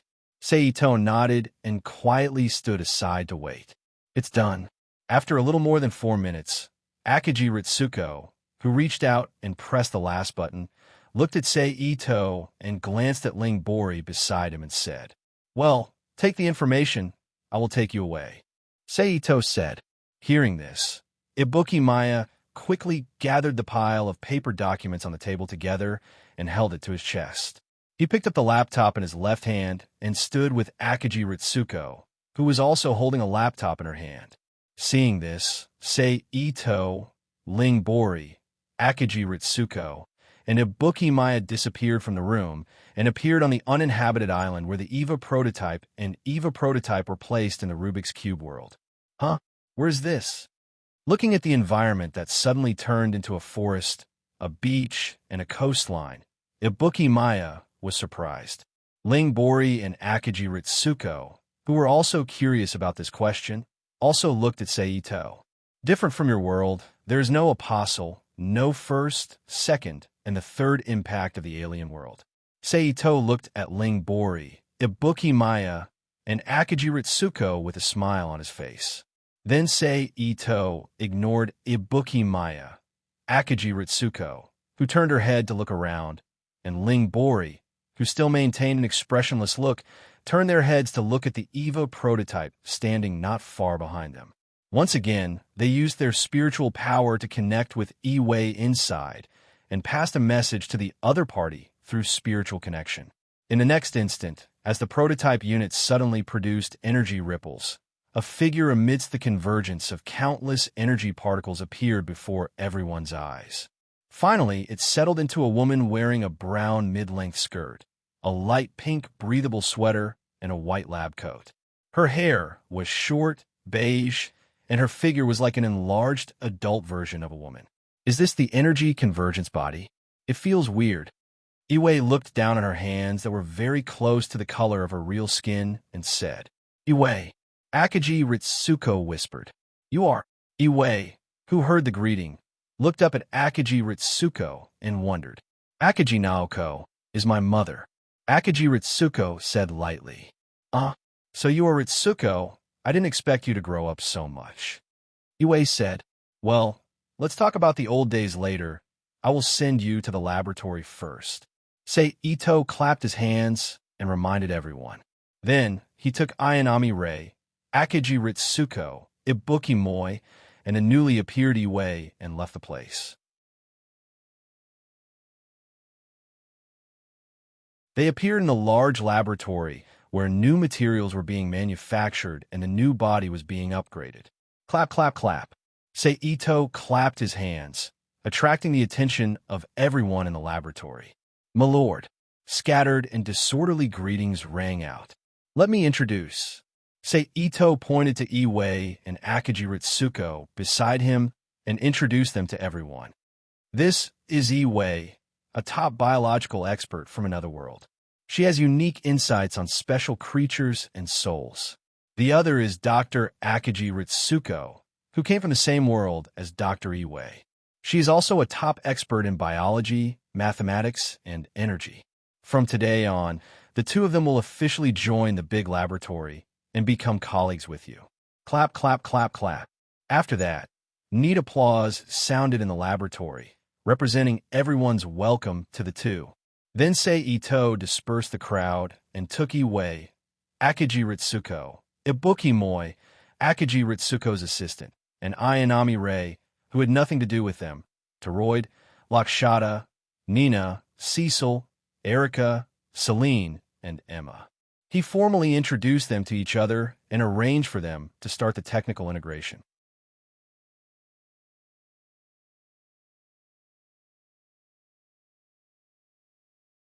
Chapter 13:18. After going out of the Rubik's Cube world, he sent the two apostle corpses stored in the NEVR headquarters, as well as Lily's body stored in the Final Dogma at the bottom of the NEVR headquarters into the Rubik's Cube world. After handing them over to the new research team, joined by Kinwei and Akiji Ritsuko for research and technical integration, Seito left the big laboratory with Rinbo Rei and came to the place where Karen was currently located. "Commander, please save me. This woman is terrifying." Seeing Seito appear, Shinbo, who was miserably tortured by the training task arranged by Karen, quickly put on a pitiful look and said, "What did you say?" Karen's expression changed when she heard this, and she gritted her teeth angrily. Oh no, I'm going to be trained again later." Shinbo shrunk his neck and muttered in a low voice. "Humph." Karen snorted coldly, turned her head to look at Rinbo Rei beside Seito, and asked, "This is Rinbo Rei." Seito introduced the two sides. "Rei, this is Karen. From today onwards, you will be like Shinbo over there, receiving Karen's guidance." "Got it." Rinbo Rei glanced lightly at Shinbo, who looked weak, and replied blankly. "Karen, Rei is more like an internal disciple. This is the case for everyone in the outside world, so please be more understanding. Seito looked at Karen and said, "In." Karen nodded and agreed. "Since we have time now, let's take you out for a good walk and let you formally get to know this new world that you will live in permanently in the future." Seito looked at Shinbo and Rinbo-rei and said, hearing that there was a walk, Shinbo, who was caught by Karen for training as soon as he entered the world, immediately regained his vitality. He left the current training ground with Seito, Karen, and Rinbo-rei with a face full of expectation. Under Seito's guidance, they began to walk around the Rubik's Cube world. And after this period of walking around, whether it was the slightly more thoughtful Shin Shirwa or the simple-minded Rinbo-li, both of them had a new understanding of the current environment and had some wild thoughts at the same time. "Well, Commander Ito, since it is unlikely that there will be a war in this world, you don't have to worry about things like the Great Impact. So why do you want me and Rinbo to receive training?" Shinbo asked curiously. "There aren't any in this world, and it doesn't mean that there aren't any in other worlds. So for safety and development purposes, a certain level of combat power is still necessary," Seito explained with a smile. "As for why I want you and Rei to undergo that kind of training. First, because the inhabitants of this world will receive such training to improve their physical fitness and abilities. Second, because the two of you have a special talent, piloting an EVA. And it just so happens that my laboratory is researching and developing a new type of battle armor that combines the technology of many worlds. If everything goes well, you will most likely become one of the strongest combatants in this world, like Karen, and become the protectors of this world." "Oh." Shinhibo nodded thoughtfully. "Of course, this kind of thing is voluntary. If you don't want to, you can also enter the school like the residents here. Learn the special knowledge here and become someone like them." Seito stopped and turned his head to look at the big electronic screen installed on the outer wall of a high-rise building on the street. The screen was showing the fight between two espers. "Can I also have the same ability as them?" Shinhibo asked with bright eyes. "Yes." Seito nodded affirmatively. "As long as you study hard and complete the designated courses. Of course, even if you can't meet the requirements through your own efforts, you can also purchase the development drug through other means to become an esper." "Oh," Shinhibo responded casually. Seeing that Shinhibo was very interested in the game on the screen, Seito, Karen, and Rinbo-li temporarily stopped and waited for the game on the screen to end. It didn't take long for them to wait. It was less than 2 minutes. On the screen, the battle between the two superhumans ended with one of them defeating the other and obtaining victory. Then, Shinhibo, who withdrew his gaze, continued to stroll on the street with Seito and others, savoring the street prosperity and novelty that the new century Evangelion world did not have. That was it. It wasn't until 3 or 4 hours later that the group ended their shopping trip and returned to the duplex building built next to the training ground. Each of them chose a room to rest. Naturally, Seito slept in the same room as Karen. "Commander, I apply for an immediate lockdown of Sanrio, Tokyo, and send ground crew to search the entire city and underground headquarters." Gu Chengmai slammed her hands on the table in front of her, leaned forward, and stared at Seito and said loudly. "No need," Seito said lightly. Gu Chengmai frowned, still staring at Seito without blinking. The mysterious disappearance of Machine Zero, Machine Zero, Machine Zero, Machine Zero, Akaji Ritsuko, Ibuki Maya, and the Apostle's corpse you mentioned were all transferred according to my orders, so there is no need. Seito continued. Gu Chengmai quietly looked at Seito for a moment, then straightened up, took out her identity card and gun, and slammed them on the table. Her tone was calm, but one could clearly feel the hidden anger in it. "Commander, please allow me to apply for resignation." "Denied." Seito refused without hesitation. "Then I apply for an extended leave." Gu Chengmai said again. "Also denied." Seito shook his head slightly. "Resignation is not allowed. extended leave is also not allowed. But you didn't even inform me, the military manager, about the matters in the base. What's the point of keeping me? Keeping an idle person waiting for you to take advantage of me. Good Changmili finally exploded. I plan to give this base to you after the Apostle attack is over. Say Ito quietly looked at Gu Changmili for a moment and said, "What do you mean?" Gu Changmili frowned and questioned. "I will stay until the Apostle attack is over. After killing all the Apostles, I will leave never." Say Ito said lightly. Then, he lightly smiled and said frivolously, "Of course, you can also choose to take advantage of me now and leave with me." "What do you mean?" Good Changmili was confused and angry at the same time. Just the literal meaning. Seito stood up and smiled. "Okay, think about it yourself. I'm leaving." After saying that, his figure flashed and suddenly appeared behind Gu Changmei. He waved his hand and grabbed Gu Changmei's butt. Then, without waiting for Gu Changmei to instinctively hit him with her elbow, he flashed and disappeared from the office again, leaving only his voice echoing in Gu Changmei's ears.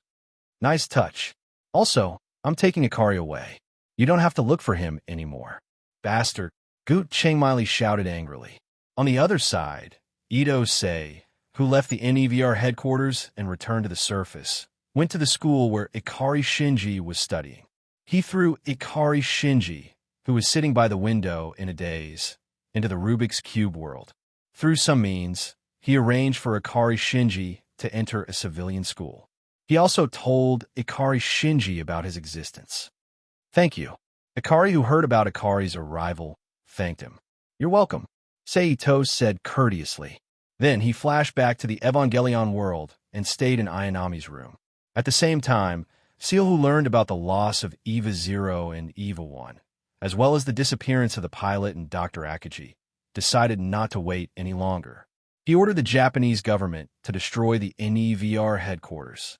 Half a day later, a large number of tanks, planes, and armed soldiers appeared in the third New Tokyo City and launched an attack on the NEVR headquarters. Under the assault of the special forces and heavy firepower, the underground portal was quickly taken down by the military, and they began to attack the NEVR headquarters. "Bastard," Gu Changmili, who received the news, cursed. "Did you get in touch with Commander Ito?" Gu Changmili asked Aoba Yamao. "Not yet. I'm trying to contact him." Aoba Yamao replied without turning his head. "What's wrong? Did you miss me?" As soon as Aoba Yamao's voice fell, Seito's voice sounded in the command room. At the same time, his figure appeared in the room and reached out to hug Gu Changmili's waist. "Look at the trouble you caused." Gu Changmili, who broke free from Seito's embrace, said angrily, "It's just a small problem." Seito chuckled. A large number of unknown energy signals detected. Hyuga Ikari suddenly said loudly, "Don't worry, those are the defense forces I eliminated." Seito walked to the console and pressed his hand on the surface of the instrument. He activated his ability to input the identification signal into the system and said to Seito. As soon as he finished speaking, the screen in the command room flashed. A large number of cylindrical multifunctional combat robots appeared on the screen. Lasers and lasers flew at the soldiers who invaded the NEVR headquarters and quickly rushed out of the NEVR headquarters. "Issue a concealment order. Tell all staff to hide," Seito ordered in a low voice. "Yes." Hyuga Ikari agreed, then turned on the broadcast in the base and issued a concealment order to all the base staff. "Look, it's solved." Seito turned and looked at Gu Changmili with a smile. "Solved? Oh, are you sure you can resist all the time? Also, what if the other party uses an N-bomb? What are you going to use to resist?" Gu Changmili sneered. "I will deal with the N-bomb naturally.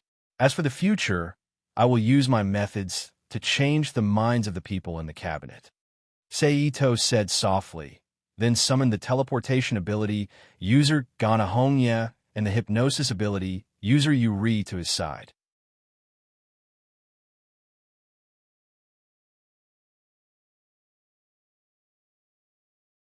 Chapter 1319. Gana Hongye, from the Pandora organization in the Pitiful Girls world, a LV6 teleportation ability user. Her unique skill was similar to the F-field. She could compress space nodes to create the Hand of God, a real terrorist. Yuri, named Yunju Yuri, also from the Pitiful Girl's world, a LV-7 hypnotist, with the title of Ghost Queen. In the future world mentioned in the original work, it was said that she single-handedly provoked the war of the entire world and fought with the 3 members of the Pitiful Girls group to the end. She was also an extremely terrifying person. "Who are you?" Seeing the 2 people who suddenly appeared, Guqingmei took out the pistol from her waist and pointed at them. Really, this kind of drama is really annoying. Gana Hongye, who turned the pistol in Guqingmei's hand into her own hand, complained. "I have a task for you," Sei Ito ordered without looking back. "Take control of the Nippon cabinet and military officials as soon as possible and make them withdraw the attack order against NEVR. Understood. Gana Hongye threw the gun back to Guqingmei, then reached out and pressed on Yunju Yuri's shoulder, launched teleportation, and disappeared from Never's headquarters. She went to the outside world to execute Sei Ito's order. "Who the hell are you?" Guqingmei looked at Sei Ito's back with a complicated expression. "You can think of me as a savior, an outsider who is about to enter the process of destruction." Sei Ito turned around and looked at Guqingmei with a smile. Guqingmei frowned, and a look of anger flashed in her eyes. Obviously, she took Sei Ito's words as a joke. "Then let me ask you, how much do you know about the second impact? How much do you know about the purpose of the existence of Seal and NEVR?" Sei Ito, who didn't need a guess, knew what Guqingmei was thinking. Hearing this, even Hajime and Hyuga, who were operating in front of the instrument, secretly pricked up their ears and listened. "Your father died an unjust death," Sei Ito said softly as he turned around and looked at the screen again. Tell me the truth." Guqingmei, who was touched by the word father, whispered. "Sure, but not now. Let's talk about it after we've dealt with those guys outside," Sei Ito replied casually. Hearing this, Guqingmei took a deep breath, forcibly suppressed the excitement in her heart, and put her mind into the battle in front of her. She began to take over the command of the multifunctional combat robots from Sei Ito. Under the command of Guqingmei, a professional combat commander, the enemy troops, who were already having a hard time dealing with the powerful attacks of the multi-purpose combat robots, were even more helpless. Not long after, all of them were pushed back to the elevators that were connected to the interior and exterior of the base. "Order all personnel to retreat quickly. Blow up the elevator and trap them underground." The enemy general shouted sternly. Under this order, the Japanese troops quickly withdrew from the elevator under the cover of some of the soldiers who were covering the rear, and high explosive mines were placed on both sides of the elevator. "Not good. They're going to blow up the elevator." Hyuga shouted. "Mark the location." Sei Ito ordered. "The first warehouse channel, the third vertical elevator channel, the fourth commuter channel, and the seventh connecting channel are all there, and they are still increasing." Hyuga replied quickly. "Keep a close watch." Sei Ito ordered. Then his figure flashed and disappeared from the command room in an instant. He appeared in front of one of the channels used for passage in an instant. He wrapped his body with psychokinesis and rushed into the passage. At a speed as high as the speed of sound, Sei Ito's figure quickly appeared in front of the mine. Without saying a word, he used instant transmission to transfer the mine, which was in a countdown state, to the center of the rapidly retreating enemy troops. Then, regardless of the result, he launched instant transmission and rushed to another passage channel. Boom! Shortly after Sei Ito left, a violent explosion faintly came from the outside of the passage. At the same time, a large mass of flames and strong wind poured into the passage through the destroyed door. It wasn't until all the thrust disappeared that it slowly dissipated. Boom! However, the moment after this explosion, several more explosions sounded one after another. But one of them directly sounded in the pipeline, blowing up the elevator connecting the NEVR underground headquarters to the surface. There was nothing he could do about it. The time set by the soldiers was simply too short. Furthermore, the tunnels were all in different directions. Even if Sei Ito rushed over, he he still couldn't remove the last bomb and let it complete its mission. Oomph. Seeing this, Ito coldly snorted and appeared in the middle of the enemy troops outside the tunnel. With himself as the center, he released a large lightning bolt that enveloped all the soldiers and weapons around him. Boom, boom, boom, boom. Under the attack of the thunder and lightning domain, the soldiers screamed in agony as they turned into charred corpses and died on the spot.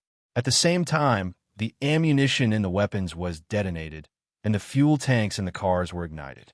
Amidst the loud boom, the cars turned into blazing fireballs and fragments, continuing to kill and injure the surrounding soldiers who were not killed instantly. Bastard! Use the N-bomb. The senior military officer who learned of the heavy casualties of his soldiers shouted in exasperation. Sir, there are a large number of civilians in the 3rd New Tokyo City. We can't use the bomb, a young officer reminded. Why haven't the civilians in the 3rd New Tokyo City been evacuated yet? The officer glared at the other party and questioned. This battle is a surprise attack. General, you didn't give the order to evacuate the civilians. The young officer reminded. Damn it, the general shouted angrily. However, he put the matter of using the N-bomb aside. After all, no matter how high his position was, he couldn't act arbitrarily.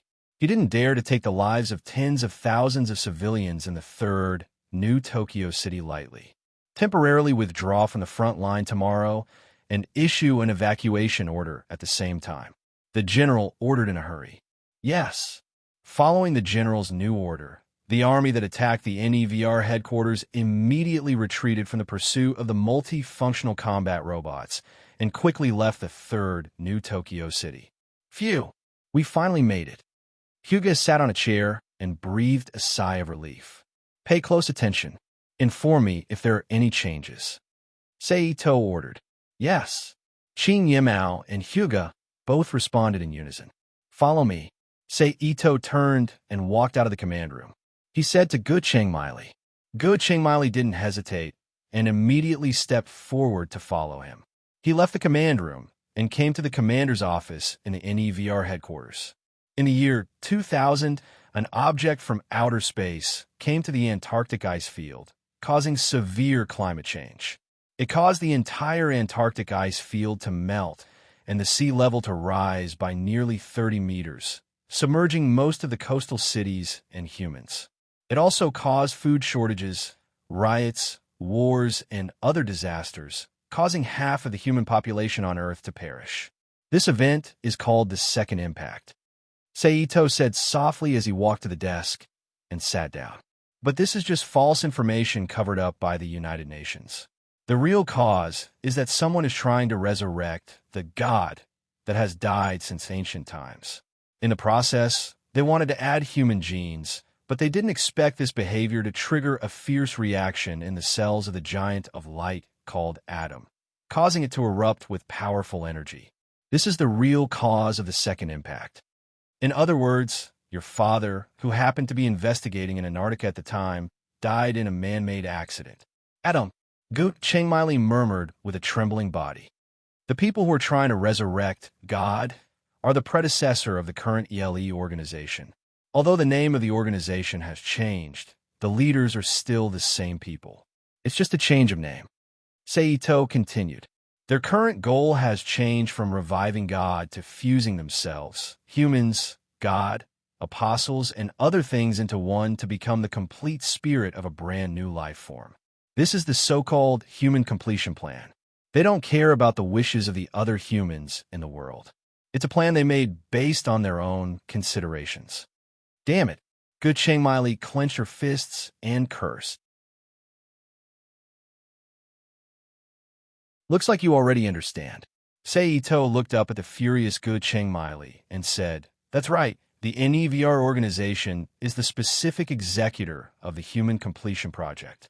So all the efforts they're doing now are for the third impact, the final fusion of humans. But the NEVR, or the NEVR led by Dan Yuandu, is a bit different. Ito chuckled and said again, although Dan Yuandu, is also carrying out the human completion project that he proposed and supported by ELE. The specific results and goals are obviously different. But as for what the difference is, we don't need to care about it. What about you? What is your purpose? Guchime raised her head and asked. Ling, Akiji Ruko, Machine Zero, Machine Zero, Machine Zero, Lily under the central dogma, the Apostle's body, and Adam. Sei Ito leaned back on the chair and looked at Gu Chengmili. Of course, I have no interest in creating the third impact or destroying all of humanity. Collecting Adam, Lily, and Eva is just for their technology and cells, so you can rest assured. Sei Ito shrugged. Then what about Ling and Ruko, Shinji, and that backup pilot Shimbo? Gu Chengmili continued to question. Your brain works fast enough. Sei Ito smiled. I need the Eve-related technology mastered by Akiji Ruko. The reason for Ling is a bit special. You can think of it as me liking her. Shinji is fulfilling a promise to someone. As for Shinbo, it's because she is an excellent pilot. Of course, her lively and cute point is also very attractive. I want to see Akiji Ruko, Gu Chengmili said. Okay. Sei Ito nodded and released Akiji Ruko. Ruko, Gu Chengmili called. Akiji Ruko nodded at Misato, then turned to look at Sei Ito with some doubts, asking with her eyes the reason for calling her out. Misato wants to see you. Sei Ito looked at Gu Chengmili. Akiji Ruko nodded, turned to look at Gu Chengmili and asked, Misato. Gu Chengmei opened her mouth and paused for a moment before asking in a deep voice, Lu, Z, he told me some things just now. It's about the second impact, the plan to repair the human race, and his personal goal. I want to ask you, is what he said true? Although I don't know how much he said to you, you can basically believe what he said. At least on those things, he doesn't need to lie to you. Akiji Ruko glanced at Sei Ito sitting next to her and replied, Can I still believe you, Ruko? Gu Chengmili said with a complicated look. That's up to you, Misato. Akiji Ruko said softly. Can I go to your place to have a look? Gu Chengmili was silent for a moment, then looked at Sei Ito and asked. Of course. Sei Ito got up and said, then stretched out his hand and put it around Akiji Ruko's waist, hugged her, and opened the Magic Cube world, then took Gu Chengmili back to the Magic Cube world and took her to stroll around the streets of the strange world. This stroll lasted for more than half an hour. You accompany Misato, Sei Ito said to Akiji Ruko. Then, he nodded to the two, flashed out of the Magic Cube world, and returned to the commander's office of the NEVR headquarters in the EVA world, waiting for the return of Gana Hongya and Yunji Yuri. Sei Ito didn't wait too long. At dusk in the afternoon, Gana Hongya and Yunji Yuri appeared in front of Sei Ito. Done, Gana Hongya said. When the time comes, you just need to say your name. Whether it's through the phone or face-to-face, those guys will immediately enter a state of control and obey your command. Very good. Thank you for your hard work. Sei Ito looked at the two with a smile. Then give me a few more days of paid leave, Gana Red Leaf chuckled. As the chairman of the Academy City, it's up to you whether you want to take a leave or not. Why do you need my approval? Sei Ito said angrily. Okay, I will send the two of you back to rest. After that, he sent Gana Hongya and Yunji Yuri back to the Magic Cube world. It's time to go to Seal and get Adam's embryo, Longina's gun, and Ju Sun with Adam's soul. Looking at the empty hall in front of him, Sei Ito thought. Then he reached out and pressed on the table in front of him, leaving a flying thunder god imprint on it. Then he stood up from the chair, launched instant transmission, and disappeared from the commander's office. He moved to the location of a member of SEAL that he found last time when he guided Isao, Yuandu's memory. RS.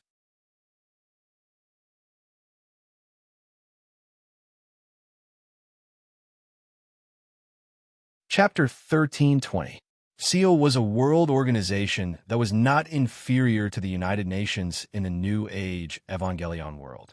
However, it did not have a real headquarters. All internal member meetings and orders were carried out through the internet. Apart from the top members, the lower members had never seen the real face of their leader. They were not aware of the existence of such a figure. If it were not for Dan Yuandu's special identity and the fact that he was the original proponent of the Human Completion Project, even he might not have been able to see the faces of the guys hiding behind the marker stones.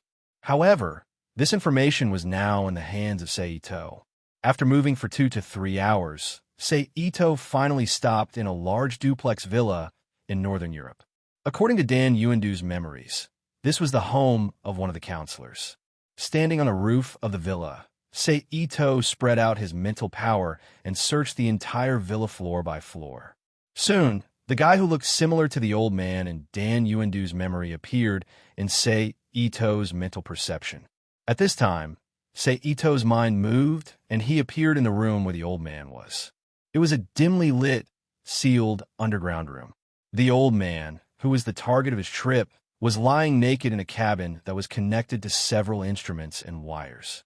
It looked like a sci-fi cabin, sleeping quietly.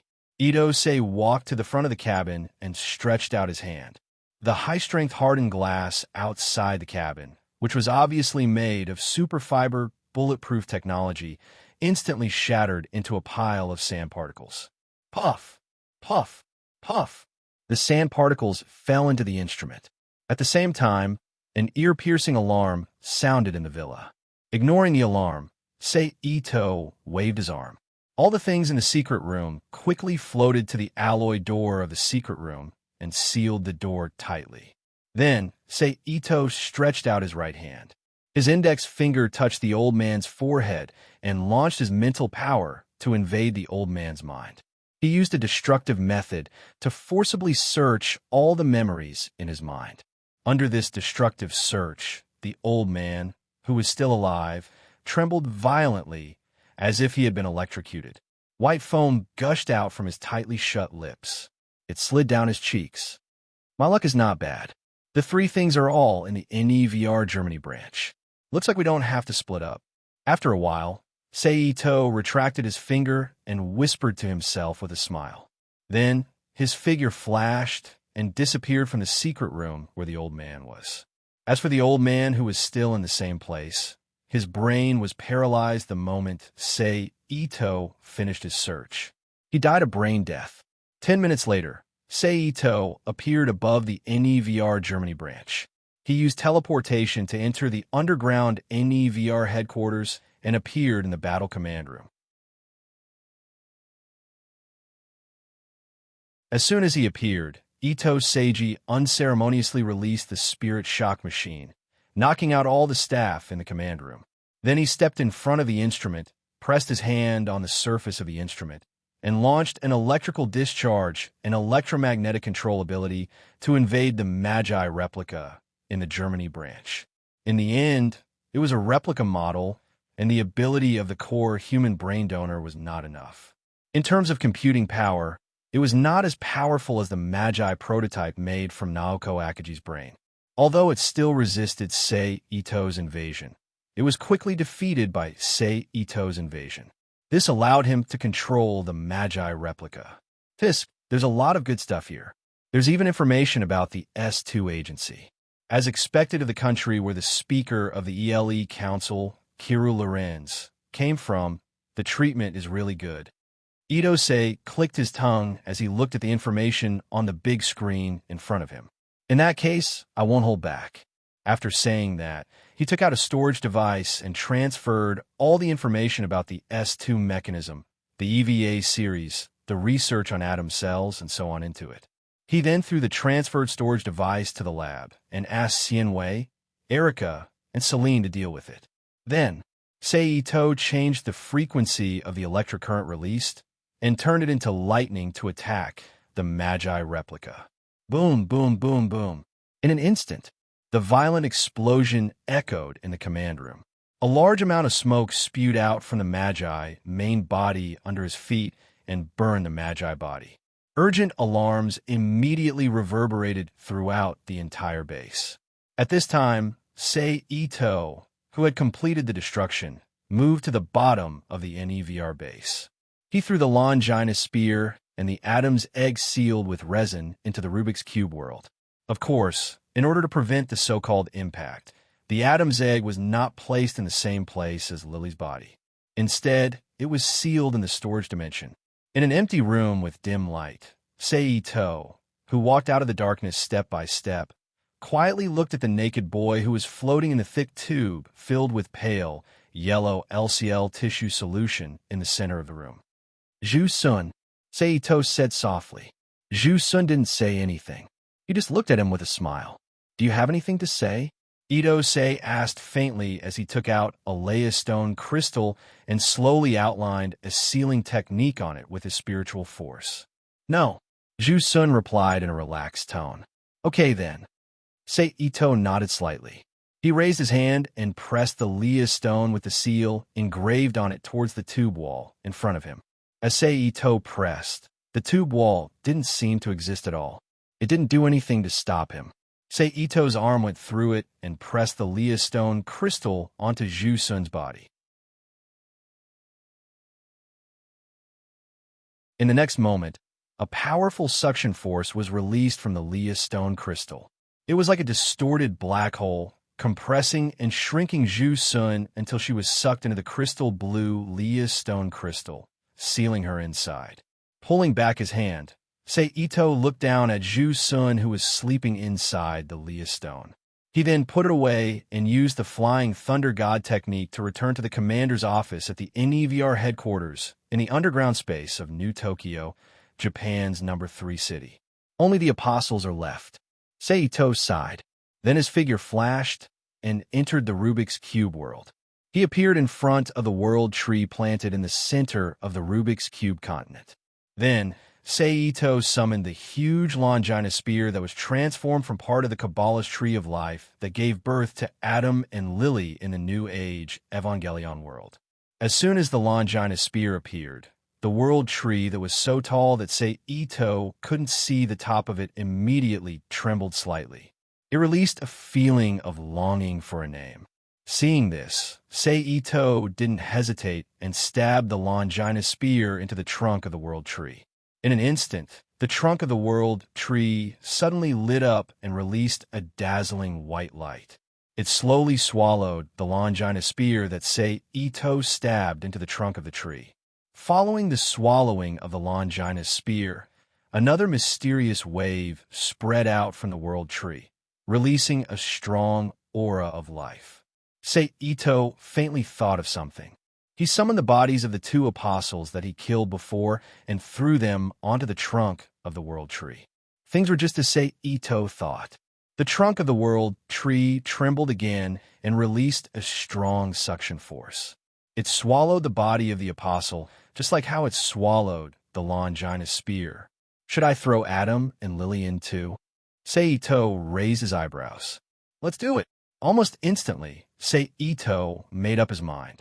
He summoned Lily's body in front of him and threw it to the world tree to swallow. Then it was Adam, the prototype robot, and Ju-sun that he just obtained. Meanwhile, the world tree seemed to have transformed into a glutton as it swallowed them all into its body one by one. I'm looking forward to your changes. Seito looked up at the tall world tree in front of him and said softly. As if responding to him, the world tree also sent a message to Seito. I'll get the rest of the parts for you as soon as possible, Seito said.